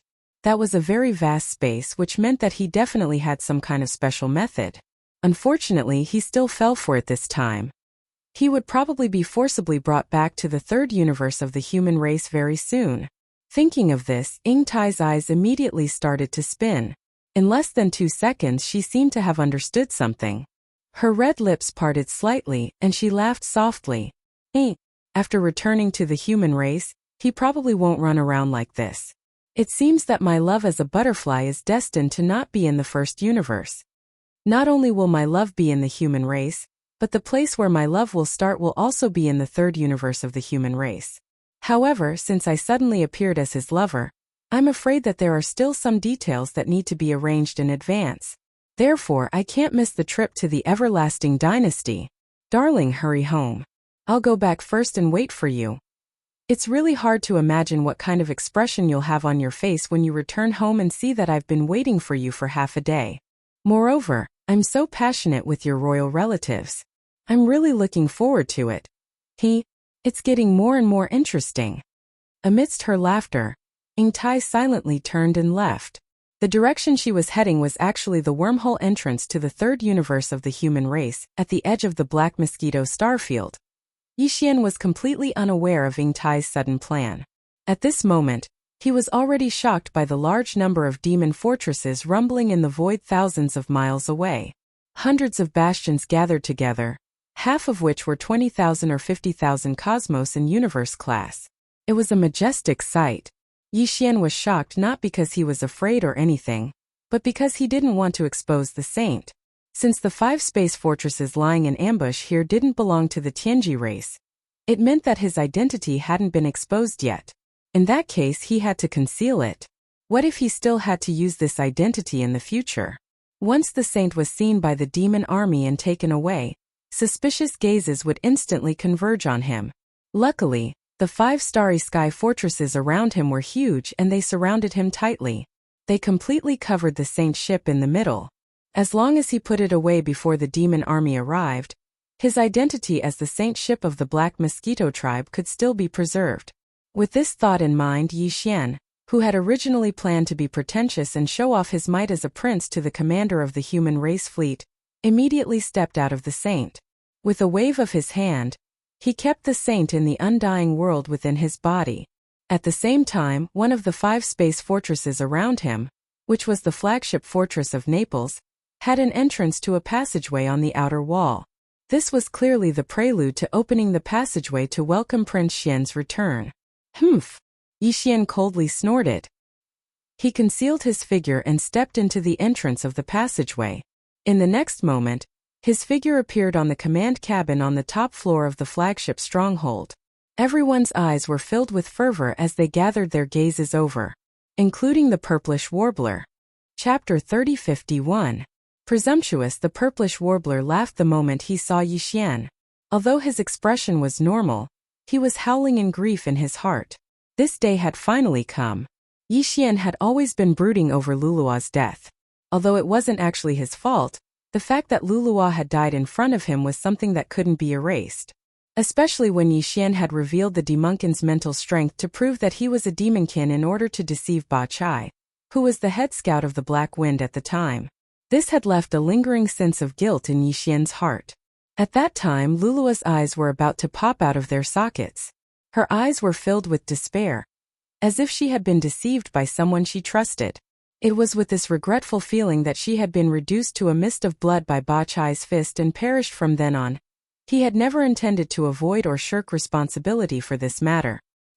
He had always intended to explain clearly to the purplish warbler in the future, and let him deal with him as he pleased. He only wanted to be at ease. However, that could only be done in private, because this matter would expose many of Yixian's secrets, such as the fact that he possessed the demonkin's mental strength. Even though he had decided to return to the human race of the Third World, Yixian didn't intend to expose this fact to the Undying Dynasty. Therefore, Yixian really couldn't tell the truth in this situation where there were so many unrelated people present. If the purplish warbler suddenly asked, he could only stammer and delay for a while. When the two of them were alone, he would tell him everything. The problem was that when the purplish warbler had shouted at him, he had already mentioned this matter. Furthermore, he had suspiciously asked if Yixian had done something unspeakable to Lulu. Otherwise, why would he feel so guilty and run away the more he shouted? Now that they had met, if Yixian continued to stammer on this matter, the purplish warbler would definitely become even more suspicious. It would be troublesome if he made a scene here, however. What Yixian didn't expect was that just as he was feeling miserable and didn't know if all of this would really happen, and was wondering if he should quickly think of a way to divert Xianyuan Ziying's attention and temporarily avoid this matter, there was actually a person who took the initiative to jump out and help him out of this situation. "You're not Long Xian." With a shocked expression on his face, Imperial Uncle Long Tianba's eyes sparkled with a bright light. His gaze locked onto Yixian's face as he suddenly roared out these words. In an instant, everyone was stunned, and the expressions on their faces changed rapidly. Some were suspicious, some were at a loss, and as for Xianyuan Ziying, even a wisp of dense uneasiness appeared in her eyes. Only now did she realize that as Prince Xian's uncle, Long Tianba must have seen Prince Xian before. Thus, as long as Yixian appeared, he would immediately discover the truth. At this moment, the purplish warbler's heart began to feel anxious. The Immortal Army's 3-star general Naples was stunned for a moment. He frowned slightly but didn't say anything. His gaze swept over Yixian's body, clearly indicating that he didn't want to interfere in this matter, and was going to watch from the sidelines for now. Yixian immediately sneered. He immediately pulled up the information related to this person from his devouring system. He had already expected this to happen. After all, his current appearance wasn't that of the Long Xian who was locked in the myriad hell at the bottom of the Black Wind. He didn't look like the Long Xian who was eaten by a 7-star general ladle because he had a big mouth. In reality, it was hard to confirm whether the Long Xian back then was the real Prince Xian.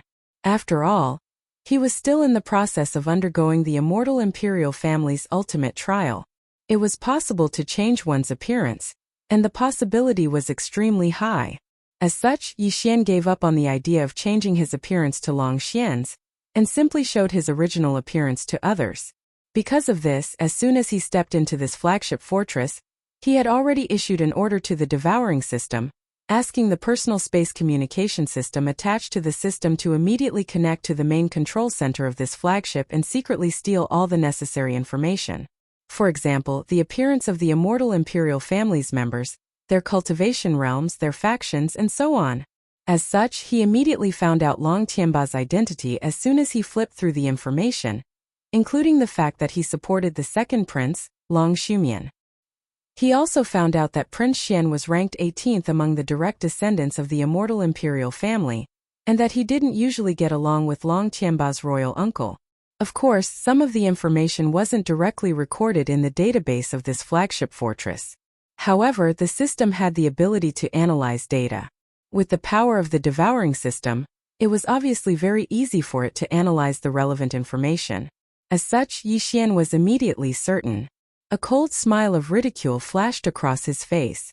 He glanced at the suspicious Long Tianba and laughed. "Oh, isn't this royal Uncle Tianba? The chances of seeing you here are even lower than seeing a ghost. Could it be that after second brother died, royal uncle had no choice but to take a liking to me, old 18th? That's truly a blessing from the heavens." A few simple words were enough to point out that Long Tianba supported the second prince, Long Shumian. Even among the upper echelons of the immortal imperial family, there were many people who didn't know about this. After all, this kind of internal strife and competition within the immortal imperial family was usually carried out in secret and couldn't be made public. Even Naples, a 3-star general of the immortal army, had only found out about this secret half a day ago through a top-secret document in the ship's data center, after he led his troops into the first universe again, and had the opportunity to temporarily command this 100,000-meter-wide starry fortress. Thus, when Yi Xian said this, the faint suspicion in Naples' eyes instantly disappeared without a trace. If it wasn't the real Prince Xian, how could he know about this? This imperial uncle Long Tianba Long must have reprimanded Prince Xian because he had changed his appearance. He must have been out of his mind. Could it be that Prince Xian was still using his original appearance in the final trial? This time, the old man took the initiative to ask to represent the royal family to come to the first universe with him. He probably didn't have good intentions at all. After all, Prince Xian's reputation had spread greatly, and he already posed a threat to the second prince, whom he supported. When he thought of this, Naples' expression immediately darkened. If the other party wanted to deal with Prince Xian, that would be making an enemy out of him. He was still hoping to curry favor with Prince Xian and have a meteoric rise. And now the opportunity to express his goodwill to Prince Xian had clearly arrived. Just as Naples was secretly delighted and was about to take this opportunity to say something, whether or not he would offend the royal uncle Long Tianba, he had to let Prince Xian feel his goodwill. Chapter 3052. What is his cultivation? Impudent. As this shout rang out, a vast and boundless aura instantly spread out from within Long Tianba's body. He had actually unleashed his origin first-level cultivation in a fit of anger. He was clearly putting on the airs of an elder in order to give Yi Xian a warning. Before this, the reason why Long Tianba had yelled out, "You're not Long Xian," was because of his intuition. How could Long Tianba not have thought about the fact that Long Xian would change his appearance in the final trial? However, the 18th prince had always been the weakest of the 18 princes of the immortal imperial family. He was always timid and afraid of trouble. Because of this, he was the only one among the 18 princes who didn't have the support of the other members of the imperial family. He only had an old mother and an old servant who had never left him. Normally, when Long Xian saw his imperial uncle on the undying star of the imperial capital, he would nod his head and bow, respectfully flattering him to the point of no return.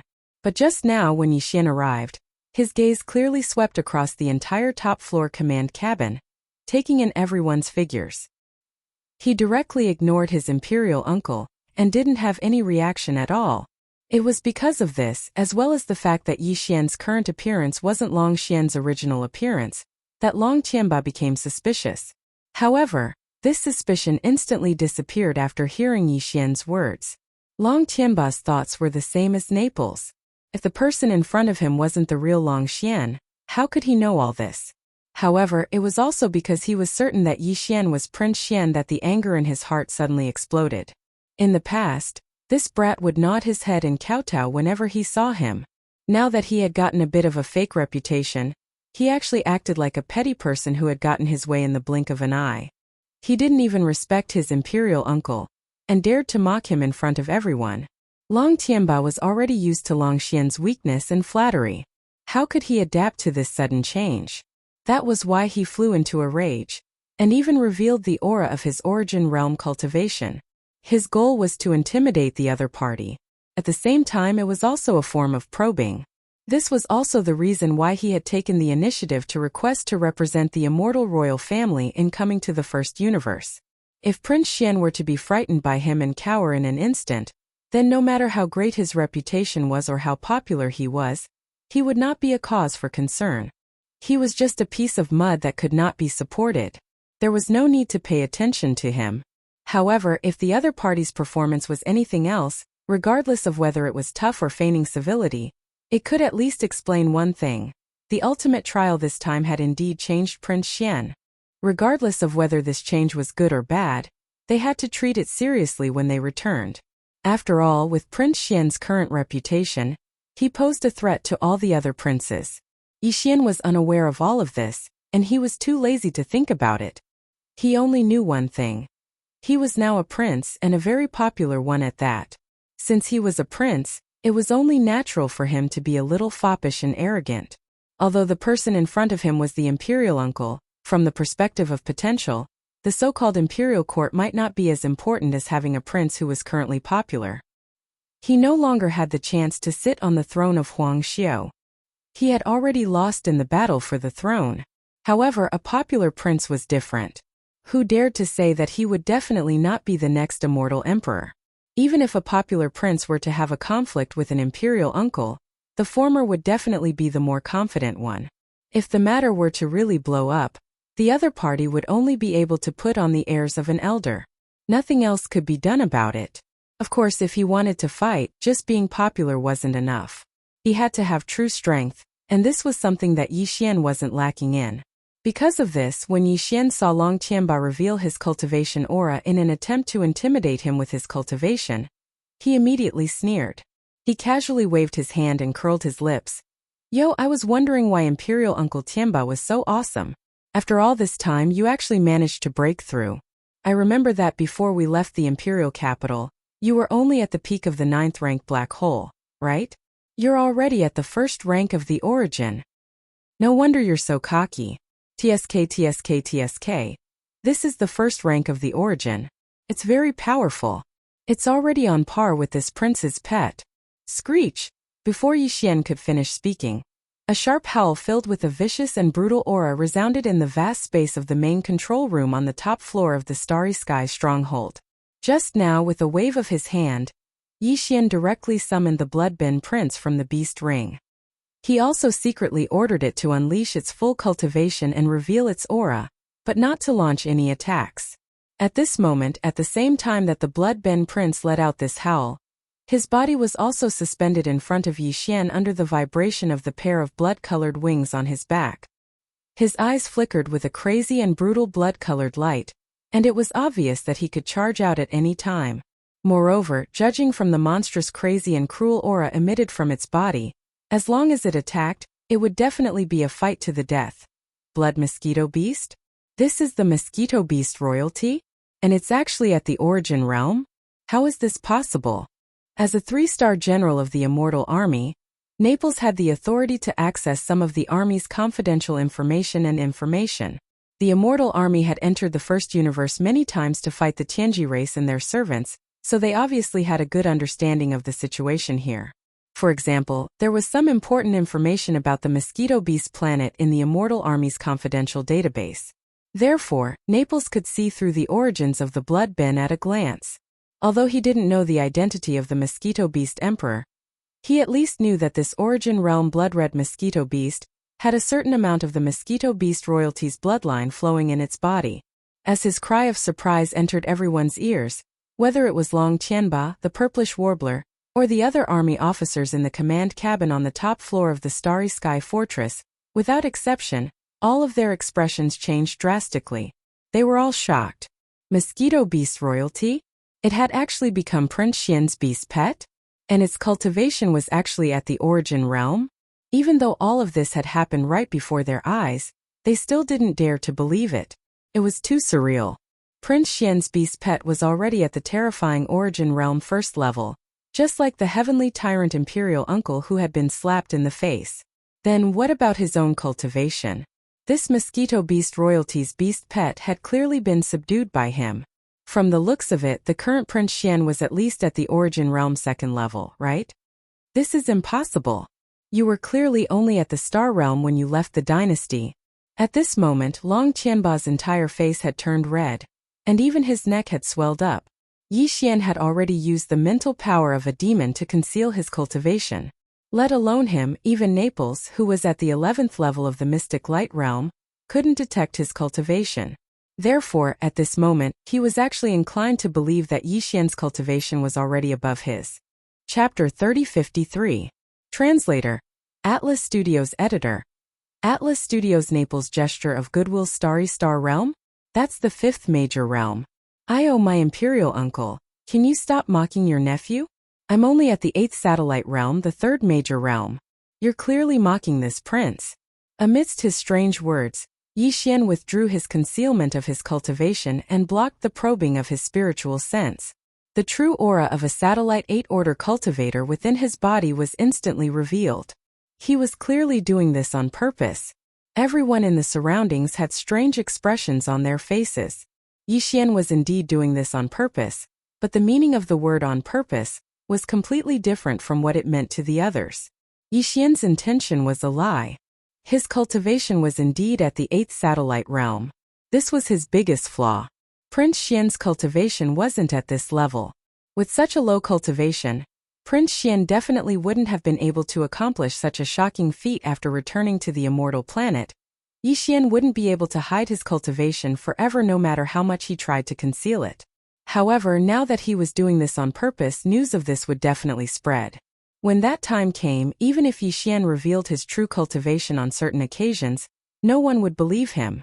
Just like now with Prince Shueben laying the groundwork, Yixian's claim of being at the 8th satellite realm and the aura of his true cultivation fell into the eyes of everyone, including Naples, and instantly became a form of deliberate mockery and a slap in the face. It was clearly aimed at Long Tianba. In any case, no one believed that the aura of his current cultivation was real. Even the purplish warbler was confused. She started to doubt everything she'd been so sure of. At this moment, she even started to wonder if she'd been tricked by Yixian from the start. Could this guy really be Prince Xian? He'd even concealed his cultivation otherwise. How could he know the secrets of the imperial family that even she didn't know about? What did he have to subdue a member of the Origin first-level mosquito imperial family? The ferocious aura of this mosquito beast was obvious at a glance. In addition to its pride as a member of the royal mosquito family, it was impossible to subdue it unless it was forcefully suppressed with overwhelming strength. From the looks of it, even the 2nd level of the Origin realm would not be enough. One would have to be at least 3 or 4 levels stronger than the Origin realm. If that was the case, wouldn't this Prince Xian be at least at the 4th level of the Origin realm? When this thought flashed through her mind, even the purplish warbler herself was shocked. She was only in the black hole realm, so her face was a little red in comparison. At the same time, the purplish warbler's heart was filled with resentment. He looked at Yixian with hostility in his eyes. Bad guy, you tricked me so badly. You're obviously the real Prince Xian, and your cultivation is so strong, yet you made me worry about you for so long. You're so bad. Thinking of this, the purplish warbler couldn't help but clench her fists. She was certain of one thing. I'll definitely make him pay for this when I get back. Right at this moment, Imperial Uncle Long Tianba spoke up once again. Long Xian, what a good Long Xian. Prince Xian, what a good Long Xian. I have to admit that the ultimate trial this time has indeed allowed you to be reborn. How gratifying. The current you actually dares to treat your imperial uncle like this. Very good, very good. Apart from me, Long Tianba, I'm sure that your imperial brothers and the other members of the imperial family, and even the entire immortal imperial family, will be very happy to see you change so much. Long Xian, they're all waiting for you on the immortal star. Ha ha. A cold light flashed through Long Tianba's eyes as he laughed. He coldly harumphed, then turned around and walked back to his own cabin. He had already decided that he wouldn't meet this guy again before returning to the immortal star.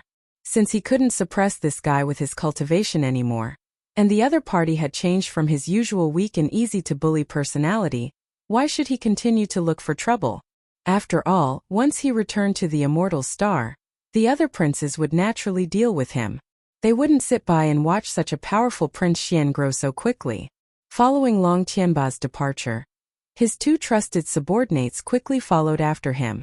There were no longer any of his people in the command center of the huge flagship fortress. Apart from the purplish warbler, the other 100 or so officers were all Naples' trusted aides. General, we've arrived at the wormhole.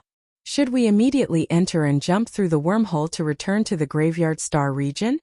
Right at this moment, A trusted aide with the rank of senior colonel on his shoulder quickly walked over. While reporting the situation to General Naples, he also took the opportunity to look at Yi Xian and give him a friendly smile. Ever since Yi Xian stepped into the flagship fortress, all 5 human intergalactic fortresses started to jump through space at the same time. They were all moving at full speed towards the wormhole that led to the depths of the Graveyard Star region, at the edge of the first universe. Now they had already arrived. As for the army of intergalactic fortresses sent out from the Demon Emperor planet, although they did chase after them, they were just bluffing and putting on an act. At this moment they had long been left behind. Enter the wormhole immediately and jump through space to return to the first universe as soon as possible. General Naples immediately gave a new order. After arriving at the Graveyard Star region, connect to the Sky River Stars intergalactic network immediately. Also, connect to the Heavenly Underworld Stars intergalactic network. Go up layer by layer until you reach the Immortal Star. Immediately report the news of Prince Xian's safe return to the dynasty. After that, we will rush to the Sky River Star and stay there for a while. A large number of the prince's fans in the entire Federation will be waiting for him there. Since the prince has returned, we naturally need to go to the Sky River Star and appease these fans of the Federation. This will also be good for the prince's reputation. Naples was obviously saying these words to Yi Xian. He had already turned to look at the latter with a smile on his face. His tone had become much gentler, and it was clearly a strong show of goodwill. Your Highness, this old servant is Naples. It was also this old servant who led the fleet into the Demon Emperor Star region last time. Fortunately, I didn't let you down. This time, I finally brought the prince back to the first universe safely.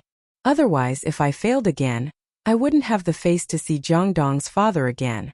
I can only die to apologize to the world. Does your Highness have anything to add to this old servant's arrangement just now? The reason we are going to the Sky River Star is to give the dynasty on the Immortal Star some time to prepare.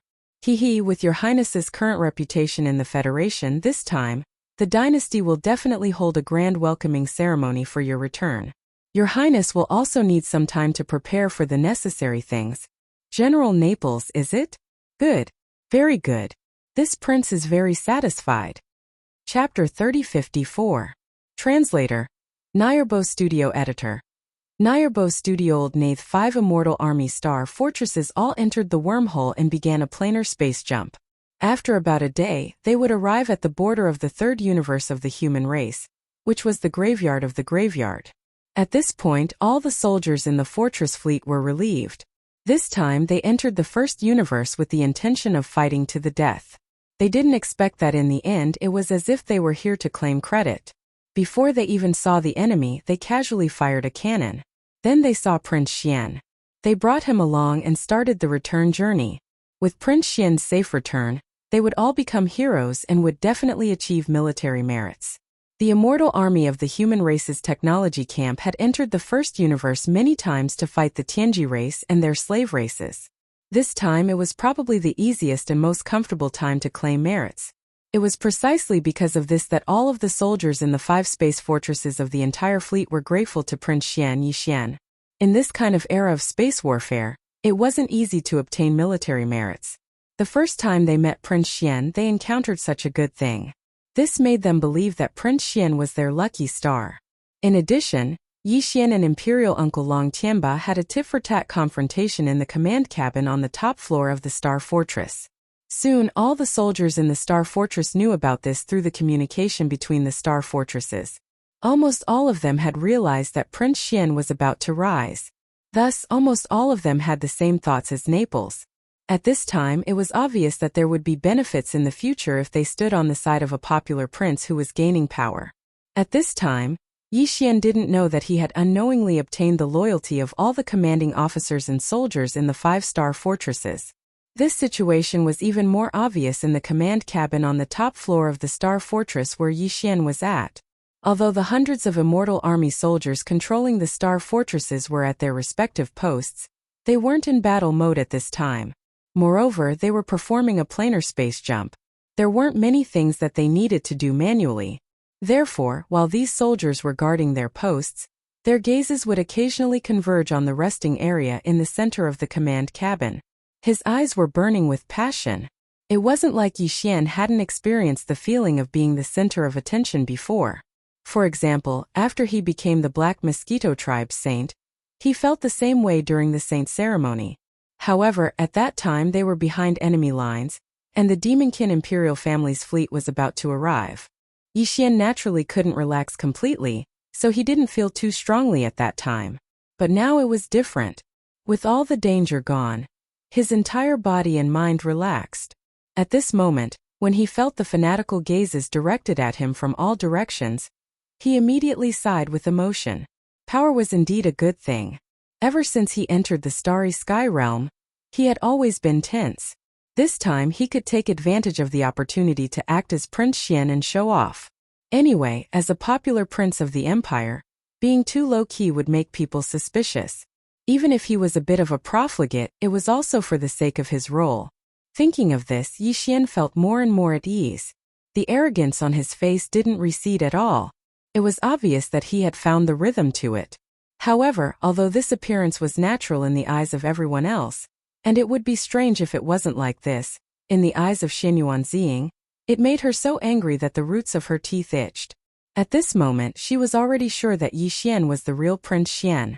This guy had tricked her so hard. When she returned, she would definitely find a chance to teach him a lesson. Your Highness, there's one thing that this old subject must ask for your forgiveness. At this moment, because they were already on their way back, there were no more accidents. Therefore, even Naples relaxed. He ordered someone to bring over some spiritual wine. After sitting down with Yixian in the central resting area of the command cabin, he carefully poured a few cups. Apart from Yixian, only he and the purplish warbler had a share. The other confidants, who carried the rank of colonel or major general, didn't even have the right to sit. They all carefully stood behind Naples. What are you guys standing around for? The other brothers have their duties and can't leave now. Anyway, you guys have nothing to do. Sit down and drink together. Yixian waved his hand and interrupted Naples' words. He looked up at the several colonels and major generals standing behind Naples. At the same time, his right hand made a circle and pointed at the ship control soldiers who were at their respective posts. Brothers. Everyone was stunned, and then they became excited. The prince was indeed amiable. He was too approachable. It was rare for him to be in such a position. He had countless fans in the entire federation. This was clearly using virtue to win people over. In an instant, some of the soldiers who were more easily moved even had their eyes turn red. The colonels and major generals standing behind Naples were even more excited. They looked at Naples and saw him nod in laughter. Only then did they sit down in excitement. They each took a glass of wine, but they didn't drink. All of them looked at Yixian with burning eyes full of admiration. At this time, Yixian turned his head to look at Naples. "Oh right, Sir General, you didn't finish speaking just now. Sorry, I didn't mean to interrupt." The latter was instantly terrified and almost stood up. "Prince, how could this old official dare to let you use honorifics? You can just call me Old Na, okay? Old Na. Pastorcy. Whatever." Yixian almost burst out laughing. He rolled his eyes and nodded. "That's fine. You guys don't have to call me Prince in the future. I'm not as old as you guys. Just call me Prince Xian. We're all on the same side, so it's a little more intimate." This was the first time Yixian had publicly said that Naples was one of his own people. In a battle between factions in the imperial court, such words were equivalent to accepting the surrender of Naples and the others. "Prince Xian, this old official is ashamed. Last time I chased you all over the place. In the end, I had no choice but to escape into the Starry Sky Thunder Tomb. At that time, I wasn't scared out of my wits. Only then did I realize that you must have some extremely important plan to carry out, so it wasn't convenient for you to come into contact with us. Fortunately, Prince Xian, your lucky star shines upon you. However, this old official must admit that I'm wrong. That matter." Yixian was indeed a little angry at the mention of that matter. However, the matter was already over, and he had profited from a disaster. There was no need to be too calculative. As such, he waved his hand and casually said, "It's fine. Actually, you cooperated with my plan. If you hadn't, I'm afraid that I wouldn't have been able to lure the Tianji race's Starry Sky Fortress into the Starry Sky Thunder Tomb. This way, this prince wouldn't have been able to destroy it in the end. Fortunately, everything was done.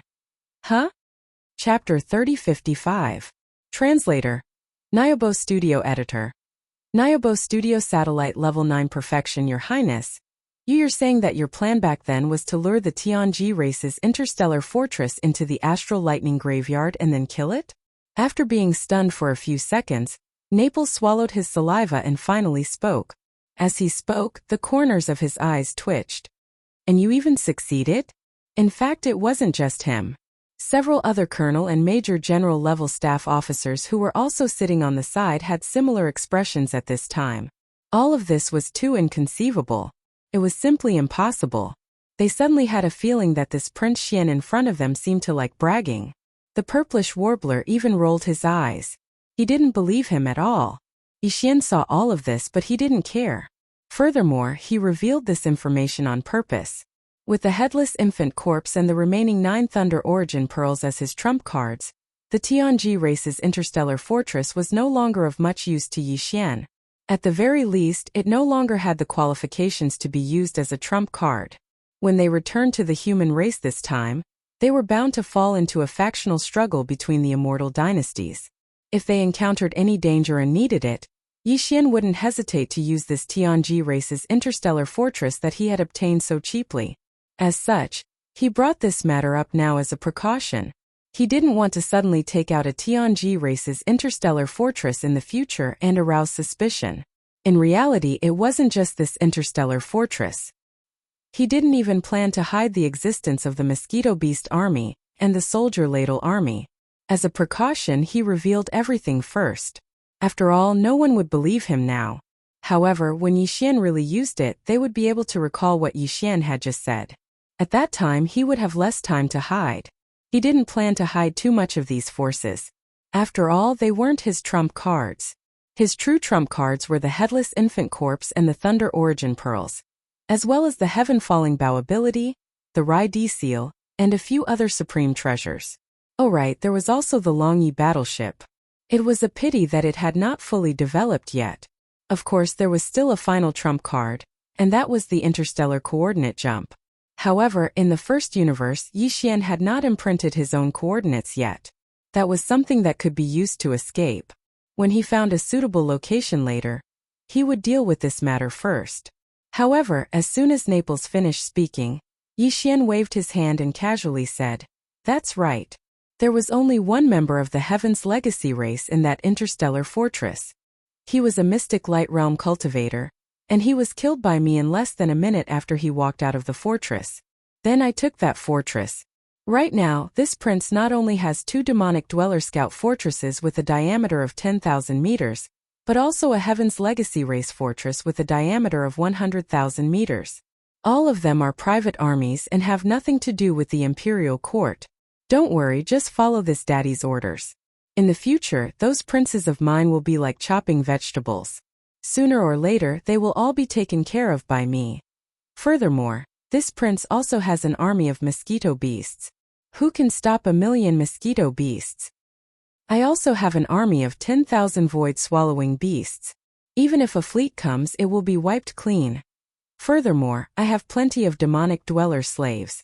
I have several thousand-man demonic slave armies, and they are all in the 2 demonic dweller scout fortresses. They are all extremely loyal. In short, I don't lack manpower or resources. You just need to follow this daddy's orders." When Yi Xian said this, Naples and the others' faces were already cramping. They knew about the mosquito beasts, but they knew even more about the void-swallowing beasts. Yi Xian said that he had an army of 1,000,000 mosquito beasts, and he even had 10,000 of those terrifying void-swallowing beasts that could eat battleships as if they were vegetables. This was a bit too much of a braggart. Furthermore, what the hell were demonic dweller slaves? He actually used the term demonic slave army, and he even mentioned a 1,000-man demonic slave army, and there were several of them. Demonic dwellers being slaves was something that had never happened before in history. Admittedly, there were demonic dweller spies that were bought over by the human race, but to say that they were slaves was simply wishful thinking. Prince Xian did have some impressive methods. For example, he was actually able to infiltrate the demonic dwellers and climb to the high position of the holy son of a large foreign tribe. He was also able to steal 2 of the enemy's scout fortresses and use them for himself. These were all facts and they also believed it. After all, it wasn't too hard to accept. However, everything that was said now was a bit too exaggerated. Everyone was certain that Yi Xian was bragging. If they were to find out that Yi Xian's data was rather reserved, they would probably faint on the spot from fright. He didn't have 1,000,000 mosquito beasts army, but 10 million. The void-swallowing beasts were also an army of soldiers. He didn't have 10,000 but 100,000. He didn't have 1,000-man demonic slave army but 10. If Yi Xian were to display all of this in front of everyone, probably not many people would dare to believe him. This was also the reason why he deliberately said it at this moment. Anyway, no one would believe him even if he said it. He could also set a foundation in advance for when he used these powers that should not belong to a human in the future. Why not? For the next day, Yi Xian had been hiding in his cabin. He had no choice. He wasn't mentally prepared to explain the Lulua incident to the purplish warbler. The key was that the situation wasn't suitable. If the purplish warbler were to make a fuss, it wouldn't be good with so many people around. Therefore, he could only find an excuse to hide in his cabin and not show himself. Even if it was the Starry Sky stronghold, it would take a long time to jump through a wormhole of this level. In order to be safe, an entire day would be spent on the journey. Yi Xian hid in his own cabin by himself. Since he had nothing to do, he started cultivating. The battle between the royal family factions was about to unfold in the human race's technology faction. Although all of this had nothing to do with him, Yi Xian had no choice but to be dragged into it because he wanted to use his identity as Prince Xian to search for the devouring origin source. Therefore, he urgently needed to raise his cultivation level. With this thought in mind, Yi Xian took out a large amount of Star Core origin source again and started to cultivate. Perhaps it was because he threw in another level 9 colored Star Core origin source, but in a short day, he advanced by a small level again. After this round of cultivation ended, the familiar notification of the devouring system sounded out in Yi Xian's mind once again, causing his heart to tremble. Ding! Congratulations to the host for leveling up. Current level. Satellite Realm Level 9 Perfection. Level 9 Perfection. With another small level increase, he would be able to enter the 4th major realm, the Planet Realm. Yi Xian was extremely excited. Chapter 3056. Translator. Endless Fantasy Translation Editor. Endless Fantasy Translation. 10,000 people turn out after Naples returned from the first universe for the first time. He had already reported to the dynasty that Prince Xian was still alive and fighting alone in the demon territory of the first universe. In order to appease the prince's fans, the Immortal Dynasty immediately publicized this news. At that time, the entire Immortal Dynasty was in an uproar. A large number of the prince's fans rushed over from other sectors of the first universe. Even many experts from other races of the Federation in the second universe came. After all, the Federation's contribution rankings could be seen everywhere. As long as it was an administrative planet of the Myriad Luo Federation, there would be a platform for the Federation's affairs. After learning that Prince Xian was still alive, and like a true lone hero, he had infiltrated deep into the enemy's rear and was fighting alone in the first universe's devil domain, these fans of the prince all rushed to the Sky River sector, and the waves of support grew louder and louder. Speaking of the best heroes and idols of this era, no one would dare to compete with Prince Xian for the limelight in the current situation. Immediately after, the 5 immortal human dynasties' starry fortresses arrived in the graveyard sector and entered the wormhole that led to the first universe. All the prince's fans in the graveyard sector cheered. After this, the entire Sky River sector was about to explode. 5 starry fortresses. If they still couldn't bring Prince Xian back from the first universe, the dynasty would lose all face. As such, almost everyone was certain that Prince Xian would definitely return to the human race with the 5 strongholds in the near future. More and more fans of the prince came over after hearing the news. In the crowded Sky River sector by Zhang Jun and Zhao Long, the 2 military and political commanders of the Sky River sector, were both excited and scared at the same time. They couldn't describe what they were feeling. They were excited because Prince Xian had finally lived up to their expectations. Now the entire Myriad Luo Federation and the Tianji clan of the first universe had even issued a warrant for his arrest in the first universe. If Prince Xian could return safely this time, He would become the first human in history to successfully return to the third universe under the Tianji clan's arrest warrant in the first universe. That's right. Every wanted target in the first universe had fallen in the first universe. The Tianji clan's first universe's arrest warrant would not list important human figures who were not in the first universe at that time. Otherwise, the current immortal emperor's importance would be far greater than Prince Xian's. However, he did not attract the arrest warrant of the first universe. Every important figure of the human clan who was wanted in the first universe. Under such circumstances, it was obviously very difficult for them to come back alive. No one in history had ever succeeded. After they had all died, they had become famous in the three great universes. As for Prince Xian, he was the only hero who had returned to the human race, alive despite being wanted by the first universe. There was almost no suspense as to how brilliant his official career would be. After all, Bai Zhengjun and Zhao Long had expressed their goodwill in front of Prince Xian before this, so they still had some feelings for him. To them, this was an opportunity to achieve meteoric success, and it was already right in front of them. The reason why the two of them were trembling in fear was naturally because of the existence of the purplish warbler. When Prince Xian had fallen into the hands of the demon army's black wind, they had attacked the purplish warbler to prevent the news from leaking out and implicating themselves. However, the other party had used the Xianyuan family's protective secret treasure to escape.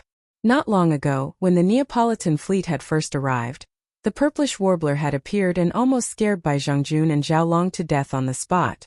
In the end, the purplish warbler had probably been concerned about Prince Xian's safety and did not pay attention to the two of them. Since then, the purplish warbler had always been with the Neapolitan admiral. This was the second time she had entered the first universe. If she returned with Prince Xian and had the time to spare, would she bring up the old matter again and settle the old score with them? Regarding this, Bai Zhengjun and Zhao Long were really unsure. At this time, the two of them were gathered in Bai Zhengjun's official residence. Thinking about this matter, they both sighed sorrowfully. At this time, an old housekeeper of the planet manager's official residence rushed in with a face full of excitement. Before he arrived, his excited cheers had already traveled into the hall. Planet manager, Prince Xian has returned. The Neapolitan fleet has just sent a message and requested to use the Heavenly River Planet Star Network to connect to the network of the Heavenly Underworld Nation. They have already left the wormhole and are rushing here. What? That's great. Release the news immediately. Let's hope that the scene of thousands of people coming out to welcome Prince Xian can divert the attention of that girl from the Xianyuan family. Whether she soars to the top or falls to the bottom, it all depends on today. Bai Zhengjun and Zhao Long immediately stood up in shock and immediately gave the order. At the same time, the two of them immediately rushed out of Bai Zhengjun's official residence and began to organize people to go outside the Great Star Array to arrange the welcoming party. The return of a figure like Prince Xian was a big matter for the entire Myriad Luo Federation. Bai Zhengjun and Zhao Long were the first princes to return to the human race. All the official preparations were being watched by countless people. No matter what, they could not allow anyone to criticize them. What's more, they were also nervous in their hearts. They only hoped that the next step would be perfect, and that they could resolve the life and death crisis that could befall them at any time. In short, for this welcoming ceremony, Bai Zhengjun and Zhao Long jumped up and down, using all the tricks they had up their sleeves and giving it their all. The news spread quickly, and the entire Sky River sector was in an uproar. A large number of powerful cultivators from the Federation in the nearby sectors rushed over like crazy. Some of the prince's fans who were originally on the Sky River planet went outside the Great Star Array. They wanted to be the first to see the hero walking out of the starry sky fortress. More people stayed on the Sky River planet, eagerly waiting. After all, since Prince Xian had returned to the Sky River planet, he would definitely enter the inner part of the planet. If they stayed, they would still be able to see Prince Xian himself. It was also at this moment that, on the platform of all the administrative planets of the Myriad Luo Federation, including the Sky River planet, there was a crazy change in the data of the Federation's contribution points, the Heaven, Earth, and Human rankings. Everyone who saw this scene with their own eyes was completely petrified. The change in the data of the rankings this time was even crazier and more shocking than when Prince Xian easily rushed into the Earth rankings twice. This time, Prince Xian actually rushed into the top 100 rankings in one go. Moreover, it was in less than a minute. If they hadn't seen it with their own eyes, no one would have believed it. In fact, even though they saw it with their own eyes, everyone still felt as if they were in a dream. It was too abnormal. Chapter 3057. Translator. Nayarbo Studio Editor. Nayarbo Studio Crazy Points Earth Leaderboard. Rank 999. Yixian. Level 8 Meteor Realm. Interstellar Mercenary Serial Number. The 131488080. Current Federation Contribution Points. 176878943, 30 million. The above was the contribution points of Yixian as an interstellar mercenary of the Federation that had been displayed at the bottom of the Federation Earth leaderboard ever since he left the third universe. This data had not changed for a very long time. The data was collected by the Virtual Interstellar Mercenary card, which was tied together with the virtual identity card of a Federation citizen, and branded into the primordial spirit of every Federation citizen. Once this interstellar mercenary had a harvest, the virtual interstellar mercenary card branded into his primordial spirit would be appraised. At the same time, after calculating the contribution points, it would send out some kind of signal that would be received by the Myriad Luo Federation's main interstellar network. Immediately after, the main interstellar network would feed this data back to the database.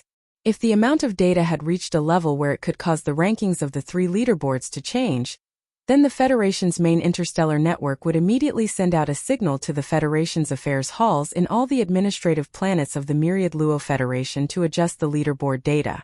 However, the main interstellar network signal of the Federation could only cover the third universe. Even the second universe, which also belonged to the Myriad Luo Federation, was one step slower in terms of data transmission. As for the first universe, which was controlled by the Tianji race, it was needless to say. To the Federation's interstellar network, that was a blank area. The Tianji race would never allow the Myriad Luo Federation's main interstellar network to extend its tentacles there. Therefore, once an interstellar mercenary entered the first universe, the virtual identity card of a Federation citizen branded into his primordial spirit, as well as the virtual identity card of the interstellar mercenary, would temporarily fall into a deep sleep. Although the data was constantly being collected and appraised, it could only be temporarily stored. Once they returned to the third universe or the second universe, this data would be fed back to the Federation's main interstellar network. Yixian was currently in such a situation. This time he had gone to the first universe where the Tianji race was and done many big things in the demon domain. Killing a large number of devilish beings and subduing a large number of devilish beings into devilish slaves were just a small part of his income. Entering the Saint Devil Forbidden Land of the demonic Emperor planet was a great source of income. After all, the multi-pupil thought crystal was a resource that the human race did not have. Even though it had fallen into the hands of Yixian, wasn't Yixian's growth also an increase in the strength of the human race? Therefore, these were also counted into the Federation's contribution points. There was also the harvest of the Mosquito Beast Army and the Soldier Ladle Army, as well as the points obtained from obtaining the ship of the Holy Sun and killing a large number of evil slimes within it. There was also the fact that the Heavenly Legacy race had issued an arrest warrant for the first universe, but he had safely returned to the human race. This great achievement had given all the experts of the Federation an invisible boost in points. Apart from that, the relic of the human race's technological pioneer, Xingbo, the Life Fortress, had also returned. There was also the harvest of the butterfly transformation, as well as the points obtained from killing a mystic light realm expert of the Heavenly Legacy race. When Yixian had succeeded in the first universe, all of this had been recorded by the Federation Interstellar Mercenary card imprinted in his primordial soul. The points had been calculated, but they had always been stored away.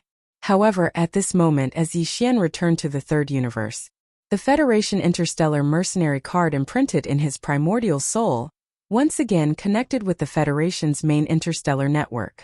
Therefore, all of the points and contribution points were fed back at once.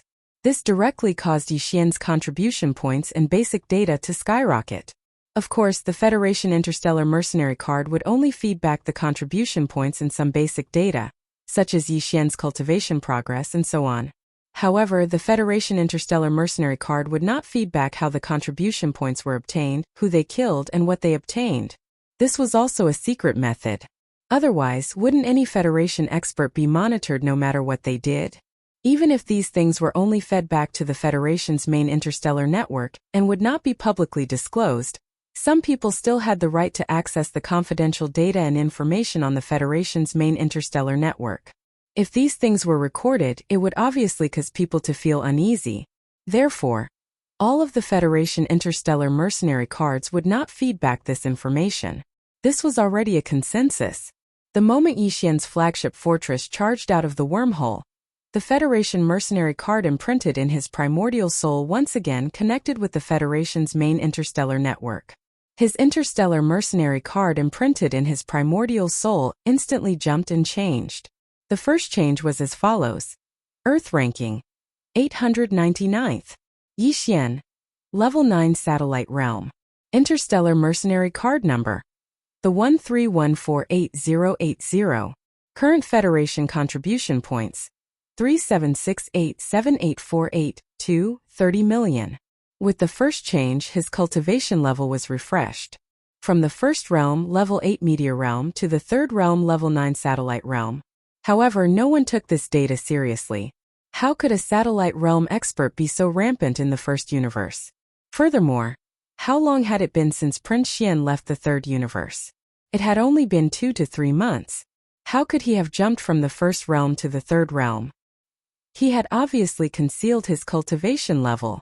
In addition, the original 999th place on the Earth leaderboard had instantly jumped to the 899th place. Such a thing had never happened before in the history of the Earth leaderboard. As for the Federation contribution points, they had increased by more than 200 million points. Regarding this, everyone was already numb. Previously, Prince Xian had increased his contribution points from 0 to more than 100 million points in an instant. Now that he had increased his contribution points by 200 million points, it was not a big deal at all. As for the 30 million points behind the brackets, they were the points he had used to exchange for the 3 level 9 genetic cultivation fluids. Compared to the 300 million points he had now, it was not even 1/10 of it. It could be said that in terms of Federation contribution points, the current Prince Xian was definitely a super tycoon. Although there were more than 800 Federation experts ranked in front of him, which one of them had not climbed to their current ranking after hundreds or even thousands of years. Basically, all the Federation contribution points they had earned had been used up. Even if there were people like Yixian who had saved up hundreds of millions of contribution points, such people were definitely extremely rare. However, just as everyone was amazed by this and thought that everything was over, Yixian's contribution points and ranking data started to jump crazily again. After that, his cultivation level didn't change at all. He was still at level 9 satellite realm. However, his ranking on the Earth roll and his contribution points didn't stop changing. Every minute or so, his ranking would change. Earth ranking, 799th. Current Federation contribution points, 576878943, 30 million. Earth ranking, 599th. Current Federation contribution points, 1376878943, 30 million. Earth ranking, 399th. Current Federation contribution points, 2676878943, 30 million. Chapter 3058. Translator. Nayarbo Studio Editor. Nayarbo Studio only one to drop in 1,000 years. Oh my god. He's already in the top 300. He's clearly charging into the heaven roll. Prince Xian has completely defied the heavens this time. He's my big brother from now on. No matter what, I have to follow behind Prince Xian. I can't stop earning points. That's more than 4 billion Federation contribution points. I've never seen so many in my life. It's hard not to make a fortune if I follow Prince Xian. Who knows, we might even have a chance to enter the Earth roll. If you can enter the mortal roll in this lifetime, even if it's the 1000th place, I'll carry your shoes. Look, he's already in the top 200. I dare to bet that Prince Xian will definitely charge into the top 100 and enter the heaven roll. F***CK. Are you robbing me? We can bet, but let's switch. I'll bet that Prince Xian can enter the heaven roll. You're so shameless. You must be crazy about points. Tianqing River Federation Affairs Platform. A large number of Prince Xian's fans had gathered here. They were so crowded that not even a drop of water could trickle through. All of them were looking up, and their gazes were focused on a huge display screen. This display screen was originally divided into 3 sections. 3 showed the heaven roll, 1 showed the earth roll, and 1 showed the mortal roll. But now, the 1/3 of the screen that showed the mortal roll no longer showed the mortal roll's data. Instead, it showed Yixian's data in huge font. It was a shocking sight. What was even more shocking was that Yixian's ranking and points on the display screen were still changing. Just as countless Prince Xian's fans were discussing, Yixian's ranking and points were temporarily fixed. Earth roll. 199th. Federation contribution points.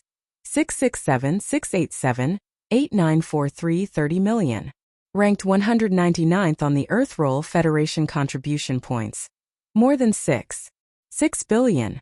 This data had numbed countless people. But everyone knew that it would change again. This time, if Prince Xian didn't charge into the heaven roll in one fell swoop, that was the top 100, no one would be willing to accept it. In fact, Prince Xian didn't disappoint. The data on the Earth roll changed again. Heaven ranking. 99th. Current Federation contribution points. 967,687,894330000000. Another 100 ranks jumped, and his points increased by 3 billion, reaching more than 9 billion. He was just a little bit away from 10 billion. Heaven leaderboard. 1 to 100. Earth ranking. 101-1000 ranking list of young masters. 1001 10,000. There were countless powerhouses in the entire Wanluo Federation. Just the human race alone had the science and technology faction and the cultivation faction. In addition to the human race, there were many other Federation races in the second universe. There were countless powerhouses, but only the top 10,000 were displayed on the list. Although the data of the top 100 powerhouses on the Heaven leaderboard still changed, as they were still earning contribution points from the Federation, the rankings had not changed for thousands of years. Today was the first time there had been a change in the Heaven list rankings. A former powerhouse on the Heaven list had been pushed down by Yixian. This powerhouse was originally ranked at the end of the Heaven leaderboard, 100th. But now, he was at the top of the Earth leaderboard, 101st. When this data change appeared, in a dark space in the second universe, a vicious and sinister murmur was faintly heard. Prince Xian of the human race's immortal dynasty? Good. You have guts. I spent thousands of years to get on the Heaven leaderboard, but today I was pushed down by you in an instant. Just you wait. If Yixian was the only powerhouse on the Heaven leaderboard in thousands of years, then this existence was obviously the only powerhouse off the Heaven leaderboard. The former was glory while he was disgrace. It was no wonder that his resentment was overflowing. His voice was stiff and stiff. He was obviously not a human. In fact, only about half of the top 100 powerhouses on the Heaven leaderboard were from the human race. The other half were powerhouses from the other Federation races in the second universe. This time, Yixian had squeezed out an expert from the Federation that wasn't part of the human race, causing the number of people on the Heaven ranking to increase by 1. For the entire human race, this was a matter of great honor. After all, the Heaven leaderboard rankings had not changed for thousands of years. Suddenly, there was a human on the Heaven leaderboard. Anyone would feel proud and excited. At this moment, the moment Yixian rushed onto the Heaven leaderboard, countless human administrative planets in the third universe and countless fans of the prince cheered in unison. Even many people who were not originally fans of the prince became true fans of the prince from this moment onwards. Moreover, they were hardcore fans. After all, it was rare to see such a genius of the human clan in thousands of years, let alone thousands of years. At the same time, on the immortal planet of the first universe's science and technology faction, in the Imperial Palace, some voices were faintly heard from different corners. Although they were all shocked, the shock was mixed with other meanings. Not all of them were the same. Some were agitated, some were excited, some were resentful, and some were desperate and angry. Oh my God! Old 18th, he actually made it onto the Heaven leaderboard? That's impossible. Eldest brother and second brother are the most promising existences to obtain the immortal emperor's throne. They have struggled for so many years, but they are still only on the Earth leaderboard. How could old 18th? Son of a mother. Oh, will your father dare to look down on you this time? Ha ha, ha ha ha.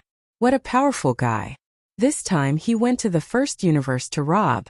But only such a person is qualified to start a love affair with Yingtai. I think he will be back soon. In these days, I have to settle down with his old nanny and make her acknowledge Ingtai as her daughter-in-law. Damn it. Damn it. Is old 18th on steroids every day? How many times has it been? How can we live? Among them, there was even the voice of the immortal emperor. Heaven leaderboard?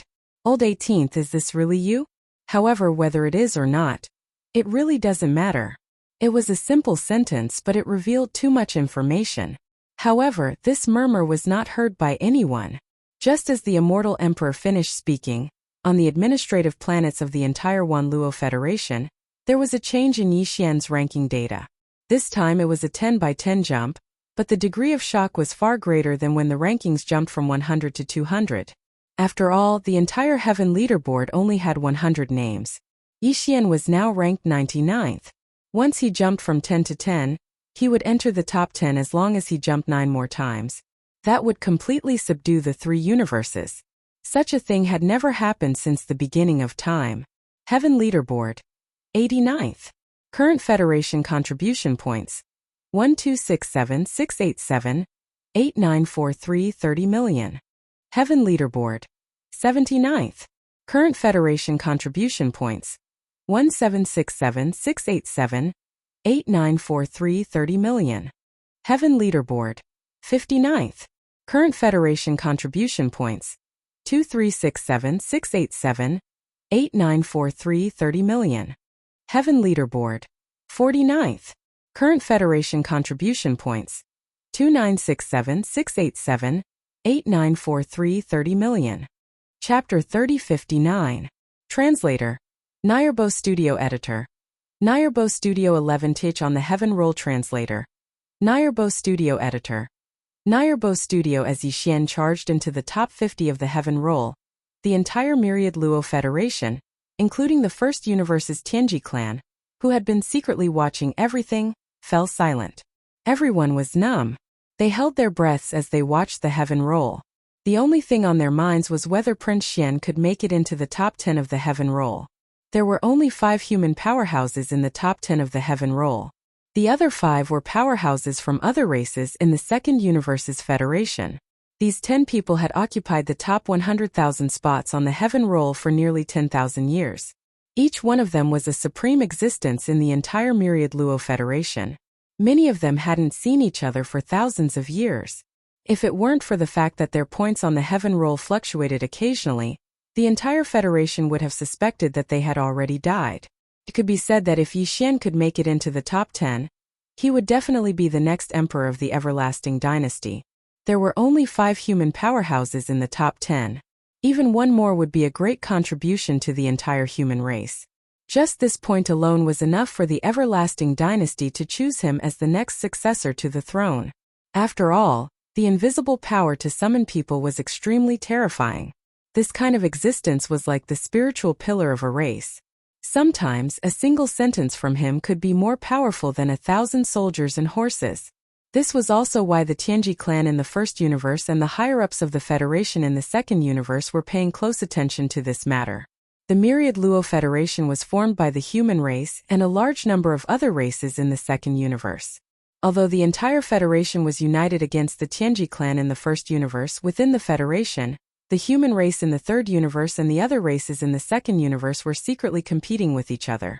The changes in the top 10 of the Heaven Roll could indeed have a subtle effect on this kind of competition. Under everyone's gazes, Yixian's contribution points ranking changed again. Heaven Roll 39th. Current Federation contribution points. 3567, 687, 8943 30 million. Then it changed again. Heaven Leaderboard. 29th. Current Federation contribution points. 4267 687, 8943 300000000. In the end, he did it again. Heaven Leaderboard. 19th. Current Federation contribution points.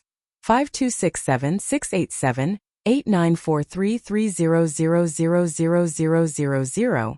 After 3 consecutive changes, each time only 20 seconds apart, Yixian's ranking had entered the top 20, and his Federation contribution points had reached more than 50 billion.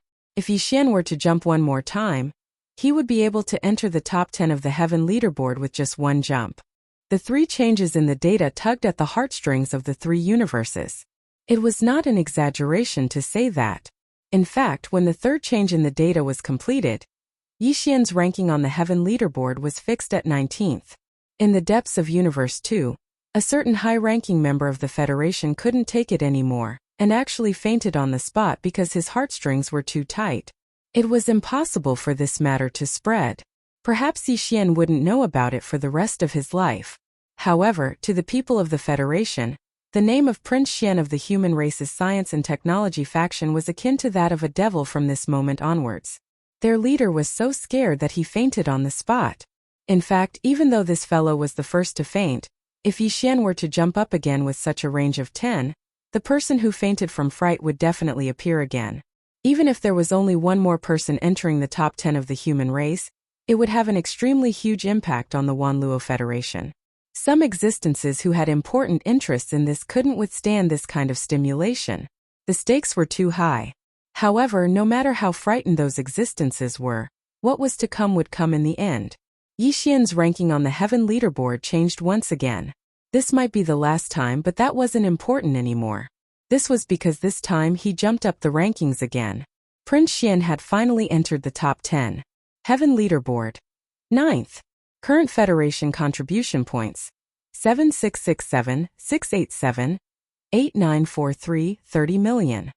9th on the Heaven leaderboard. More than 64 billion contribution points from the Federation. No one paid attention to the more than 76 billion contribution points at the back. They had long since become numb to it. Everyone's gazes were fixed on the words, 9th. The difference between 9th and 19th wasn't too huge, but it was more or less the same. However, Prince Xian did it in the end and rushed into the top 10. No one had done it before, and no one would do it in the future. Throughout the ages, this was the first and only example. At this moment, several core higher-ups of the Federation in the second universe rolled their eyes and fainted one after another. It wasn't that they were weak, but they knew that the Heaven leaderboard might not change even once in 1,000 years. The top 10 might not change even once in 10,000 years. Now that a prodigy of the human race had appeared out of nowhere, there was one more person who had rushed into the top 10 of the Heaven leaderboard.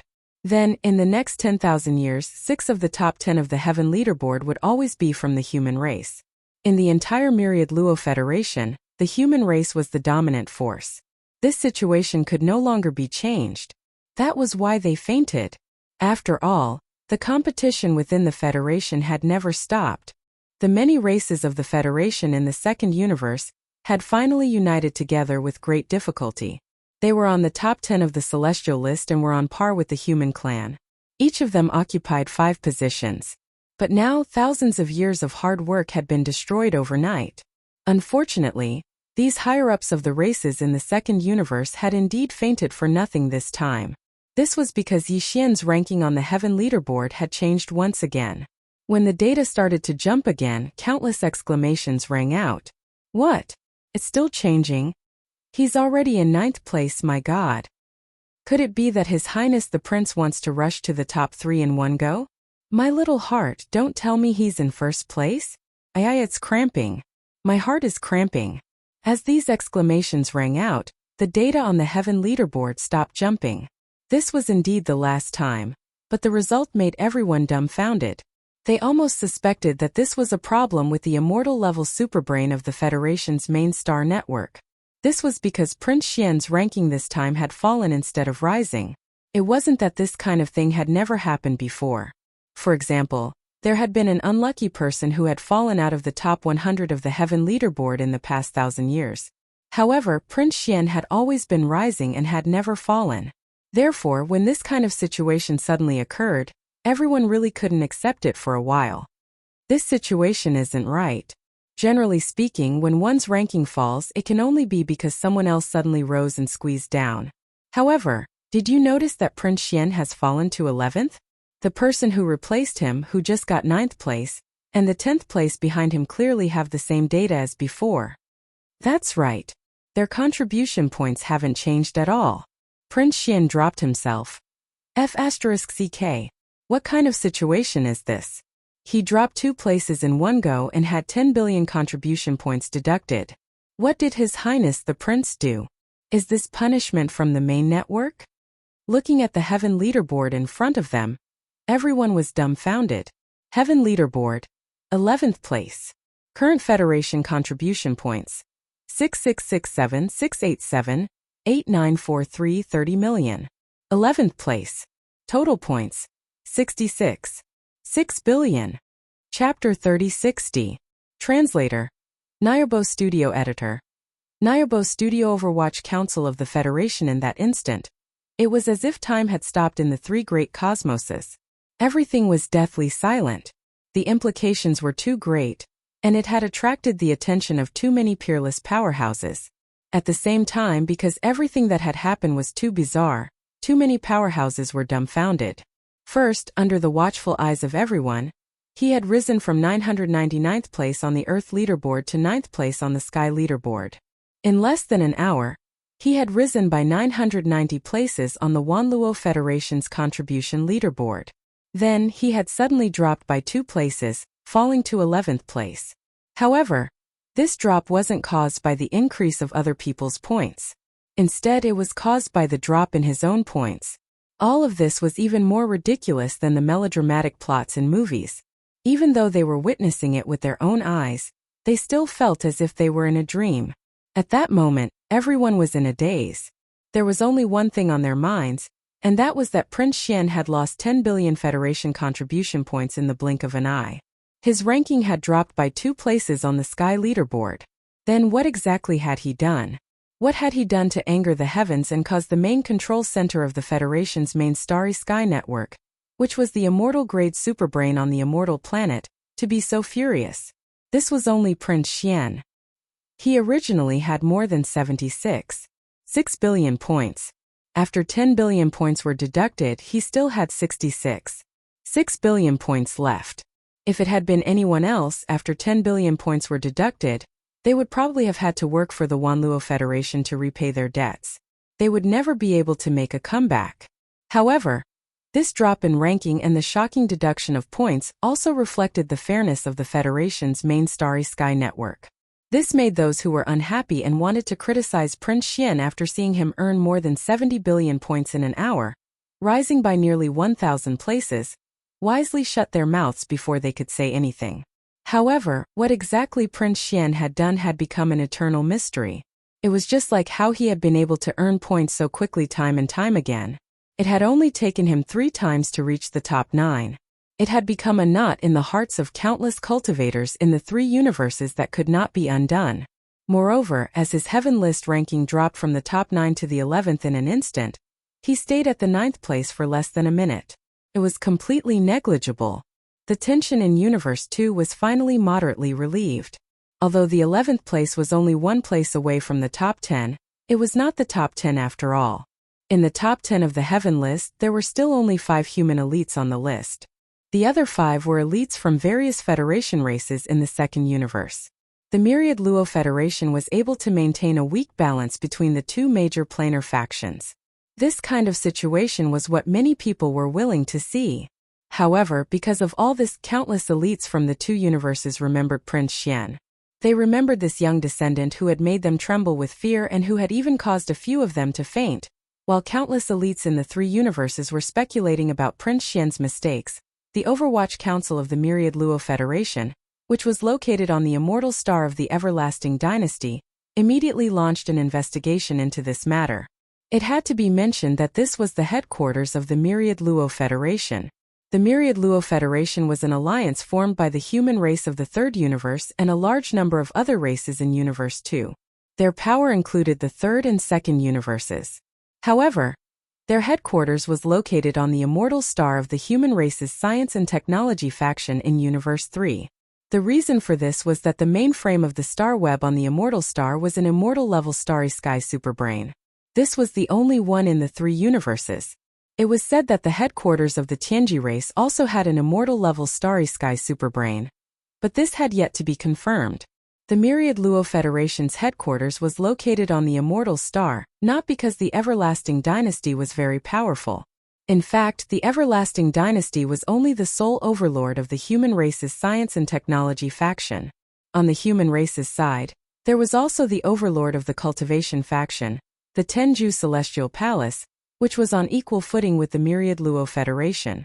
However, as a federation, their power included the planes of the two universes. What was the most important thing? It was the ability to communicate. This was a technological ability. Although the Tenju Celestial Palace was powerful, it couldn't reach the level of the Immortal Star in this aspect.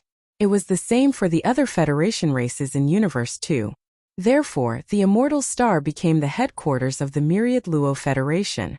An area was specially set aside on the Immortal Star as the Federation's headquarters. Not only were there experts from the Everlasting Dynasty's science and technology faction there, but there were also experts from the Tenju Celestial Palace's cultivation faction. There were also representatives from the other Federation races in Universe 2. Basically, this headquarters was equivalent to the United Nations of Yixian's previous life on Earth. The general meaning was similar. The experts of the Myriad Luo Federation headquarters on the Immortal Star were also paying attention to Yixian's sudden rise to the celestial leaderboard as Prince Xian. In the end, when Yixian fell from 9th to 11th, the Overwatch Council of the Federation immediately launched an investigation. Although it wasn't unprecedented for the Federation to deduct points, there were only a few cases in the history of the Federation. Moreover, every case was a major incident when investigated. Usually, the central system of the Federation's main network deducting points was an incident that caused the Federation great losses. Because of this, although the central system of the Federation's main network had already deducted points, the Federation's Overwatch Council didn't think that this was the end. They would continue to investigate. Once it was confirmed that the reason for the deduction of points was that this person had committed a crime that caused great losses to the Federation, the Federation's Overwatch Council would continue to pursue the matter. Moreover, the Federation's Overwatch Council was an independent monitoring organization. Although there were experts from both the human race and the second universe, the current supervisor was the great-uncle of the Immortal Dynasty, who had always supported the Great Prince. He was also the current Immortal Emperor's elder brother, Long Huai. Therefore, when he saw that Prince Xian's points were deducted by a terrifying amount of 10 billion, it wasn't a surprise that the so-called secret investigation was immediately launched. There were many other reasons behind this. The higher-ups of the Federation and the Immortal Dynasty were well aware of this. However, no one would say much about it. Even the Immortal Emperor maintained his silence. No one knew what he was thinking. However, everyone knew that even though Prince Xian's sudden appearance had caused the Immortal Emperor to view him in a new light, and had even listed him as a candidate to be the next heir to the Immortal Dynasty's throne, the Immortal Emperor still wouldn't interfere in this investigation. In order to become a qualified Immortal Emperor, other than being able to make waves behind enemy lines, one also needed to have methods within oneself. If Prince Xian couldn't even pass this test and fell into the hands of the Overwatch Council, then he also didn't have the right to inherit the Immortal Emperor's throne. Chapter 3061. Translator. Endless Fantasy Translation Editor. Endless Fantasy Translation Old Bastard. The journey from the wormhole in the depths of the Graveyard Star Field to the Heavenly River Star at the edge of the Graveyard Star Field was actually quite long. Even a massive object like the Starry Sky Fortress needed half a day to perform a space jump. During this process, the flagship fortress that Naples was in had already contacted the Heavenly River Star. Through the Heavenly River Star's administrative star network, it connected to the higher-level star network. First, it connected to the Heavenly Dust Star Nation, then to the Heavenly Underworld Star Imperial Capital. Step by step, it connected to the main star network of the Everlasting Dynasty. The news of Prince Xian's return was immediately reported to the Everlasting Dynasty. At the same time, everything that happened on the Federation's contribution ranking was also fed back to the fleet of human fortresses. All the soldiers in the 5 Starry Sky Fortresses were completely dumbfounded when they heard that Prince Xian had actually made it to the 9th place on the Heaven leaderboard. Immediately after that, when Prince Xian dropped from the 9th place to the 11th place due to the deduction of his own points, everyone in the fortress fleet came back to their senses. Their expressions were extremely strange. To them, this kind of thing was like a legend, including Naples the Purplish Warbler, and Imperial Uncle Long Tianba. The only difference was that Imperial Uncle Long Tianba was stunned for a while before he laughed out loud. He naturally realized that this matter would definitely bring a lot of trouble to Yi Xian. His eldest brother Long Huai, who was in charge of the Federation's Overwatch Council, had always supported the first prince. Now that Prince Xian was like the sun in the sky, Imperial Uncle Long Huai couldn't just sit by and do nothing. He would also be able to benefit by supporting the second prince Long Tianba, if he dealt with Prince Xian. Although the purplish warbler didn't understand the pros and cons of this matter, as the 3-star general of the Immortal Army, Naples understood. He immediately rushed to the cabin where Yi Xian was in seclusion and requested to see the first prince. In fact, Yi Xian had already expected that the Federation's contribution ranking would skyrocket when he returned to the third universe. However, he didn't expect it to increase to this extent, and he actually rushed to the top of the heaven leaderboard. Originally, according to his estimation, rushing to the bottom of the heaven leaderboard was already good enough. Of course, this was a good thing. The only thing that puzzled him was, why did he suddenly fall back to the 11th place after reaching the 9th place? He didn't really care about the difference of 2 ranks, but the deduction of 10 billion Federation contribution points made his heart ache. How many good things could he get with that amount of points? Therefore, Yi Xian was very concerned about this matter. He had not thought that the Federation Overwatch Council would target him because of this matter. Just for the 10 billion points deducted from the Federation, Yi Xian could not casually act as if nothing had happened. One had to know that back then, the level 9 gene cultivation fluid only cost 10 million per tube. 10 billion could be exchanged for 1,000 tubes. At the thought of this, Yi Xian had the urge to kill. However, no matter how hard he racked his brains, he still couldn't figure out where the deduction of 10 billion Federation points came from. Since it was a deduction of points, it naturally meant that he had done something that made the Federation lose a lot of money. Yi Xian had no idea at all about this kind of thing. Just as he was alone in his cabin, deep in thought, the slightly panicked Naples arrived. Yi Xian really wanted to hear his opinion. Since he couldn't figure it out himself, he might as well ask this high-ranking military officer who had always been working hard on the Undying Planet for advice. Perhaps he would gain something. This time, because they were discussing confidential matters, Naples came alone. Not to mention the purplish warbler. He didn't even bring his trusted advisors. Once he entered Yi Xian's cabin, Naples waited for the door to close and immediately said nervously, "Prince, I'm afraid this is going to be a disaster. The deduction of 10 billion Federation contribution points is definitely enough for the Federation Overwatch Council to investigate you.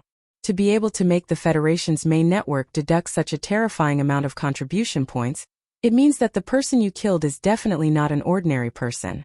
Demon spy? Hearing these 4 words, Yi Xian's heart skipped a beat. Sure enough, there was something. He immediately asked, "Why are you so sure that I was deducted 10 billion contribution points because I killed a demon spy? Isn't it obvious?" Naples shook his head and smiled bitterly. "You've always been in the first universe. What else could you have done there that would have a huge impact on the Federation and cause a huge loss? That's a slave race of the Tianji clan, and you've always been in the demon sector. So, you must have accidentally killed a demon spy who was bought over by the Federation long ago. That's why it was recorded on the Federation's interstellar mercenary card. Of course, the virtual mercenary card has no self-consciousness. It will only evaluate how many contribution points you've done at that time is worth as a reward, or how many contribution points should be deducted. It won't report back what you've done specifically. This is also for the sake of confidentiality. This is recognized by the Federation. Otherwise, who would dare to use this kind of virtual mercenary card? But it's also because of this that the Overwatch Council has the opportunity to make things difficult for you.